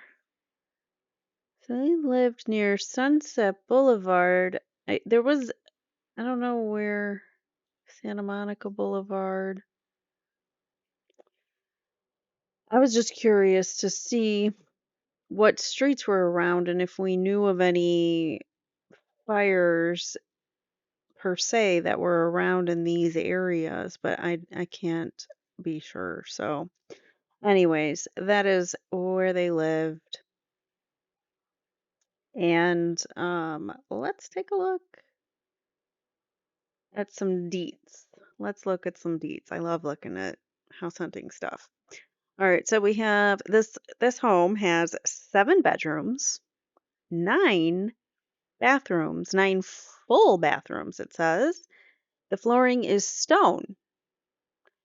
The doors are double doors for an entry. They're French doors. The fireplace, it has a fireplace.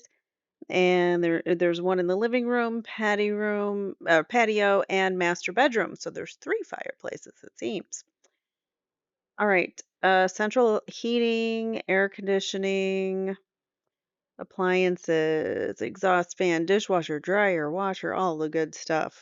Ice maker, laundry room, 2 total car spaces, but they have that like round driveway.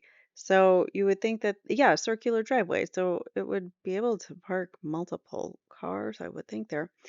It has uncovered spaces, yes. It's a multi-split level, 2 stories, 7 bedrooms, 9 bathrooms, and 2 stories. So it must be very spread out. It has a view, yes. It has a pool, in-ground heated, spa, in-ground heated. This place sounds fabulous.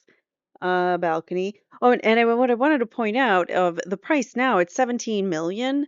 And back then, what was it? 3 million? So, and they were losing money as time went on. They lost value in the property.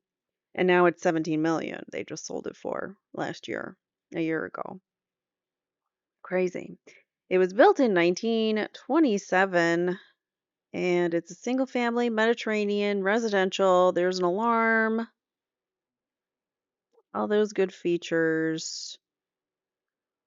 Very high property taxes, $66,000 in the year of 2024.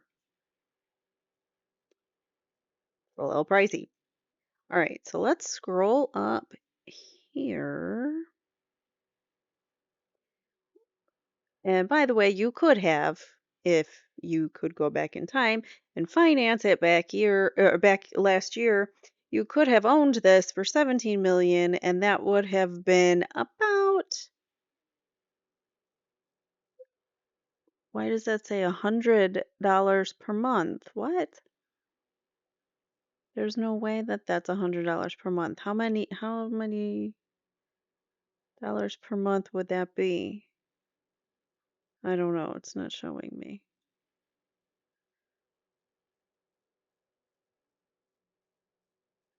Okay, never mind. All right, so let's take a look at these photos. So there's the in-ground pool, which looks very nice. We've got, oh, that's a really pretty picture. Like the lighting, the purpley sky. Same here. I like that purpley sky. Picked a good day to take pictures of the house. See, they've got that circular driveway. So they have a garage there, which isn't listed in which wasn't listed above, or else I missed it. All right, so here we have the foyer.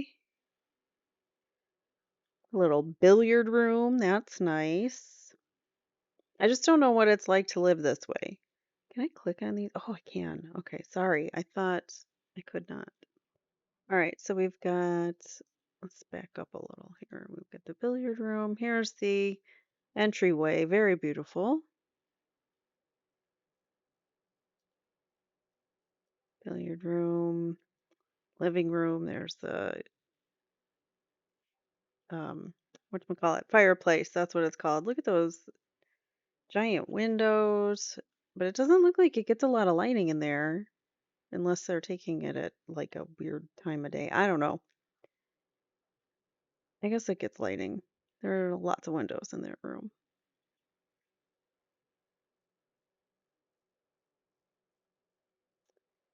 Is that the den? That's the dining room. I don't know what this is. That might be the den. That's got the bookcases. They did not show pictures of it. Notice. That might be. I think that's the den. But they're not really showing it, see? It's just kind of like, okay, we're just gonna show it. Well, we'll see. Maybe we'll get to it. I don't even know if that was the den nowadays, and it probably looks different than it did back in 1989. And I'm sure the decor is probably not the same either. This family has very lovely decor. Oh, okay. Yes, this is the den because the French door is behind there. This is the den. This is eerie looking at this because they have the same like wraparound couch set up with coffee table and TV. So this is kind of eerie looking at this, but this has to be the den. And then the bookshelves and everything there. All right. There's a little wet bar bathroom. Very lovely bathroom. That's a weird art. What is that? He almost looks like Michael Jackson. Like Michael Jackson taking his shirt off. Doesn't it? Sorry. Okay. Next is the kitchen. Why is everything so like full of wood? I don't know, like the wood look. I don't like it as much as, a cleaner color, like a paint finish. I don't know, but it's a nice kitchen. I don't like the brown colors though, I gotta say. Not my style, but that's all right. That's not my style either. That backdrop or their backsplash. But it's a nice big stove that I like. With it's got two stoves, and then they've got more stoves up here on the wall. It looks like there's a dining room. My dog's like snoring and she's whistling. I don't know if you can hear that in the background. Aw, I think she heard me making fun of her. So this must be the master bedroom because there is a fireplace. You can see they had balconies that they could go out on out there. And yeah, so that's probably the master. There's their balcony view from their balconies. Master bedroom, or master bathroom, I mean, looks like. Master closet. Ooh, that's a big bathroom. They got a separate shower. Well, remember, Jose put in the huge shower. I wonder if that's still here. Giant spa tub, soaking tub. Ginormous closet, like every female's dream. This woman's making use of it. That is, that's the walkway over the foyer when you come in, I think. Bedroom. That might have been Lyle's room. I'm not sure. I don't know which room was his. Because well, later, no, he stayed out in the garage, or the guest house. I don't know if he ever stayed in the home, now that I think about it. He was in the guest house, but did he ever have a room in this house? They weren't here that long, so maybe not. This might have been Jose's office, I'm assuming. Nice bidet. Another bedroom. I don't know which one might have been Eric's. There's 7 bedrooms, so you got your pick from the other 6 that aren't the master. There's another office slash bedroom.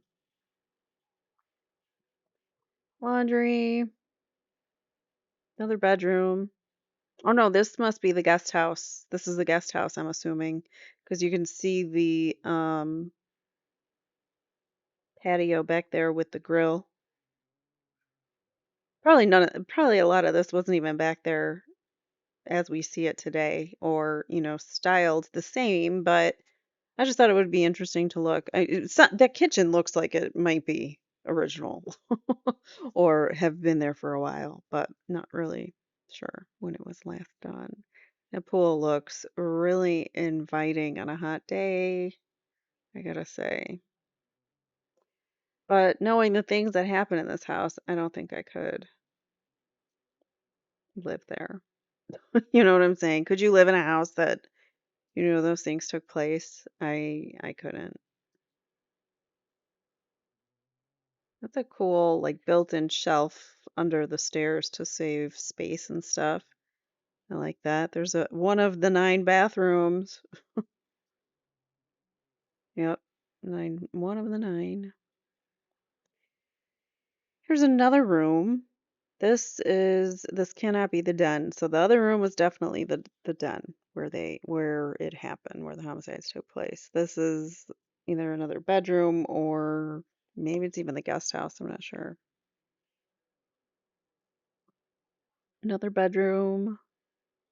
Man, this place is, I mean, I'm lost already. I don't know where we are.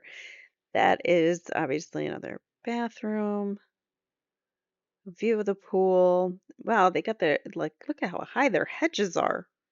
I've never seen hedges that tall, but that's awesome. Hmm, I wonder, fences are kind of expensive and we want privacy in our backyard, and I wonder if hedges would be the way to go because it might be cheaper. That's a really tall hedge. I love it. I love it. I love the privacy of what that entails. Like your backyard is your little sanctuary. But think about it that way. Jose had all the privacy he wanted. I don't know if those hedges were there or not back then, but if they were, it could have been on purpose to be private.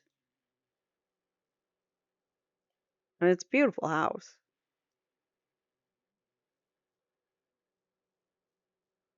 Nice grill, backyard grill. Not a lot of yard space. Got this little portion here. All right, so that is it for the photo. Oh, I didn't even notice that. Look at that in the background. Oh, that's gorgeous. Can't see it though with these tall hedges. Can't see it. That's the guest house there. That's where Lyle lived or stayed or resided. But yeah, I have never seen hedges that large. I've never looked at the photos, to be honest. I've never done this before. So this is my first time looking at the photos. And I'm glad it's with you guys because this was fun. All right, so let's really quickly, here's a video of the home I was going to play for you. So this will I have it volume muted, but so it's just a little, kind of compilation of the home, so you can take a look at it. Big dog. Yeah, some weird ass artwork in this house.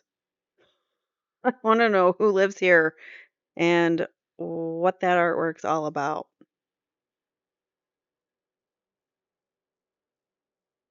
Another office or study or something. Man, this house just like keeps going and going. But the backyard like feels like this small little sanctuary in the middle of a big city. Kind of feels like, I don't know, it would be inviting. But knowing what happened in this house, I don't think I could. Okay, so, oh, it's still going, the video. And you could have had it through Rodeo Reality or Realty, sorry, reality. All right, so that was a fun little break. Let's continue on with the home. So again, I wanted to show you the compare. I don't know if it burnt in the fires here, but I wanted to show you too that, the comparison of the 17 million versus th 3 million, if that they were getting for the home that back then. So huge price increase. All right, so they're talking now about fire, some other fires that happened. So not these obviously recent LA fires. LA fires have been around for ages because the government doesn't do anything about it, and they keep having these horrific fires. And obviously, this last one in LA was the most horrific. All right, so here they say several burnt down. At this time of the fire, is it your understanding that Maria Carlotta Menendez was still living at the house? Yes, she was. And she had made effort, the Calabasas house, and she had made efforts to save that house? Yes. And that was before that house was sold? Yes. And it was very difficult for her to sell that house, was it not? Yes. And you indicated that there was a sale price on that house of $1,350,000. Oh, I was way off. So it was only 1,350,000. Approximately, yes. Were the liabilities on that house equal to or greater than that? The liabilities by that point in time were, I believe, around $1 million. So was the net on that house about 350,000 or less? Well, that's a very complicated question because parts of the liabilities have been paid down during a period of time prior to that. So, what was left at that point was a liability of less than 1 million, but prior to that, there had been a liability blah, blah, blah. I didn't mean to say that, in excess of the sale price, I think, in actuality. So you had been paying off the liabilities on that house over the years that you were holding it until you could get it sold? Correct. So in fact, it did not net anything. No, there was a loss on that house. And in fact, in that photograph there appears, does it not, around the edges of that house to be what looked like burnt areas, darkened brush. My guess is it's taken probably within 4 months of that fire. After that fire? After the fire, yeah. Turning for a moment to the terms of the wills that made you the executor that are the basis of the probate court proceedings, okay? Was there a provision in one or both of those wills that upon turning 22 years of age, Lyle Menendez could have become the executor? That's correct. So then there goes that, money theory. Because he could have, if he wanted his inheritance, like they say, even though keeping Jose alive for his money would have been the better choice, I guess. But whatever. Um, Taking his life for the money before he turned 22, before he became the executor of the will, before he could have given himself all the money is stupid. So it's a great point by Leslie, as always. And Lyle, in fact, turned 22 on January the 10th, 1990. So he could have become the executor then. Yes. So before he was arrested, he could have taken over being executor. Yes. And then he wouldn't have had to come to you to borrow money or do anything else. Yes. Whoa. I don't remember this coming out in the first trial, but this is big. Maybe they testified to this. I can't remember. It's been so long ago that we watched um, the state's case. So some of the witnesses, I don't even remember. Um, but this is huge. He could have been the executor at 22. Like a few months after the homicides, he could have become the executor, and then all this borrowing money and using money to pay for things, that argument goes out the window. He, however, declined the opportunity to do that. So he didn't want to. Correct. He didn't want to become the executor. So he didn't even want to become the executor and give himself all the money. He wanted to leave it in your hands, obviously. I think so. I can't answer for him, but he left. I would assume that that's the case. Objection, motion to strike. Calls for an assumption, no personal knowledge. Objection sustained, the answer stricken. So he left it in your hands. Yes. Did he, in fact, even sign in writing something prepared by Mr. Goldberg, the estate's attorney, relinquishing his right to become the estate's executor? If you know.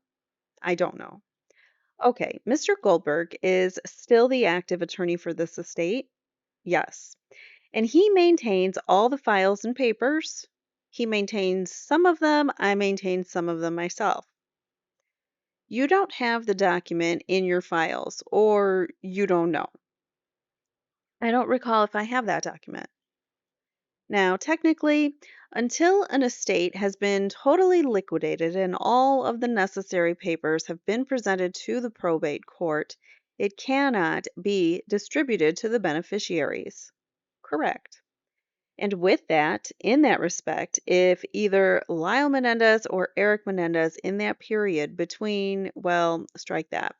Do you know when the probate actually started, when the wills were filed in probate? It was in October, I believe, of 1989. Okay, so between October of 1989 and March of 1990, when Erik and Lyle Menendez were arrested, in that period of time you had no authority, did you, to take real estate purchases for the beneficiaries?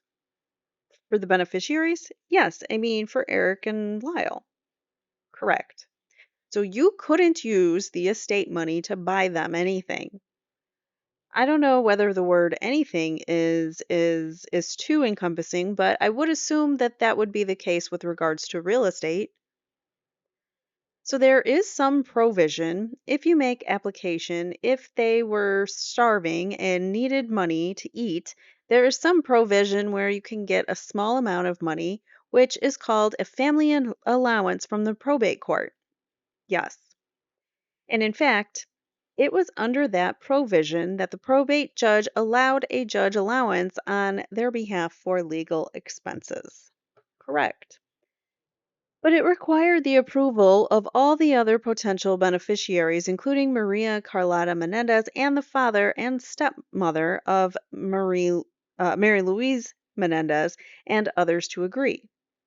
I think technically it had required the approval of the judge and based on possibly the non objection and perhaps approval of all the parties. But all these parties did sign off, in fact, indicating that they did not object. That's correct. Now, speaking again of Mr. Goldberg for the moment, were you aware that Steve Goldberg was assisting Erik Menendez in looking for a new car and in negotiating the purchase of the Jeep that you've talked about? Yes. But that Jeep was not purchased with estate money? Correct. So, returning for a moment to the cardboard boxes that you indicate were at the Beverly Hills house and then were moved to the Calabasas house. At some point, were some of those boxes taken to Mr. Goldberg's office? Some of those boxes, yes. And did you give your permission for the defense attorney to look for photographs in those boxes? Yes, I did. And to the best of your knowledge, there were photographs in some of those cardboard boxes that you found at Beverly Hills which were moved to Calabasas. Objection, no foundation. The court says yes, unless he saw them. Ms. Abramson says, did you see that there were photographs in some of those boxes? I knew there were photographs in the boxes. I probably saw some. Some? A few. Very few of them. Objection, motion to strike, no personal knowledge. Objection sustained. What? He said he saw some of them. Okay. Ms. Abramson says, did you? The court says, wait, one at a time. Objection sustained. The answer is stricken. The jury is admonished to disregard it. Ms. Abramson said, did you see any of those photographs in any of those boxes? Yes. And when I say photographs, were they photographs of the members of Jose and Mary Louise Menendez's family? Yes. And did you give your consent and permission for members of the defense team to look through boxes at the Calabasas residence? Yes. And was that at a time when Mrs. Maria Menendez was living there? Yes. And ultimately, Mr. Baralt, when the Calabasas residence was in the process of being sold, did you go through a bunch of cardboard boxes there in order to get rid of things so that it wouldn't have to be put into storage? Did you go through a bunch of the boxes there in order to get rid of things so that they all wouldn't have to be put in storage? Yes. And did you find cardboard boxes with a variety of paperwork? Yes. Did you find cardboard boxes full of old tennis shoes? Yes. The cardboard boxes full of old magazines? Yes. And old school records for Jose Menendez and Erik and Lyle Menendez? Yes. Sounds like they were pack rats, to be honest.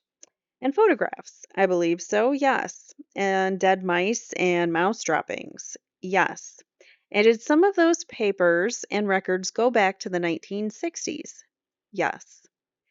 Now, between the time of the death of Jose and Mary Louise Menendez all the way up until the time that he was arrested, did Erik Menendez ever ask you for any money from the estate by way of loan or any other way? No. So there you have it. Did he actually ever see the Jeep Wrangler that he purchased? Yes. What color was it? I don't remember. To the best of your knowledge, let me ask you this. First of all, do you know whether or not Steve Goldberg was involved in negotiating a contract between Erik Menendez and Mark Heffernan, the tennis coach? Objection, no foundation, sustained. Were you consulted about a contract between Erik Menendez and Mark Heffernan? I was told about it. Were you told by Steve Goldberg? Yes. Now, I believe, Mr. Baralt, I have a memory of yesterday that you testified that you personally saw two 22 caliber rifles at the Elm Drive home. Yes, I did. In Mrs. Menendez's closet? Yes. And on October 20th, 1993, during the first trial, did you turn those rifles over to a police officer for the Jersey City Police Department? I don't recall the exact date, but yes, as to that. And that officer's name is Edgar Martinez? Yes. And were you turning the rifles over to Officer Martinez so that he could transport them here to California for potential use in the trial? Correct. Ms. Abramson says, Your Honor, I have an exhibit that was previously marked 317. Where are we now in numbers? He says 107. Thank you, Your Honor. Showing you this document entitled Consent Form, now numbered 107, I ask you if that appears to be the form that you signed when you turned the rifles over to Edgar Martinez. Yes, it does. And does that document describe the guns? Yes. And in the description, does the document give the serial number of the guns? Yes. And do you believe you would recognize the guns again if if I showed them to you? Approximately, I'm not very familiar with them. Obviously, I haven't seen them only once a couple of years ago. How did you get to Jersey? Or how did they get to Jersey? Sorry, that was a good question because I was wondering myself. How did they get to New Jersey? They came with me. So you took them to New Jersey? Yes. And you kept them at your home there? Yes. Perhaps I can have the bailiff help me. Are your glasses good enough so you think you can read serial numbers on these guns? Yes. Did you say where you got these guns originally? From the Beverly Hills home. Where? From the closet. So you personally got them? Yes. He says, "Yes, sir." She says, "Thank you, Your Honor. Thank you." Showing you, she's not a sir, but okay. So showing you, oh, he said, sorry, that was the court that asked that. The court said, "You personally got them." Yes, sir. All right. That's why Ms. Abrams says, "Thank you, Your Honor. Thank you." Showing you first what's been marked Exhibit 76A, a Remington Speedmaster. Can you see the serial number on that gun? Yes. And does the serial number on that gun match the serial number on the consent form? Yes, it does. Do you recognize this gun as the the one that described condition like new on this consent? It looks like, yeah. Looks like it? Looks like what I saw before, yeah. So now showing you the one that's described as condition many scratches, which we have marked 76B. Can you see that serial number? Yes, I can. And does that serial number match the serial number on the consent form? Yes, it does. All right, thank you. You said, Mr. Baralt, that on the day that you were at the Elm Drive home, at the Elm Drive home, I can read. At which time, let me start that again. You said, Mr. Baralt, that on the day that you were at the Elm Drive home, at which time you first saw the wills, you also had your attention drawn to the computer screen by your wife's cousin, Carlos Menendez? Yes. And was it at that time or on subsequent occasions or both that you stated to the family members that something typed in a computer is not a legal will? Yes, he says. Is that an answer to on one item or on one occasion or both or neither? Like which one? Was it that time and subsequent times? A couple of times. That came up in discussion. Correct. Was Carlos Menendez indicating an interest in trying to find out if there was anything in the computer relating to a will? Yes. You have some computer literacy. At that time, extremely limited with regards to the IBM computer. However, even at that time, you noticed that what appeared on the screen on the computer indicated that if there was a file named Will, it only had a few characters in it. Yes, that's correct. Is a character on a computer sometimes the same as one letter of the alphabet? That's correct. Is a character on a computer, can it also be a space between letters? Yes, it can. And can it be a command that's made like move to the next line if you hit the enter? It could be, yes. Which shows up as hard return on the screen if you seek the coding. You know how to work perfect word? Yes. The court says, are we really having another witness who perhaps can go into this in more depth? Let's hold off on this. Ms. Abramson says, what you saw was no more than about 50 some odd characters, somewhere around there. At most, that would be 50 characters of the alphabet. 50 characters, yes. The most it could be in words is 50 letters, something like that, yeah. If there were no spaces. Right. If there were spaces, it would have been even fewer than 50 letters. Correct. And that would be just a few words. Correct. When you got to the house that day, and am I correct in stating you're not sure if that day was Wednesday or Thursday? That's correct. When you got to the house that day, were there family members? First of all, was there a computer on? I don't recall that. Were there family members talking about the computer? I believe it was the same day that I was there for the will, and that was the first order of business. But people were talking about the computer? I don't recall.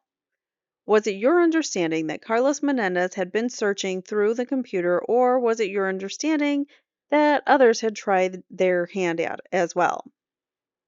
What happened is at a certain point in time, Carlos Menendez says, I'd like to show you something on the computer, and that's when I went to the computer and I looked at this. Did you know how long he had been there before you got there? Not exactly. I knew he had been there for a while, but not how long exactly. Did you know if, and there were other members of the family there also when you got there? Yes. And somebody found the will, the paper will. Yes. And you don't remember now who it was, but there were a number of people who it could have been. I believe Carlos Menendez told me that he had found it. He said he had, and there were other people there when that had happened. Yes. And were there, and the will was found in a bathroom of the master bedroom. Yes. And the computer was in the master bedroom. Yes. Did you have any information? So it wasn't like the family computer, it was being held captive by the parents in the master bedroom. So it wasn't, you can't say it was like Lyle doing stuff on there. It was a computer that was kept in the the parents' bedroom. So I doubt Erik and Lyle even were allowed to go on there very often. And if they were, they probably had restrictions because it was in the parents' room. And, I mean, I just feel like if if it had been a family computer, it would be in one of the many rooms other than the master bedroom. I feel like that's a way for him to control it. But anyways, did you have any information that any other members of the family had touched the computer? By the fact that somebody wanted to show me something, there had to be someone else that touched it before. Before Carlos, I'm talking about before Carlos Menendez showed you this. No, I don't know. And at that time, where did Carlos Menendez live? He lived in the East Coast, near the Princeton area. When you first got here to California that week, that Monday night, you're not sure if you saw Lyle Menendez that night or the next morning, correct? Or the next day, right? And you know that, however, you saw Lyle Menendez first unaccompanied by Erik, correct? And when you saw Lyle Menendez, did you ask, "Where's Erik?" Yes. Did he tell you Erik was at the home of a friend? Yes. And did he tell you that Erik wasn't feeling very well? Objection calls for hearsay, overruled. Yes, he did. On the first occasion that you can remember going to the Elm Drive house that week, were there uniformed security guards of the Bel Air Patrol at the premises? I believe so. And did you determine that the company has hired those folks? Yes. You ever had to pay for their services? No. And by the company, we mean Live Entertainment, Mr. Menendez's employer. Correct. So Mr. Menendez was employed by that company, was he not? He didn't own it? Correct. And that company, as far as you understood, was partially owned at least by Coralco Pictures? Yes. Did you understand Coralco Pictures to be the producers of the Rambo series of movies? Yes. And to the best of your recollection, is it a day after you first saw Lyle here in California that you saw Erik Menendez? I believe so. And to the best of your recollection, when you were at the Bel Air and learned that someone in the family or Carlos Menendez had located a will, it was just you and Lyle Menendez who went to the house. Yes. And do you even recall seeing Erik Menendez at the Bel Air at that time? My recollection is that I did see him at that time. But he didn't leave and go with you? That's correct. Now, I'd like to turn your attention just see if everything else is done. Oh, I want to talk to you about the chicken wing place for a moment. Spring Chuck's Spring Street Cafe. That's hard to say. Okay. And we're family with that. Were you familiar with that place in Princeton before Lyle Menendez tried to buy it, weren't you? No. You'd never seen it? I had never seen it before. So Princeton is a relatively small town. Yes. It has a major street called Nassau Street. Yes, correct. And Nassau Street runs parallel to the fencing that defines the one edge of the campus, Princeton University. Yes. So the school's right across the street from the main business street? Correct. And the Chuck's Spring Street Cafe is off that main street down a side street in a direction away from the university. Yes. And it is a large restaurant or a small one? It's very, very small. Does it have the appearance of a typical takeout place? I don't know what a typical takeout place, but it's very, very small. It has no waitress service, correct? No. Not correct? That is correct. And only a very few tables, I don't remember, maybe 4, and could seat at maximum maybe 20 people, approximately. And to get food in this place, a customer has to walk up to a small L-shaped counter, correct? And all the cooking is, he says correct. And all the cooking is done right behind that counter. Yes. And the chicken wings come out in the little paper box, paper or tin. Tin? Tinfoil tray. Oh, okay. Not even real dishes. Correct. And what you can order there are chicken wings and maybe little salad side dishes. Objection, irrelevant, overruled. Yes. And the place is very inexpensive. I don't mean what it costs to buy it, I mean what it costs to eat. Yes. At the time that the purchase of this place was being negotiated, did you have any expertise? Did you have any expertise in restaurant pricing? I was aware of some information about that, but I was not an expert. So, did you even think that the price that was being charged by the owner, $550,000 for the place, was a good buy? I would not have bought it myself if that's what you mean, but again, I wasn't looking for a restaurant. And in fact, the deal was that if the final $250,000 for this lease and business were not paid, ownership went back to the original owner. Correct. And he didn't have to refund the $300,000 down payment. That's correct. So he would just lose his money? And he didn't, did he? Correct.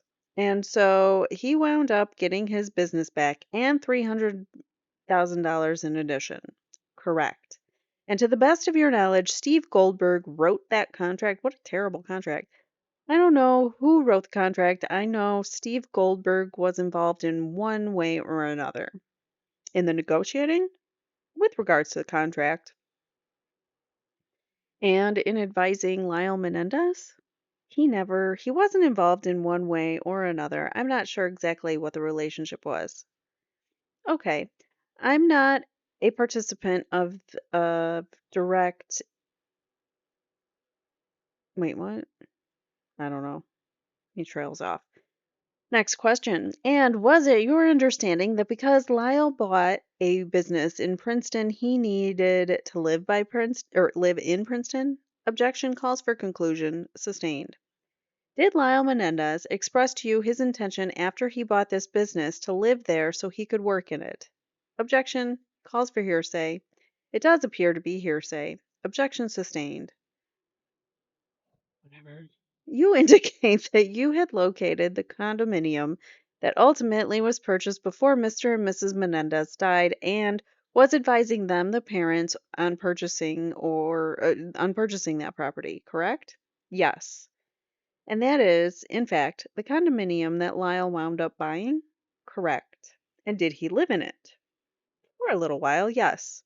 Till he got arrested? Yes, I believe so. Can I consult with counsel for a moment, Your Honor? Certainly. Ms. Abramson comes back and says, Mr. Baralt, I want to turn your attention to the conversations that you related here in court between yourself and your brother-in-law, Jose Menendez, in 1989 and 1988 to 89. Okay? You know which ones I'm talking about? That's the conversation about the will, about the executor. The conversation about the will and the executor, right.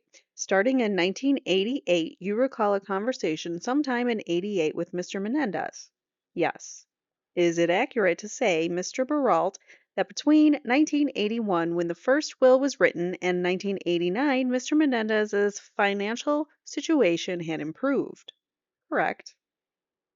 And in fact, you were aware of his various movement, his various changes of jobs through the business world? Yes, I was. And based on what you could see and what you knew from him, he kept making more and more money. Yes. And he had acquired, I think, even have them. I think we even have them. The houses, Mr. Levin. Each house he bought was better than the one before. Yes. More expensive? Fancier? Correct. So between 81 and 88, the situation had changed dramatically. Yes. And when he discussed with you in 1988 the fact that he was thinking of updating his will, was he asking you if you would again volunteer to serve along with his sister Teresita as executor? Yes. So basically, that's why he brought it up to you, to tell you that he wanted to make sure I can name you. Yes, because I take it, as you've learned, Mr. Baralt, being the executor of an estate can be a burden. Yes. And it's nice to tell people if you're going to name them to do that burden. Yes. So now, in yeah, you don't want to just spring it on somebody. Now, in 1989, it is your recollection that he had a similar discussion with you, at least in part. He was asking you, again, he said, I'm thinking of writing a new will. Are you still willing to be the executor? And the answer of the witness is yes. But on this occasion, he indicated to you that one of the things he specifically was going to do in the will was to make no provision for his sons as beneficiaries, right? Well, he indicated he was going to take them out altogether, right? Yes. So they weren't going to get any, right? Yes. And were you surprised enough at hearing and he- at hearing that you asked him a question about it? Yes. And what were you asking him, if I understood you, how are your children going to react when you tell them that you've cut them out of the will? This is essentially how the last part of the conversation, is that correct? I essentially said, how are you going to tell them that they're out? Exactly. And what he told you was, I have already told them they are out of the will, correct? I don't know whether those were the exact words. He essentially said, I've already told them. But what he told them is they were out, and that's what you indicated here yesterday. Objection misstates the sustained. Witness, uh, Mr. Khan says the witness's correct answer or current answer. Court says objection sustained. Ms. Abramson says, let me read from yesterday's testimony on you actually when Mr. Khan asked you a leading question, you answered one way, and then when you answered on your own, you said he told them they were out of the will. Do you remember using those words? If those were my words, they were out of the will. Exactly. Let's talk. You have. I don't recall the exact words that were used. What I do recall is that we had a conversation prior to that, and the net result of my question is I was concerned about how he was going to tell them. Or, uh, right? Yeah, I was concerned about how he was going to tell them, and he said, I've already told them. The court says, told them what? That's the issue, or one of the questions that they're trying to find out the answer to. What did he say? What he had told them? That's the question. The witness says, yeah. And what I'm saying is that what I said is I've already told them with regards to what we have just been talking about. And we've been talking about he's going to take them off the will. Now, he's already told them about being off the will. This is now I can't go any further because I didn't say any because he didn't say any further.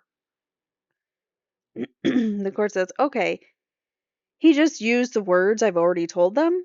The witness says, I've already told them so. Yeah, therefore, the court says he didn't say. The witness says, you don't have to worry about this anymore. The court says, did he say what it was that he had already told them? No.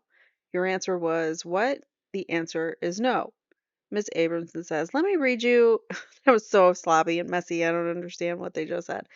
The court says, all he said was, I've already told them. The witness says, I've already told them. Ms. Abramson says, let me read from 19861, starting at line 8. Question by Ms. Jill Lansing. So this is from the first trial. First, you know, Ms. Lansing was Lyle Menendez's lawyer in the first trial. Yes. And you know, Ms. Jill Lansing and myself, for that matter, had asked you about this conversation at least 4 times before you testified. Right. And let me read you that question by Ms. Lansing. With reference to that same thing that she said already, to the fact that, in reference to the fact that a will was found at the house, Ms. Lansing asked you this question. And after that will was found, did you continue looking for another will? And your answer was yes. Question. And why was that? Answer. Because of the conversation I had had before with him to the effect that he was in the process of writing a new will. Question. So the conversation was that he was in the process of writing a new will. Now, in regards to his statements about the boys and what their knowledge was, did you say that what did he tell you the boys believed about whether they were in or out of the will? And you started to answer that he had, and then you were stopped with a valid objection. Ms. Lansing's next question. What did he tell you he had told the boys? Answer that he had told the boys that they were no longer in the will. Exactly, he responds. So do you remember that? Yeah, that's my exact impression. Thank you. And I think you've told us here, let me see if I understand it. Besides physically looking for a new will at the bank where Lyle Menendez accompanied you, and inside the safe at the Wright household where both Lyle and Erik accompanied you, you also sought to discover if there was a new will, by contacting every lawyer that you had ever had any contact with, Jose, that had ever had any contact with Jose. Correct. Because the wills that were written by a lawyer, correct? That's correct. And witnessed as the lawyer required by witnesses? Yes, as the law requires by witnesses. Yes. And you knew that Mr. Menendez knew several lawyers? Yes. And had always had lawyers to handle affairs for him? Yes. And from the time that the word first hit the first newspaper that Mr. Jose Menendez had lost his life, to this date no lawyer has come forward and said, by the way, I happen to have his new will in my safe. And that's a good argument. There has been no such lawyer saying that. And it is, do you have a will? Yes. Was it written by a lawyer? Yes. Does your lawyer have a copy of it? Mr. Khan, objection, irrelevant, sustained. Abramson continues. Now, I want to talk to you about another aspect of that conversation that you had with Mr. Menendez that I believe it was in 1989, the conversation then, okay? You have testified here that you thought the conversation might have been in June or July. Somewhere around then, yes. And have I shown you in the past documents that indicate that Mr. Menendez actually was in New Jersey in May of 1989? Objection calls for hearsay. Ms. Abramson says, not offering it for the truth, overruled. Do you remember? No, I don't remember seeing those documents. do you recall we talked about the fact that there were travel documents indicating that he may have been there in May? I don't recall. Well, let me ask you this. How certain are you that it was June or July versus May? It had to be somewhere around June, July. It could it could be May or August, but it was in that particular area of time. Certainly before his life was taken. Yes. And as far as you can recall, it's before August? I believe so, yes. So we know that he was in Kalamazoo early in August. Did you know that?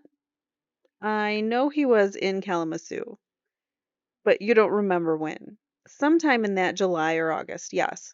So was it unusual for Jose Menendez to be in New York and New Jersey at any time from 86 to 89? No. Did he fly? He lived in New Jersey until 1986, correct? Yes. He moved to California that fall, yes? Or he moved to California that fall. Yes. But he came back, would you say, often? Frequently. He came back frequently for family things, and he came back frequently for business things. Correct. So you saw him frequently, even though he was technically living in California? Every 2 or 3 months, perhaps. And his mother lived in New Jersey? Yes. And he frequently visited his mother? Yes. And when he was back east, he would also frequently see yourself, and he would see yourself and his sister, your wife? Yes. Do you know why you were in that limousine that day? I think essentially I was aware that he was in New York and he was aware that I was in New York for the day and wanted to get together and chat. What were you doing in New York that day? I can't remember. I'm sure it was on business. But you don't remember what business or what your appointments may have been that day? I could have been at a frequent meeting that we had on Tuesdays for one of the societies, professional societies that I belong to that are in New York. Okay. Do they meet every Tuesday in New York? No, they meet once a month on a particular Tuesday. Every month? Every month, yes. Now, I want to turn your attention to that portion of the conversation that you had with him in that limousine where he was expressing to you what I think you've described as disappointment. Do you recall that? Yes. If I can find my notes on it, it would also help. All right. One of the things that he said he was disappointed about was that Lyle was doing well at Princeton, correct? Yes. And you had told him before Lyle ever went to Princeton that Lyle didn't belong at Princeton, hadn't you? Yes. So you told him, in fact, that it was unfair to put Lyle at Princeton while academically he wasn't strong enough, hadn't you? Objection irrelevant, overruled. Yes. And you thought that Jose Menendez's unrealistic expectations, well, I put unrealistic. I don't even know where that came from. Then you thought that Jose Menendez's expectations, they're definitely unrealistic, of Lyle as a scholar were completely unrealistic. Oh, there, it was in the sentence. I just jumbled up the words. Didn't you? Yes. You predicted that Lyle would not get through Princeton. I don't remember whether I said it to him, but I certainly predicted to other people. And in fact, Lyle struggled, and you and your wife even tried to help him with some of his courses. Yes. And did you believe that Jose Menendez had entirely unrealistic expectations about Lyle vis-a-vis his school? So they were unrealistic expectations. He says yes.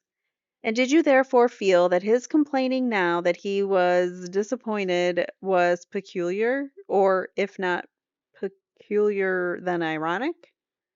I'd never thought of it in those particular terms, but it certainly was ironic. Since you had told him, don't do this, don't make the kid go there. Well, no, I think at that point, it was just a matter of having expressed my thoughts about the matter for the good of everybody. And that was before Lyle ever started at Princeton? No, that was after he had started at Princeton, the conversations. Okay. But it was definitely your understanding from conversations with Jose that it was Mr. Menendez's decision that Lyle should go to Princeton.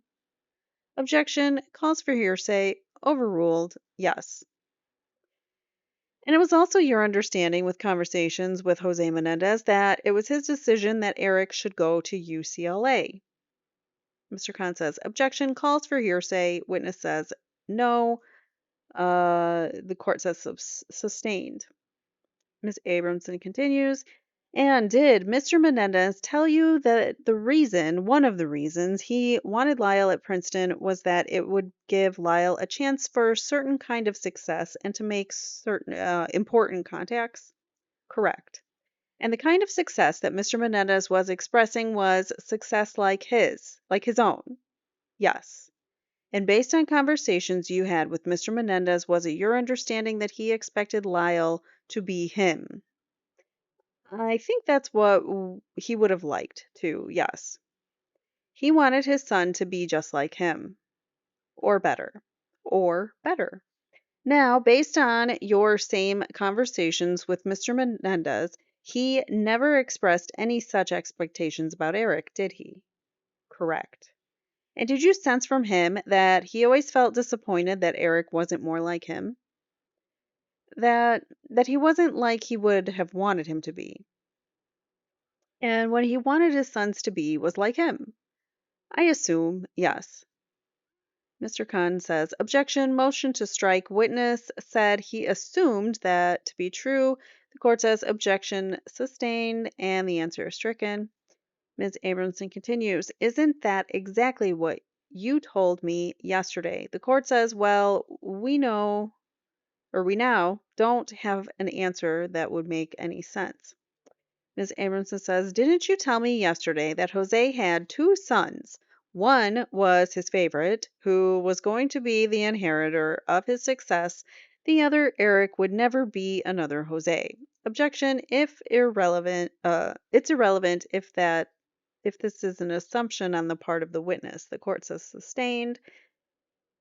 Ms. Abramson says, did Jose express to you, number one, that he thought, first of all, that Lyle was his favorite? Yes. That he thought Lyle was going to be the inheritor of his success. That, based on the general conversations that I had had with him, that's my understanding as to what his expectations were. And did he tell you also that he or expressed disappointment that Erik couldn't be another Jose? Based on our conversations, that is correct. So, what she said in that statement, even though the first question that got objected to, or the above question that just got objected to, um, while it was an improper question, it's actually factually true, um, based on the answers that he just gave. Now, you indicated in describing this conversation that Mr. Menendez mentioned a few specific things that were the basis of his disappointment in Lyle, correct? Yes. And with respect to Erik, did he say to you that part of his disappointment in Erik had to do with the fact that Erik had been attacked by a gang, and because of that, it had caused trouble for the family? Yes, he did. And by trouble for the family, did Mr. Menendez tell you that it required them to get protection, some kind of security guards to prevent retaliation by the gang against Erik for having made a police report? Yes, I was aware of that. Okay. And he was blaming Erik for the fact that Erik had been victimized by this gang. Was he not? I don't know whether he used the word blamed, but I think that was essentially what I read into his words. Objection, motion to strike, saying that he read into his words. Sustained, the entire answer is stricken. But he complained that Erik had brought trouble on the family by being a victim of this gang. Objection, irrelevant. You're talking about the same conversations, says the court. This conversation, says Miss Abramson. The court says, about disappointment with the two sons? Yes, Your Honor. Objection overruled. The witness says, yes.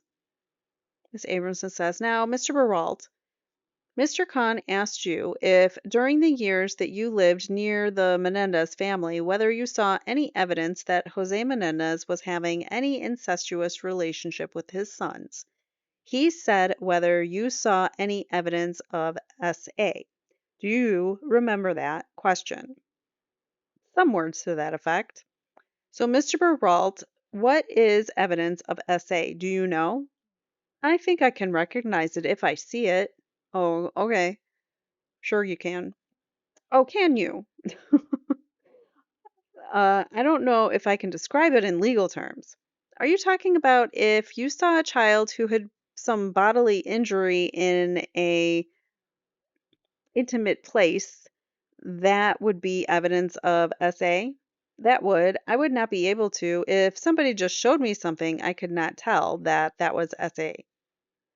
So what could you tell? If would it take seeing an act of SA for you to see evidence of it? That's that that was what the question was, whether I had seen any evidence of SA. So you understood that to mean, did you ever see Jose Menendez SA his children?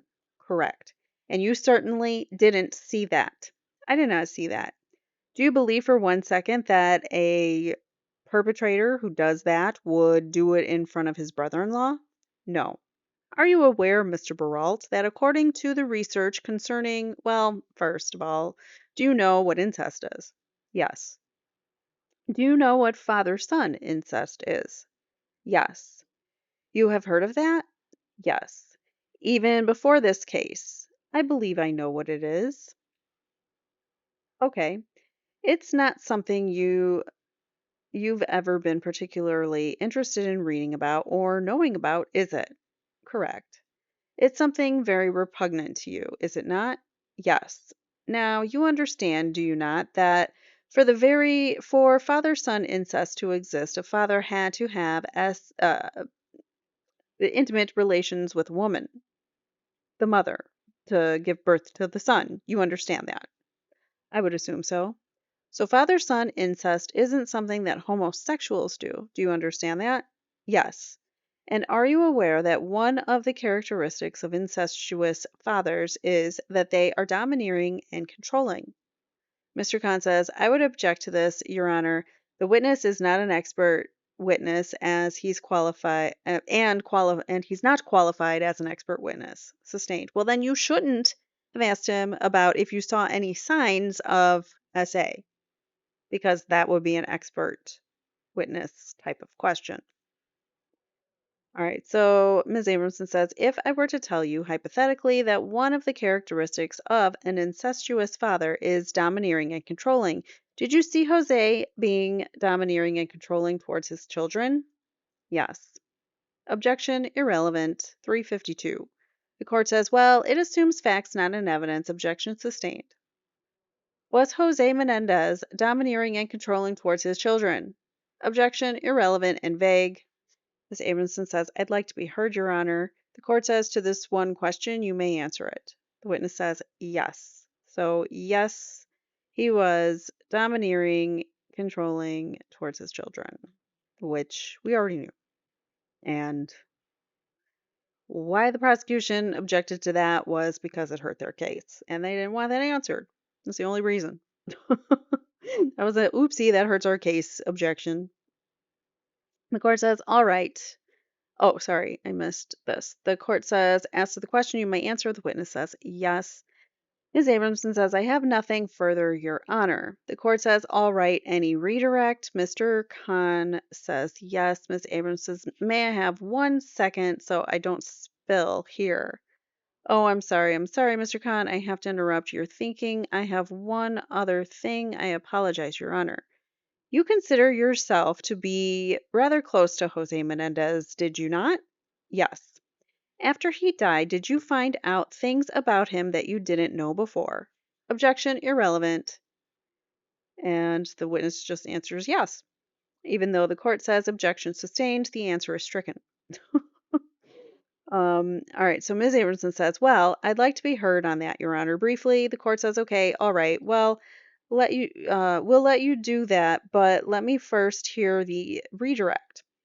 Ms. Abramson says, well, that wouldn't be fair. The court says it would be fair because I want to continue the examination at this point.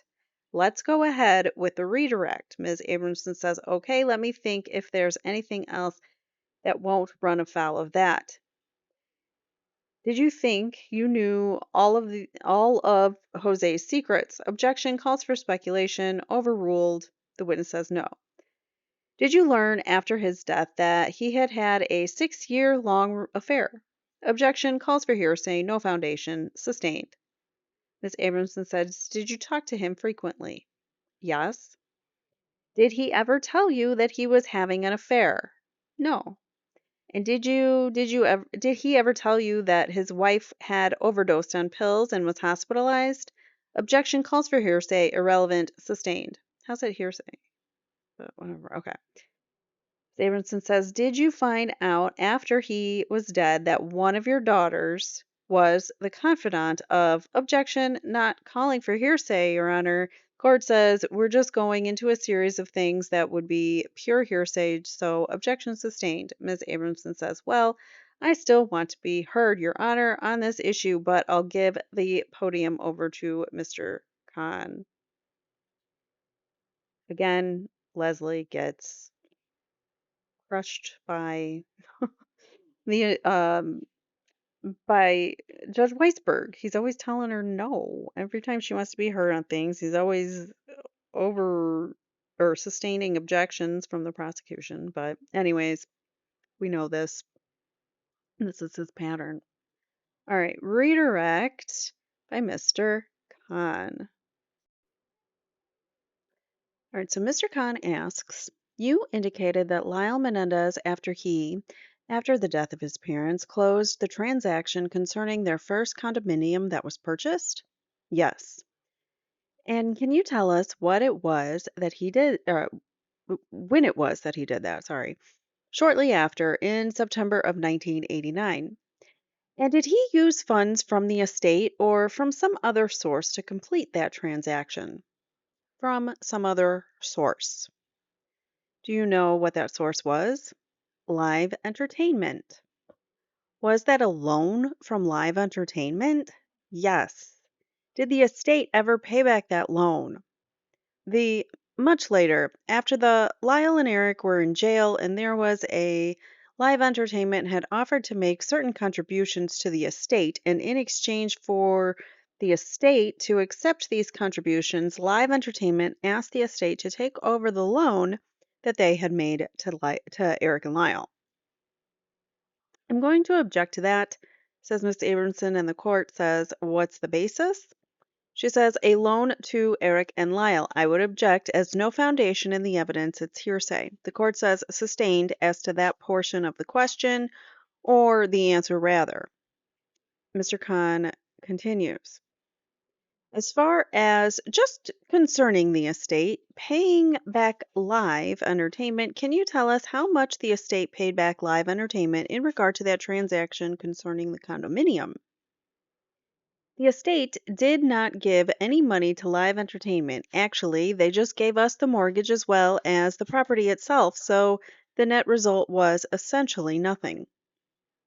So, as of September, when Lyle Menendez completed the transaction for the purchase of the condominium, he was the owner of that condominium in Princeton, New Jersey. Correct. You indicated that the family agreed that Lyle Menendez should be given a loan from the estate to purchase Chuck's Spring Street Cafe. Is that correct? Correct. And it was the family's understanding at that time of that agreement that Lyle Menendez had nothing to do with the homicides of his parents. Is that correct? Correct. In regard to the operation of Chuck's Spring Street Cafe, was it your testimony that Lyle Menendez was waiting tables in that restaurant? No, I don't think I heard that. You said that in regard to the expenditure of money from the estate, 1.1 million went to attorneys in this case. Approximately. So you're talking about the Ms. Abramson says, I'm going to object to that. It misstates his testimony, and this is leading, Your Honor, of his own witness. Overruled. Of course it is. You're talking about $1.5 million to the attorneys presenting them in the criminal matter. Representing them, sorry. The attorneys representing them in the criminal matter. The defense says to the defense, oh, sorry, wait, what? Hold on. Let me back that up. Okay, Mr. Khan says, you're talking about $1.5 million to the attorneys representing them in this criminal matter. To the defense of Erik and Lyle. So the attorneys aren't supposed to get paid? Is that what the prosecution is trying to say? Because everybody gets paid for services, and that's just BS. And they wouldn't have been qualified as indigent because their parents had money. So they're kind of stuck between a rock and a hard place, and the court can't have it both ways. All right. So he says to the defense, he paid the out of the estate to the defense. And did you say that in addition to that, did you use the words that the defendant owes the tax bill for this trial? This is just my understanding. I'm not a tax attorney, but I understand that the tax there is a tax implication to the defendants as a result of having received those funds for their defense. What? How's that fair? What? They have an extra tax because they used those funds to pay their lawyers? Ho I don't understand that. Okay, the tax implications for the $1.5 million that was paid to the defense attorneys you're referring to? For the defense. I don't believe that it was all paid to the defense attorneys, but rather the defense attorneys and costs as well as the attorneys themselves. So their costs of their defense you're talking about. Cost of the defense, correct. So you're not talking about money paid for the operation of this courtroom. No. You indicated that you recovered the two .22 caliber rifles from the home of the Menendez family. Is that correct? Correct. Where did you find that inside the home? In the closet, Mrs. Menendez's side of the bathroom suite and closet suite. And can you be more specific? Were they on top of something? Were they under something? Where specifically were they in that closet? There was a closet area in the bathroom, we looked at those photos, which had mirrored doors. And behind the mirrored doors, the end of the closet at the right-hand corner of the mirrored closet. And were they in plain view so that you could see them, or were they covered up with anything? They were in a cardboard box. Again, you have a safe, yet you're putting things inside a cardboard box, and that makes no sense to me. You're putting like important papers, like a will, in a cardboard box, yet you have a safe that is completely and 100% empty. And I'm told it's not just a little guy, it's like big enough that what did he say? It was like 4 feet tall. So it's a big safe. What was in there before? If um or was there ever anything in there? Like it's bizarre that they had like I really want to know more about the safe. Why did they have the safe if nothing was in it? It bothers me. I don't know. Anyways, all right. So they were in a cardboard box. Inside a box? Inside a box. And was the box covered when you saw it so that you had to open up the box to see the weapons? Yes. And was there any ammunition inside the box? No. Did you find any ammunition anywhere inside the house? No, I did not. So that cardboard box, was it under any other boxes or was it in the top box? Do you recall? So the will and the guns are their rifles. Ms. Menendez's rifles are just in boxes with all the many boxes within the closet. So if you were looking for it, you wouldn't know where to go. You wouldn't know which box was in necessarily. Was there anything else inside that box other than the two weapons? I don't recall. I don't think so. So when you looked at the computer, you said that you saw only a few characters in the computer. Yes. And you said it might have been as many as 50? Something like that. It was a very small number. What were the specific entries that you recall reading in a computer? A file name, the file date, and a number of the characters.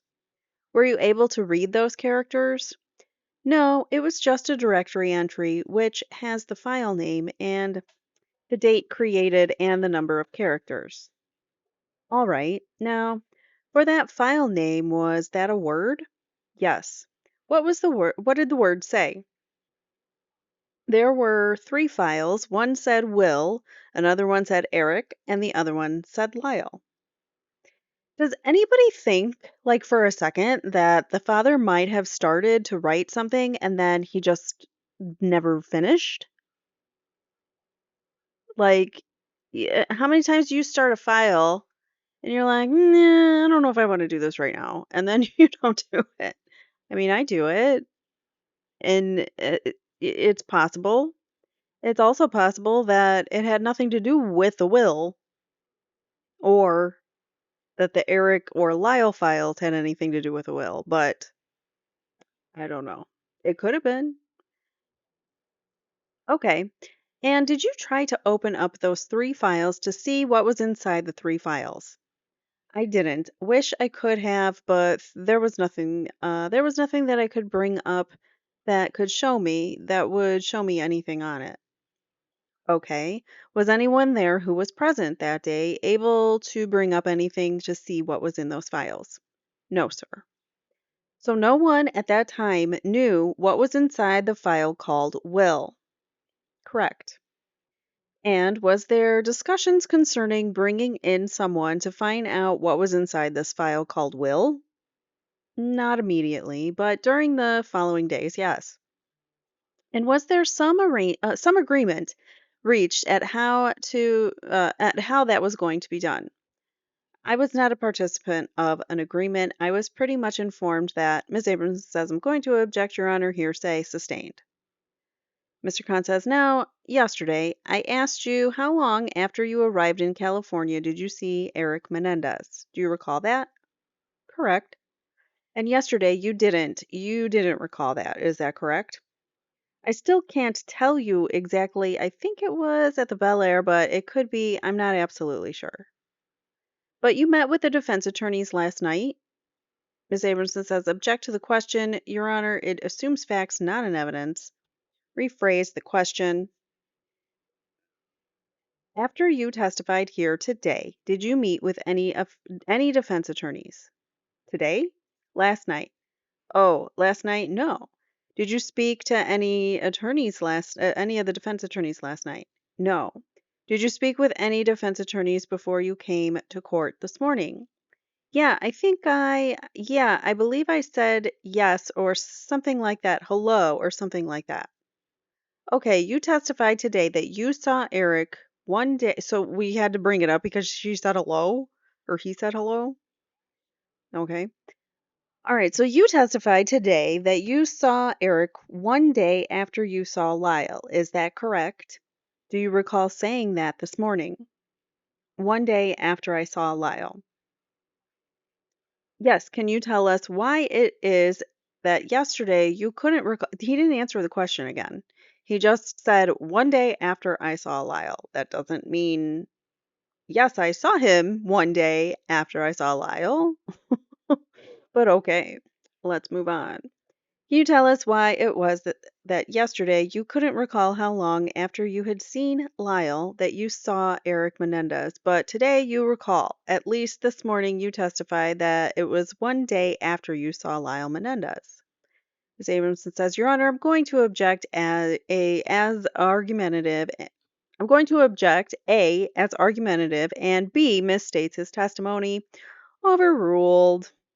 Of course. Well, if I saw Lyle, well, I guess it could have been 2 days after. It depends on when I saw Lyle, because I can't remember whether I saw him for the first time that night that I arrived or the day after. And I didn't see him on Tuesday, so it probably had to be Wednesday.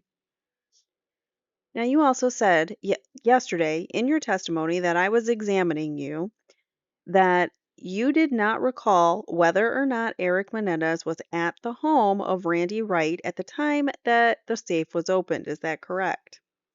I don't recall that. Do you recall testifying this morning that Erik did not go to Randy Wright's home?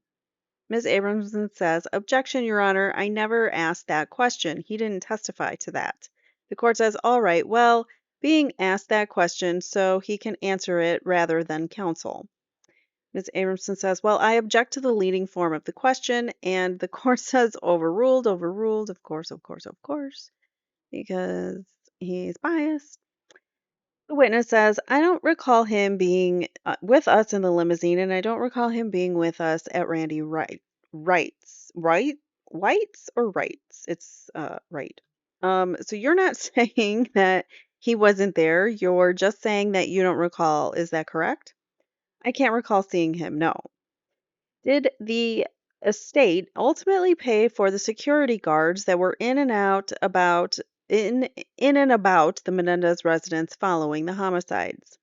"No." "You indicated that you concluded that Lyle Menendez was not going to succeed in Princeton. Is that correct?" "Correct." "Was it a conclusion that you reached after Lyle Menendez had started at Princeton? Is that correct?" "Correct." So this was not something that you advised Jose of prior to the time that Lyle Menendez began his study at Princeton. Is that correct? Correct. Did you have any discussions with Jose Menendez about whether or not Lyle Menendez would succeed in Princeton prior to the time that Lyle Menendez started at Princeton? That's a confusing question. No. And once you formed the conclusion that Lyle Menendez was not going to succeed at Princeton, did you voice that opinion to Jose Menendez? At some point in time, yeah. And what was the response of Jose to that? He felt that there was a tremendous advantage for him to study at Princeton because of contacts, because of, I guess, primarily contacts and the reputation of Princeton and what that image would do for his son. But when you voiced the opinion that he would not succeed regardless of those contacts, what, if anything, did Jose Menendez say concerning his expectations as to whether or not Lyle Menendez would be able to get through Princeton? He said, all I want him to do is to pass. I don't care what grade he gets, just to graduate." Did he indicate whether he had told his son Lyle that all he wanted him to do was pass through Princeton? "We had conversations to that effect. He may have told him. I'm not sure whether he did or not. He told me." Now, did you feel that Lyle Menendez was capable of just passing and getting through Princeton? No. You didn't feel he could do that. Why is that? Because he didn't have the discipline involved to do it. He didn't have the educational base to do it. And because he was involved in activity, or lack thereof, that would make him unsuccessful at completing his courses. What do you mean, activities, or lack thereof? That would make him unsuccessful in completing the courses. Going to class, not cheating, studying at night, the type of activities that are required to pass a very tough school like Princeton. And what you observed is that he would not go to class and he was cheating. Is that correct? Well, yes. When you say he lacked the educational base, what do you mean by that? This is the basis of homework being done by his parents rather than himself. And did you say that you and your wife also helped him in his courses in some way? At Princeton, a couple of times I studied with him for his geology class. And what specifically did you do in assisting him other than learning it yourself? Well, going through it, asking questions, doing, back and forth. Let's find out whether you have prepared for the exam and sort of tutoring him. Exactly. You said that Jose Menendez wanted Lyle to be at least like him or even better. Was that your testimony? Yes. Would you agree that Jose Menendez wanted the best for his son, Lyle? Objection, leading and suggestive and unclear what best means. Rephrase the question. Mr. Khan says, can you tell us what you mean when you say that Jose Menendez wanted his son Lyle to be better than him? Not in the sense of being a better person, but having things be easier for him because of the contacts and because of, as opposed to maybe the effort that it took him to get where he was because he didn't have the contacts and so on. Would you agree then that he wanted his son, Lyle, to have a good life? Ms. Abramson says, I'm going to object to that as leading and suggestive and relatively vague. Well, it is leading. The witness says, I'm sorry, what? The court says, the objection was sustained. You indicated that Jose Menendez was disappointed that Erik Menendez could not be another Jose Menendez. Is that correct? Correct. And did Jose Menendez indicate to you why he felt that his son, Erik Menendez, could not be like him? I don't think that he said so in many words. It was more a disappointment in terms of his talent, his forcefulness, his toughness. If one required his tennis capabilities, his just about his overall personality. You said that Jose Menendez told you about an incident in which Erik Menendez was attacked by a gang. Is that correct? Correct. This never came in the first trial, right? I don't remember him being attacked by a gang. And did he indicate whether there were any injuries as a result of that incident? I don't believe so. So you had no knowledge. I'm sorry, correction on that. Yes. And what type of injuries? That Erik had been injured. What type of injury? Some minor injury? It was like a fist fight. Okay, and you indicated that he expressed disappointment as a result of the incident. This is one of the general, in terms of things that bothered him and that grief that was being caused by his son. Yeah, the grief that was being caused by his son. Like, oh, poor me, my son's a wuss and gets beat up by gang members. I'm the biggest narcissistic prick on the planet. My name is Jose Menendez. Nice to meet ya. Sorry. Okay, it's not funny. All right. So did he indicate to you that that was a reason why he was getting him out of the will or cutting him out? Why can I not see words? It's so like because this light is so bright and I can't see. All right. Maybe that's better. Did he indicate to you that that was a reason why he was cutting him out of the will because he had been attacked by a gang member? No.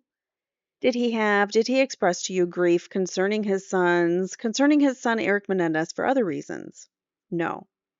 Did he indicate to you at any time that Erik Menendez had been in any kind of trouble? Objection, Your Honor, and ask to approach. The court says, all right, how much longer do you think you'll be with this witness? Mr. Khan says, probably 5 to 10 minutes.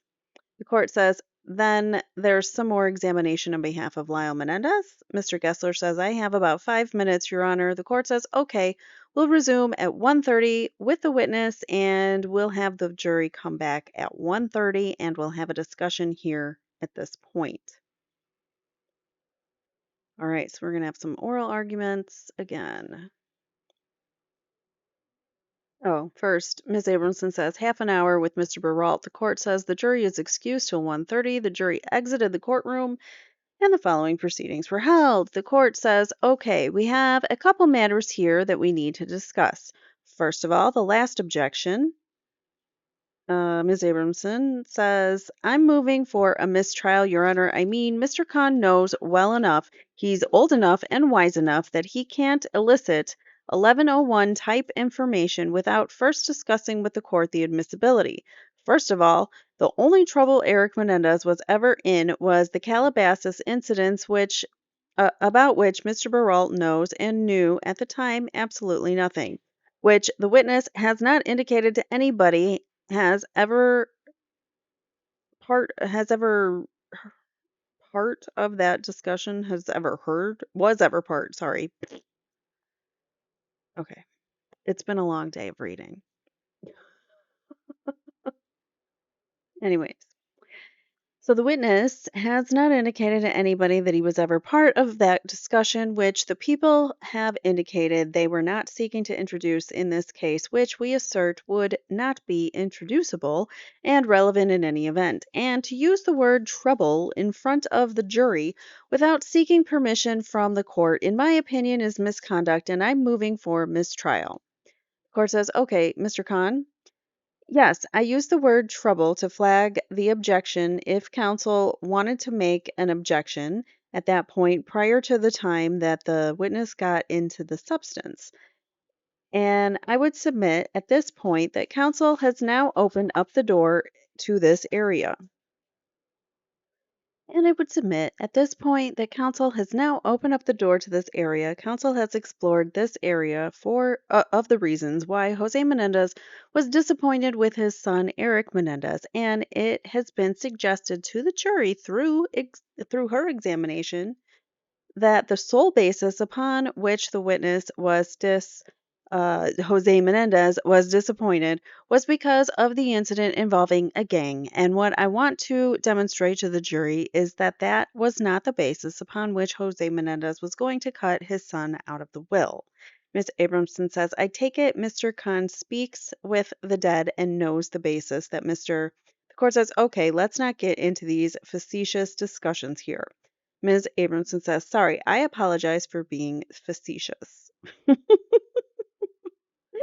She is great. I love her. I mean, I love Leslie Abramson. She's like a legal hero, a female legal hero, just from watching her in the first trial. And I find her quite entertaining. All right, Mr. Gessler says, I'd like to add, Your Honor, because some of these things to come over to my client, since we are standing in the joint trial here and the last trial at a 402 motion at page 19804, this topic was gone into outside the presence of the jury, and Mr. Baralt specifically said Jose Menendez never mentioned the burglary. That's interesting. He first mentioned it in the last trial. He said that Jose never talked about the burglary. So then how would he have been disappointed in those things in the Calabasas incidents? As to the other reasons, as to Lyle Menendez, I think this adds to misconduct under People versus Lasigno. Okay, we'll go with that. Lasigno. Why is my page not moving? Here we go. I'm sorry. I don't know what's going on. It's been a long day. The district attorney is not allowed to ask this question of a witness where he knows the answer is going to be negative or does not have a reasonable belief that the answer will be affirmative unless he is prepared to prove the rest of the converse of that. Bailiff says, Your Honor, may we bring the jurors out? The court says, please. Okay, the jurors have left. Mr. Gessler says that case and cases that follow it make it very clear that a good faith belief is not simply a belief in the existence of certain facts. For instance, that the burglaries are true is a good faith belief of truth of the matter that he is asked on cross-examination. In this case, he knows that Mr. Baralt has said under oath that there was no such conversation and he had no such information from Jose Menendez as being a reason for disinheriting, and there is no other manner of proving that Mr. Menendez did tell Mr. Baralt that. This is clear misconduct. The court says, okay, let's focus on what was asked. The question was, any trouble? That's hardly an inflammatory remark. Trouble? Mr. Gessler says it's very inflammatory, Your Honor. Court says, come on, it's not. What does trouble mean? It's not inflammatory? Okay. Mr. or Ms. Keep doing that. I don't know why. Ms. Abramson says it means trouble with the law. The court says problems with his two sons. Got into. The court says, let me finish. We've had a lot of discussions here about why Jose Menendez was dissatisfied with his sons, and anybody looking at that could characterize that as trouble. Now, that's hardly reference to criminal activity or anything that would be regarded as inflammatory. Mr. Gessler says, could I have the question that was asked read back, Your Honor? Because I think what he said was that Eric Menendez was in trouble, and in trouble is a totally different connotation from having trouble with your sons. The court says, okay, Mr. Gessler says, in trouble means only one thing to the layperson. That means in trouble with the law. The court says, no, I don't think that's true. I don't find that as the inference that would be drawn from that. We'll have the question read back so we can focus on it. Mr. Gessler says, I would like that, Your Honor. Ms. Abramson says, what about the next question, Your Honor? Didn't you know he was involved in burglaries, which is the one that's in Mr. Khan's head? Is that okay? The court says, we're not talking about that one, are we? Ms. Abramson says, well, I want to make sure that one. The court says, aren't we talking about the question that you objected to? Ms. Abramson says, Mr. Khan has already indicated to the court that is where he is going, and he used that question as a flag that that's where he was going. Isn't that what you said? Mr. Khan says, if the answer to the question was no, I was not going to ask that question. Ms. Abramson says, but that's where you're going. Mr. Khan says, may I finish? Well, will propose in light of the examination that has been conducted, if the answer to that question is no, that Mr. Baralt did not have personal knowledge of that information, will ask this court to allow us through other witnesses to prove up the incidents because that will tend to show why Jose Menendez was going to cut his sons out of the will. Ms. Abramson says, I should point out it is the prosecution that brought out from Mr. Baralt the conversation about cutting out, the fact that he was disappointed. Asked specifically, did he give you the reasons he was disappointed? Elicited Lyle Menendez's spending, elicited Lyle Menendez's failure at Princeton, elicited zero about Eric Menendez, and now they're saying we opened the door and that now they can prove the burglaries and read the mind of the dead. The burglaries occurred a year before. And the year before, what Mr. Baralt had a conversation with Jose Menendez, where he didn't. The court interrupts her and says again, we're getting well beyond the hearing, which was the result to an objection to one question, and we've already heard in reference to a hearing conducted in the first trial that the witness's answer would be he was unaware of this particular incident. Therefore, there is no need to go further with that discussion at this point. Ms. Abramson says, well, I would object. The court says if there is a people's offer of evidence of other crimes, such as reference to this burglary in Calabasas, which, as we recall, was received in evidence in the first trial, Ms. Abramson says, given a particular factual context. The court says it was received in evidence in the first trial. The court overruled objections under grounds of 352 and 1101 of the Evidence Code, and it was received if there's a request by the prosecution to offer it in evidence for some theory or reason other than was the basis of its receipt in the first trial, then we'll hold a hearing on that. That is not the purpose of the hearing at this point, just to deal with this particular objection. Ms. Abramson says, okay, but with respect to that objection, since the only trouble Mr. Khan has in mind is the burglaries, and since we know this witness doesn't know that, we would object to his asking. The court says, okay, let me ask Mr. Baralt. Why is the witness in the room as this is happening? This is, why is he still in the stand as they're discussing his testimony?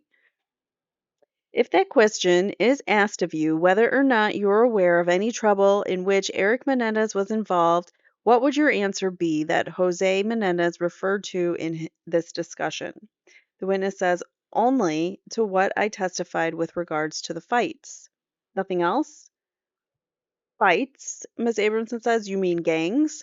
The witness says gang fights, whatever, fist fights. The court says, with that understanding, the objection is sustained. Oh man, she fought hard on that one, and good for her. Good job, Leslie. And the jury will be informed that the objection was sustained. Mr. Gessler says, I join in the motion for a mistrial. However, Your Honor, based on the fact that the signo, the vice of that is not the answer. It's the lack of the question given that the DA knew was improper, and I assume he can read the same volumes from the last trial. Ms. Amerson says, we would ask for an admonition that there's no evidence that Erik Menendez was in any trouble. The court says, all right, the court denies the motion for a mistrial. I don't find that the question asked is in any way prejudicial and would in any way cause the jury to speculate that the defendant, Erik Menendez, was involved in any activity that would be regarded as improper or inflammatory or in any way reflect negatively on him or on the co-defendant, and therefore the motion for mistrial is denied. I don't find that this in any way denies either defendant the right to a fair trial. All right, as far as the other offer, we had some questions you wanted to ask the witness, Ms. Abramson. Excuse me, Your Honor. The court says you had questions you wanted to ask the witness that I delayed hearing until after the redirect. Ms. Amerson said, correct, Your Honor. The prosecution brought out over strenuous objection that Mr. Baralt saw no evidence of SA after eliciting how close he was to Jose Menendez, and I think that we should be entitled to show that Jose Menendez had secrets from this witness, in spite of how close they were and what those secrets were. One of those secrets did come out, which was the affair that he had for 6 years. The other secret is that his wife tried to commit her own self unaliving and was in a hospital. And the other secret was that his wife had a drug and alcohol problem. All of those things were like big secrets of the family that they kept, as well as, uh, other things regarding the brothers not being able to do their own homework and things like that. Even though he did share it with Carlos Baralt, but he had not, that was something that a lot of the other family members didn't know, was if they were doing poorly or if they lost a match, the tennis match or whatever. So they kept a lot of things because of the wanting to keep a high profile, or not a high profile, the trying to keep a profile of, this perfect family. They didn't talk about the negative things, the like normal things that happen in life, losing a tournament, losing a match. Those are things that happen, but they would, embellish or they would lie about those things, and the family realized that later on. So the implication that the prosecution would leave with this jury, which is Mr. Baralt was so close to the family that if Mr. Menendez was essaying his kids, Mr. Baralt would have seen it. I think I'm entitled to show that this is a very secretive family and there were many things that he didn't know until they were dead. And we know that they were a very secretive family. And after watching the first trial, a lot of that secrecy did come in. Why is this not allowed to come in the second time around?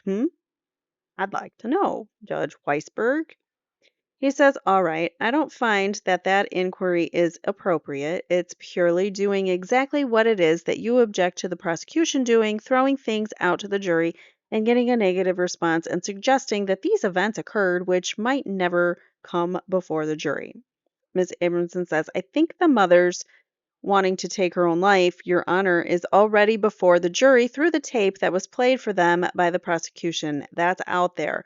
We didn't put that tape in this time. They did. The court says, well, the reference in that tape to attempting to take her own life, I don't recall now which speaker mentioned it. Ms. Abramson said all three. Mr. Gessler said everybody. The court says, all right, I'll permit you to ask that one question then. It's like he got caught in that one and he had to. Were you aware of any situation involving an attempted, taking of her life? Ms. Abramson says, by Mrs. Menendez. Yes. Thank you, Your Honor. I'll be satisfied with that. The court says, yes, Mr. Gessler. Mr. Gessler says, I was going to add to that, but the court says, okay. We'll be in recess till 1:30. It might be 1:40 by the time we start up. Okay, okay, okay. Now we're back in the presence of the jury. The court says, yes, Mr. Levin says, Your Honor, I have requested this caucus. Once again, the defense requests that this court consider signing the order that was proposed by the defense regarding attorneys commenting on the case to the media. We have no intention of talking to the media except when we must clarify issues or correct the record with respect to something that what the prosecution has said. So is the jury? Oh, this is out of the presence of the jury. Sorry. Okay. The jury's still gone.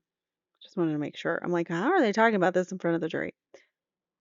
Each time that I have spoken in the press, it has always been following an interview that had been given by the prosecution. Just today at lunchtime, Mr. Khan briskly walked over to the microphones and television cameras, which are located behind a blue line outside the court. I followed to listen. Mr. Khan gave a rather lengthy interview, beginning by commenting on the motion for mistrial by the defense and inferring that there was additional evidence that he had that was not allowed to bring that he was not allowed to bring in concerning trouble that might have existed in the Menendez household. That is so um what's the word I'm looking for? Can't think. My brain is hurting. Prejudicial. That's so prejudicial, and that could taint the jury pool, that could get to the jury by talking to the media about the case. The person who is actually, like, it's one thing to just make like a comment here or there, but to go running to the media line when, sorry, I got a little fuzz or something and I can't get it. Running to the media line as soon as the lunch break occurs and making these comments about, we have more evidence, but we weren't allowed to bring it in. That is so improper. Specifically, he said, with respect to Erik Menendez, by indicating that the only evidence to which he was allowed to bring in was the subject matter that led to Ms. Abramson's motion for mistrial, with Mr. Gessler joining in, clearly indicating to the public that there's evidence that this court is suppressing. Following that discussion, Mr. Khan gave a rather lengthy discussion on Brian Eslamania's proposed testimony, including subject matter which I understand to be the subject of a hearing that we are going to conduct very soon. It's rather clear that's what's occurring in this case, and that is that the prosecution has an agenda. One is to try the case in the courtroom, and the other is to try the case in the press. And we are requesting once again that the court assist us in keeping these misperceptions, improper statements to the public, creating confusion, creating problems, not only for the defense, but creating a lot of problems for the system in general when a lawyer takes the opportunity to discuss matters which are not going to be presented in this trial, of that are the subject of litigation and ruling by this court. The court says, okay, did you wish to be heard, Mr. Khan? Mr. Khan says, yes. In the statements that I made to the media this morning, I did not infer to any additional information or evidence which is not going to be presented in this trial, so that's simply inaccurate. So far as Brian Eslamania is concerned, what I did was I directed members of the press. Once again, back to my opening statement, I referred to nothing but what I said in my opening statement, and that is that Mr. Eslamania is going to testify to certain things which this court has already ruled to be admissible. So what I said to the press was simply a reiteration of something they already had, something they already knew, and nothing new here that counsel can point to. The court says, and as far as reference to information other than that which was referred to in our hearing this morning at the break regarding Eric Menendez, did you indicate that there was something else that was not revealed or discussed this morning? No, I made no reference to any additional material. Mr. Levin says, well, not directly, Your Honor, but he inferred in the matter in which he carefully chose his words to talk about those incidents in which he was allowed to present in court, clearly inferring that there were other incidents of misconduct. First of all, the incidents of misconduct on behalf of Eric and Lyle Menendez exist, but that somehow this court was disallowing this information from being mentioned in court. Secondly, with respect to Brian Eslamania, how do attorneys argue so well? I wouldn't be able to keep all my points intact so thoroughly and clearly. It's amazing. All right, anyways, I mean, I guess that's what they're supposed to do. Secondly, with respect to Brian Eslamania, Mr. Khan was talking about how evidence was going to be presented in this court to show that the defendants are perjurers. He went into an extensive amount of information. Unless I'm sleeping, I thought that we would be having a hearing with respect to those issues this afternoon, and the court has not made a final ruling or not issued a final ruling with respect to the scope and extent of Mr. Eslamania's testimony. The court says, well, the court did rule that Mr. Eslamania would be permitted to testify regarding conversations he had with the defendants about fabricating testimony.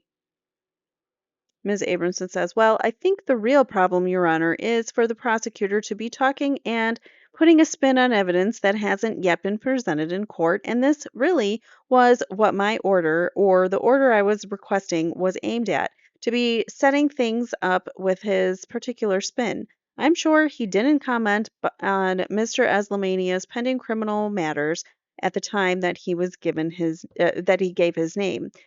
I'm sure he didn't comment about Mr. Eslamania's credibility. I'm sure he didn't comment about the rather bizarre remarks Mr. Eslamania made to Detective Zoller in the last interview. I can't wait to hear her cross-examination of him. What he did is he takes the core of the information that is favorable to him and spins it out in public as if it's coming from the Pope. And that's the real problem. The credibility of the information is for the jury to decide, and the credibility, as far as the media is concerned, is even to a certain extent for the media to decide when they see and hear the witnesses in court and have an opportunity to hear both the direct and the cross. Mr. Khan to do highlights of the week with his selected spin of the witnesses sends out his tiny version of these facts, and I think it is improper. And all I was asking for is that it says in the order not to comment on the credibility of any witnesses and not to comment on expected testimony. You're not supposed to be commenting on, as a DA, you're not supposed to be commenting on the credibility of any witnesses, anyways. That's highly unprofessional and unethical. That's why when Michael Morrissey in the Karen Reed case did his whole, he did a video that he released for the press, but he didn't take any questions, and it was like his hostage video. He was reading from the paper, and it was like Colin Albert was not in the house. That was a terrible Boston accent, by the way, but you know what I mean. And all of those comments and statements and saying things about the witnesses in that case, like Brian Albert didn't do anything, Colin Albert didn't do anything, Michael Proctor didn't plant any evidence, saying all those things, he's tainting the jury pool and commenting on the credibility of the witnesses, which you are not allowed to do. You are only supposed to present a case. You're supposed to present the evidence. If your witnesses happen to be not credible, then that is your case. That's part of your case. That's a bad fact in your case, and you got to deal with it. You don't just go out to the media and say these people aren't credible. So that I don't like, but here we are. We're not used to this. This happens all the time in courts, in the news, in the press, DAs, and sometimes even defense attorneys trying the case in the press. All right. So once it's testimony, if the people want to say how it fits in their case, fine. But until it's testimony, I think it's improper. And to constantly call our clients names, which is what Mr. Khan likes to do, is also improper. What names is he calling them? The attorney's office loves to call them liars. Even the DA today, Nathan Hochman, likes to call them liars. So I'm not surprised that they're calling them names back then, too. The court says, well, the initial reaction I have is that I don't see these incidents in the front of the courthouse. Counsel are out there watching testimony. The jury didn't see it either. The jury is sequestered during the day and is not exposed to any of this.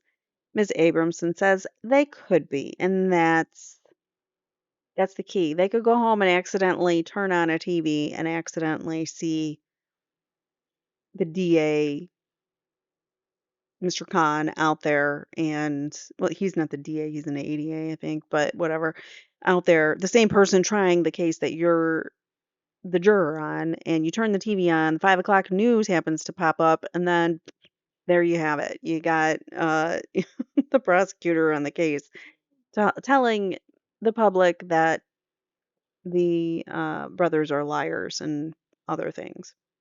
The court says, no, not the actual live interviews. There's no way. Hopefully, that they will be exposed to such as they are occurring. Don't you know that they play things over and over and over again, sir?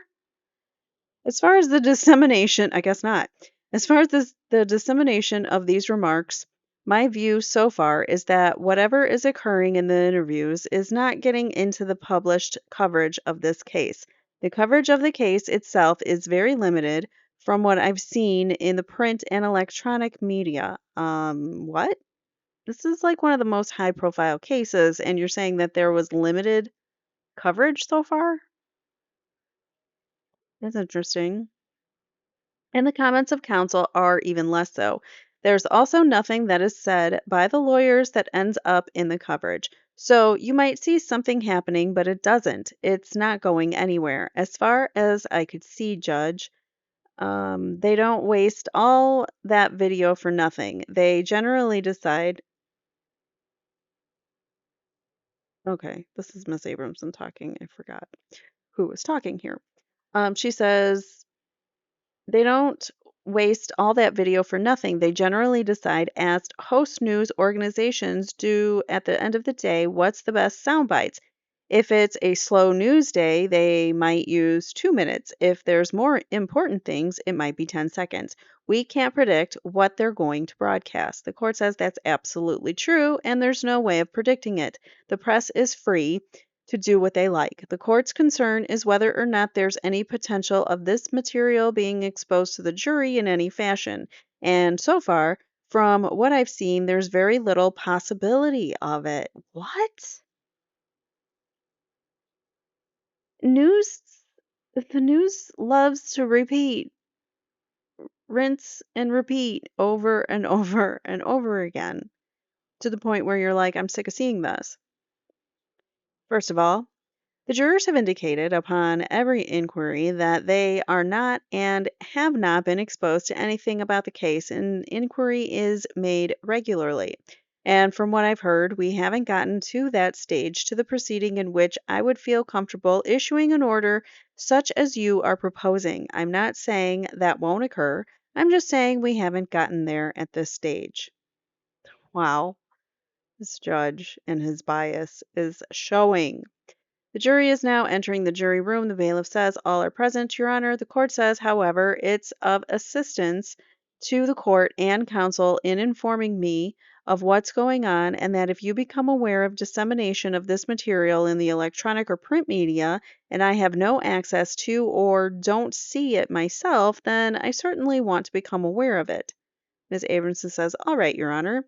The court says, at the same time, counsel should be aware of their ethical responsibilities and whether there's a court order or not. If there is anywhere near a violation of ethical, finally, you're actually saying something to the state, ethical responsibilities or potential of that occurring, counsel should err on the side of extreme caution. There's very little to be gained, and a great deal to be lost by going over the line, and if either side, and at this point the complaint is as to the interviews conducted by the prosecution, if you're at all concerned about whether you're near that line, back off. It's a very simple way to address the problem.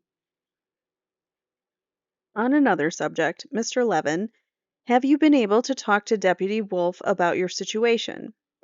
Yes, Your Honor, I have. I just got a page and it appears it's been resolved, but oh, a page, like we had pagers back in the day before cell phones, and I don't want to explain pagers, but that's what it means. He just got a page and it appears that it's been resolved. But at the next break, I'll verify it. Thank you. The court says, let's resume. How much longer on redirect with this witness? The Mr. Khan says, just 5 more minutes, Your Honor. The court says, and then you have some more, and then we have Mr. Whitkin. Is that right? Ms. Nahara says, that's correct. The court says, he was here this morning and yesterday afternoon. I assume he's back. Ms. Towery says, with respect to Mr. Whitkin, I brought some butcher paper in to use with Mr. Whitkin to do a chart just illustrating what he's saying to make it a little easier for the jury to understand what he's saying. Court says that's great. Ms. Towery says thank you. The court says, let's get the jury out, please. The jury enters the courtroom and the following proceedings are held. All right, the court says everybody is almost back. The jury is back, and the witness is on the witness stand. Mr. Baralt says, Mr. Baralt, I think you wanted to indicate something at the break. You made a big face. The witness says, yes, I did. Court says, you leaned over to me and said you wanted to explain that to the jury. The witness says, this is the 4th airline reservation that gets canceled this afternoon. The court says, so when you heard that we were going to continue this afternoon, you had to make another change? The witness says, another change. Court says, okay, that explains your reaction. Okay. Why did he need to take time in court for that? But okay. I guess whatever. Redirect examination continues. All right. So Mr. Khan says, Mr. Baralt, I'll talk quickly. Doesn't matter anymore. I have my next one 2 weeks from today. Oh, damn. He's missing his brother. I bet you he's pissed. I would be. All right, maybe you shouldn't tell us that. Now, sir, defense counsel asked you this morning what you meant or what you were referring to when you said you saw no evidence that Jose Menendez had SA'd his son. Do you recall that question? Yes, this morning. Have you, in the course of your life, observed people to express in some way, whether by clear or subtle ways, uh, interest in another person? Yes. This is so improper. I would have objected to that immediately. Like, what? That just shows how clueless these people are when it comes to SA. And you have observed some people to express their sexuality more openly than other people? Yes. Having observed Jose Menendez from the time that he was 15 years old to the time that his life was taken at the age of 45, did you ever hear Jose Menendez express an interest in relations with another man? Ms. Abramson says, I'm going to object to that as beyond the scope of cross. And of course, Judge Weisberg overrules it. Ms. Abramson says, a man is not essaying a child. The court says, objection overruled. The witness says, no, I have not. Mr. Khan says, during that time period, did you ever hear Jose Menendez speak of an interest in essaying children? No. Well, usually they don't talk about it, but cool. That's just because there's an absence of him talking about it doesn't mean that he never did.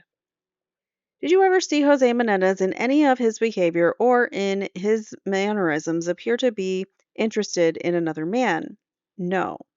Did you ever see Jose Menendez in any of his behavior or in his mannerisms appear to be interested in essaying a child? No. Did you ever see Jose Menendez in his behavior or in his mannerisms with his own sons appear to be interested in his sons in an intimate way? No. Did Jose Menendez appear to you to be a ladies' man? Yes. Ms. Averson says, object to that, Your Honor. Court says, overruled. The answer is yes. Mr. Khan says, and in the 30 years that you were close to Jose Menendez, did you observe any behavior that in your world or in your view would support allegations that he was essaying his own? Ms. Abramson says, I'm going to object to the form of the question as beyond the expertise of the witness as to what supports the evidence. Objection sustained. Thank you, Your Honor. Do you know how long Jose and Kitty Menendez were married? Yes. How long were they married? Since sometime around in the mid 60s till their death. And did you know Kitty Menendez before that period of time or during that period of time? Object. The question is compound, Your Honor. It's confusing. Rephrase the question. Yes. And how long did you know Kitty Menendez? Since shortly after their marriage. Did you ever observe any behavior on her part that was inappropriate towards any person in an intimate way? No. And did you ever hear her say anything to her sons or any other persons that appeared to be inappropriate? No. Mr. Khan says, thank you. I have no further questions. And now we are on recross.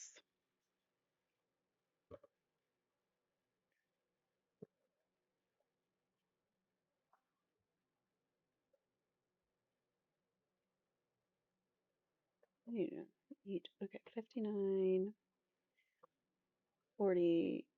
Oh, shit. I thought I was paused.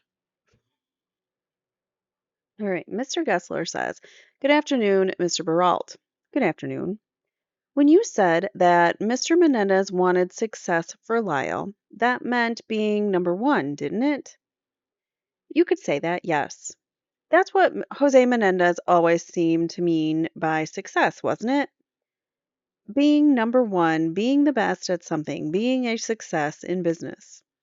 And you even had some conversations with him about that philosophy, didn't you? Yes, particularly about that philosophy as it concerned as it concerned raising children. Yes. And he said that winning was everything, didn't he? Yes. And what about coming in second? That's not good enough. And did he say why not? Essentially, it just didn't cut the mustard. And that was his philosophy concerning his son's tennis also, wasn't it? Yes. Both Lyle and Erik Menendez were very good tennis players for their age group, weren't they? Yes, they were. In fact, at one point, Lyle Menendez was ranked number one in the Mid-East states. Correct. And I think his brother Erik was also highly ranked at that point, wasn't he, for the younger age group? Yes, he was. He was ranked like in the 16-year-olds and Lyle Menendez in the under 18-year-old group. Correct. And did you see any of those matches that either of these young men played? A couple of them. And even though they were very good, did occasionally they lose? Yes, they did. And did you see how Mr. Menendez reacted when they lost? Objection, irrelevant, overruled. Generally, it was disappointment. Really, that's it. Mr. Gessler says, and how would he express that disappointment? Objection vague as to time, sustained. What would he do that led you to know that he was disappointed when Lyle would lose a match? Objection vague as to time. Unless it was always the same as, the court says, unless it was always the same as generalized description. Mr. Gessler, you'll have to be more specific. Mr. Gessler says, was Mr. Menendez's reaction mostly the same if Lyle Menendez should lose a match? Total varying degrees. Yes. Okay. And that was varying degrees of disappointment? Correct. And did you ever see him console Lyle Menendez when he lost a match? No. What about Mrs. Menendez? Did she ever console Lyle Menendez when he lost a match? Mrs. Menendez was essentially the main reaction was that of Mr. Menendez. What? They were kind of united in their approach there. Objection, argumentative and leading. The court says, well, it's ambiguous. The answer itself is ambiguous, and your way of following up is unclear, so perhaps you could clarify it. Mr. Gessler says, yes. When you say Mrs. Menendez, she reacted about the same as Mr. Menendez on these occasions, is that right? No. Did she react with disappointment that there was a loss? She may have reacted with disappointment, but not to the kids, not to but to other people. Blah, blah, blah. Let me say that again. Not to the kids, but to other people. And Mr. Menendez, he reacted to the kids as well with the disappointment, wouldn't he? To the kids with disappointment. That's both to Jose Menendez and Lyle Menendez. Wait, what? That's both to, I think he means Erik and Lyle, as the case might be. And you, on those occasions, you talk to him about, gee, that's not the way to approach those kids, right? On some occasions, not on all, no. And when you did that, did he accept your criticism or your philosophy? No, I did not have too many of those conversations with him. I had one conversation where I expressed my disappointment to him about his disappointment to the kids. And he said that he said at that time that winning is everything. Second best doesn't cut it. Correct. Now, you knew before Lyle Menendez entered Princeton that he didn't belong there, didn't you? No. You knew before he went to Princeton that his parents had done a lot of his homework for him, didn't you? Objection calls for hearsay. Sustained. While Lyle Menendez was at Princeton, was there an occasion which Jose Menendez faxed in an essay on Machiavelli to turn in? Objection irrelevant. Overruled. If you have firsthand knowledge of this, you can answer the question. I did not have firsthand knowledge of it. Someone else knew about it and told me about it. The court says the last portion of the answer is stricken.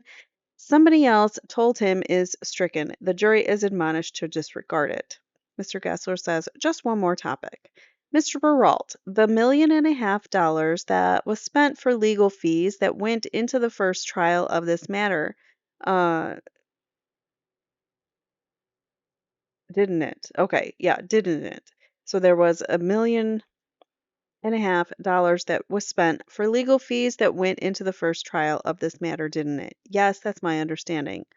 Attorneys, experts, all the different costs that the first trial encountered. Yes, sir. Was it not an attorney on the first trial? Was I not an attorney on the first trial? Correct. Neither was Mrs. Towery. No. Neither Miss Towery nor I had been graced with any of this $1.5 million, have we? You'll have to answer that one. You've never given us any money towards the defense, nothing from the estate. No, sir, right. And during that week, between the deaths of, let me strike that. During the week that Lyle Menendez was back for the funeral service in New Jersey, were there ever any occasions he came to your house to ask for money? For that purpose, I don't believe so. Mr. Kessler says, thank you very much. The court says, Ms. Abramson. Ms. Abramson says, briefly, Your Honor, I apologize for being jacketless, but it's not the usual frigid in here this afternoon, so I guess it's warmer in the courtroom. All right, so cross-examination is about to begin for Erik, for Erik's team. All right, Ms. Abramson says, Mr. Baralt, had you ever been in the Menendez home when Lyle was between 13 and 15 years old and his mother was bathing him and washing his hair in the tub? Objection irrelevant. Overruled. You can answer the question. I don't recall. Did you ever see it? No. Objection assumes facts not in evidence. The court says just a question. his answer is no. Ms. Amerson says, if that happened, would you have considered that inappropriate behavior by his mother towards a teenage son? Objection calls for speculation and lay opinion. Overruled. You can answer that question. The witness says the question. Ms. Abramson says, if a mother is bathing her 13, 14, or 15-year-old son, would you consider that inappropriate behavior? Let's assume he's not injured. He's perfectly able to bathe himself. Objection, no foundation for the hypothetical at this point in time. Overruled. I don't know what the circumstances would have been. Just normal, everyday circumstances. Objection, again, vague as to what is meant by everyday, ordinary circumstances. Ms. Amerson says, what do you mean by depends on the circumstances? What would make it okay?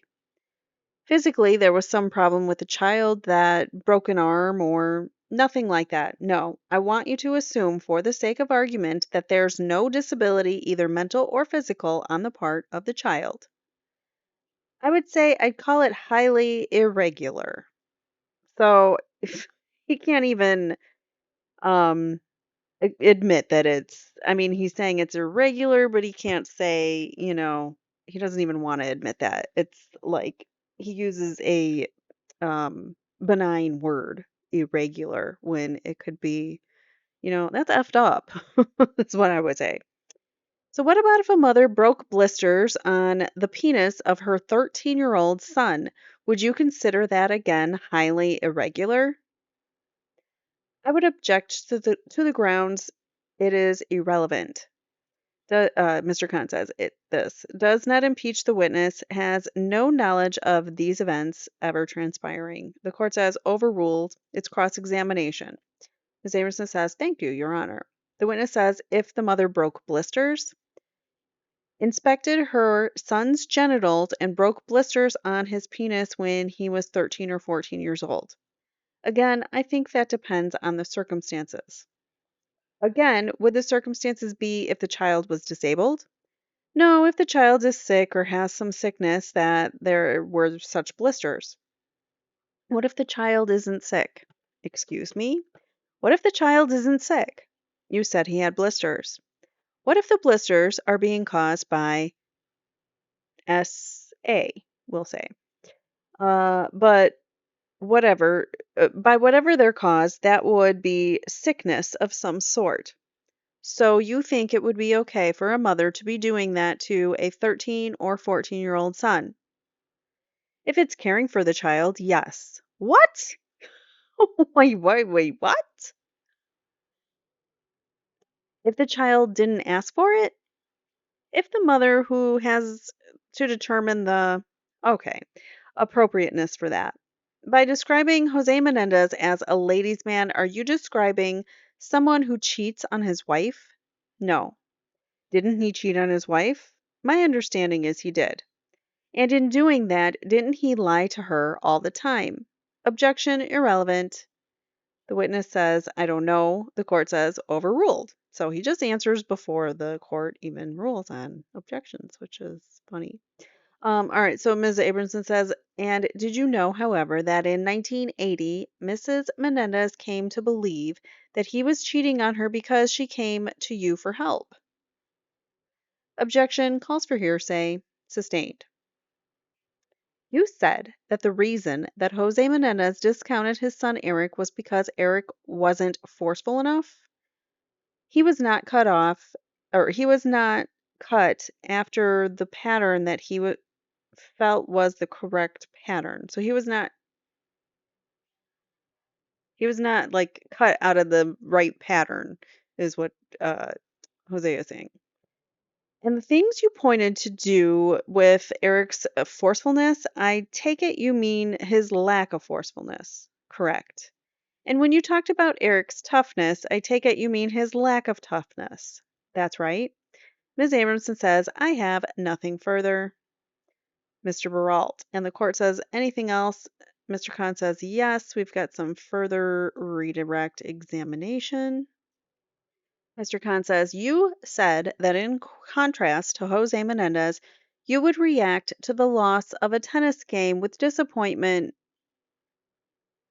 Menendez, who would react with the loss of, who would react to the loss of a tennis game with disappointment to his sons, that Kitty Menendez would react that way to other people, but not to her own sons. Is that correct? Correct. Can you tell us how she reacted in the presence of her own sons? She would be a secondly figure at that point. In other words, Jose would be in charge of the situation at that time, and she would be the one running out to the court or confronting his sons with a situation with his disappointment. And did she react at all to the situation that you could see? She reacted, if anything, with the fact that she was not pleased with Jose's reaction to the loss. I'm sorry? She was not pleased with Jose's reaction to the loss. Did you ever see her express such displeasure with her husband, Jose? Called him Joe. Yes. And how would she express such displeasure? Jose, you should not get mad at or leave him alone or let him be or something to that effect. We never heard in the first trial anyone say that she tried to calm Jose down when he was angry at the brothers. So this is brand new information that we're just hearing now. Is that something that she would do in the presence of her sons? Sometimes. And how would Jose respond? Jose Menendez respond to that? Generally to the effect that it was his business to deal with this situation at that point. Now, you said that you don't recall Lyle Menendez coming to you and asking you for money from the estate during a particular time period. During the time that you were the executor of the estate, from the time of the discovery of the will up until the arrests of the defendants, did Lyle Menendez ever ask you for money from the estate? I don't think so. He might have, but nothing sticks in my mind at this point. Do you recall if you gave him any money from the estate? No, I don't. And counsel asked you about a mother who would bathe her sons while her sons were teenagers. Did you ever? Ms. Abramson says, objection, Your Honor, misstates the evidence. It's only one son. The court says, rephrase the question. Mr. Khan says, yes. Counsel says, the question is, counsel asked you concerning a mother who would bathe her son as a teenager. Did you ever know Kitty Menendez to bathe either of her sons when they were teenagers? I don't recall ever seeing that. Well, do you think she would do it in front of you? Like now that they're at the second trial, they get ahead of all of the things that came out in the defense's case the first time around that the prosecution was not really prepared for. I mean, they had all of the evidence. They knew these things, but yet they weren't prepared for it to fight it. And this time around, they were, and they're getting ahead of it and trying to make it seem like they're liars again. Did you ever know Kitty Menendez to bathe either of her sons? I don't recall ever seeing that. It's not like he's gonna do it in front of you, but okay. Did you know Kitty Menendez to be a person who would break blisters on the penises of her sons? I don't recall ever having seen that. Thank you, sir. The court says, on those limited subjects, anything else? Ms. Abramson says, I have one question, Your Honor. The court says, okay. Do you have a taxi waiting? The witness says, 2 weeks from today. Further cross-examination. All right, so this is Ms. Abramson's question. And she says, when Jose Menendez would reply to Mrs. Menendez's criticism of him for being tough on the boys, did he say, what I did with my sons is my business? Mr. Khan says, objection, vague as to time. Sustained. Ms. Abramson says, well, you just answered Mr. Khan's question about how would Mrs. Menendez reply, and you indicated sometimes she would say to Jose, oh, you're too hard on them, or don't do that, right? And then you said Mr. Menendez would tell her something? And wasn't that something, words to the effect of, they're my sons, and what I do with my sons is my business or is up to me? It would be more like, I know what I'm doing. So buzz off or stay out of it. Exactly. Thank you. The court says anything else? No further questions, Your Honor. The court says, okay, thank you, sir. Better get out of here quick. Your next witness. And the people call Howard Whitkin next. That is going to be the next episode.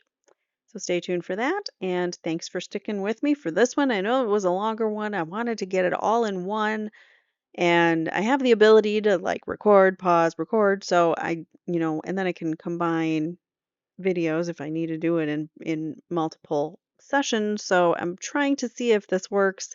If not, if you don't like it, let me know. I can shorten the videos as well. So let me know in the comments below what you think of the longer version of the video so you can get all of the testimony in one. And then I appreciate your feedback on that. And I also just really appreciate you guys for being here. So thank you again so much for watching. If you don't mind, please hit the like button on the way out. And I will see you guys in the next episode with Howard Whitkin, who is the IT guy who was looking on the computer for the will. So we will get into his testimony next time. I look forward to seeing you then. Take care. Bye now.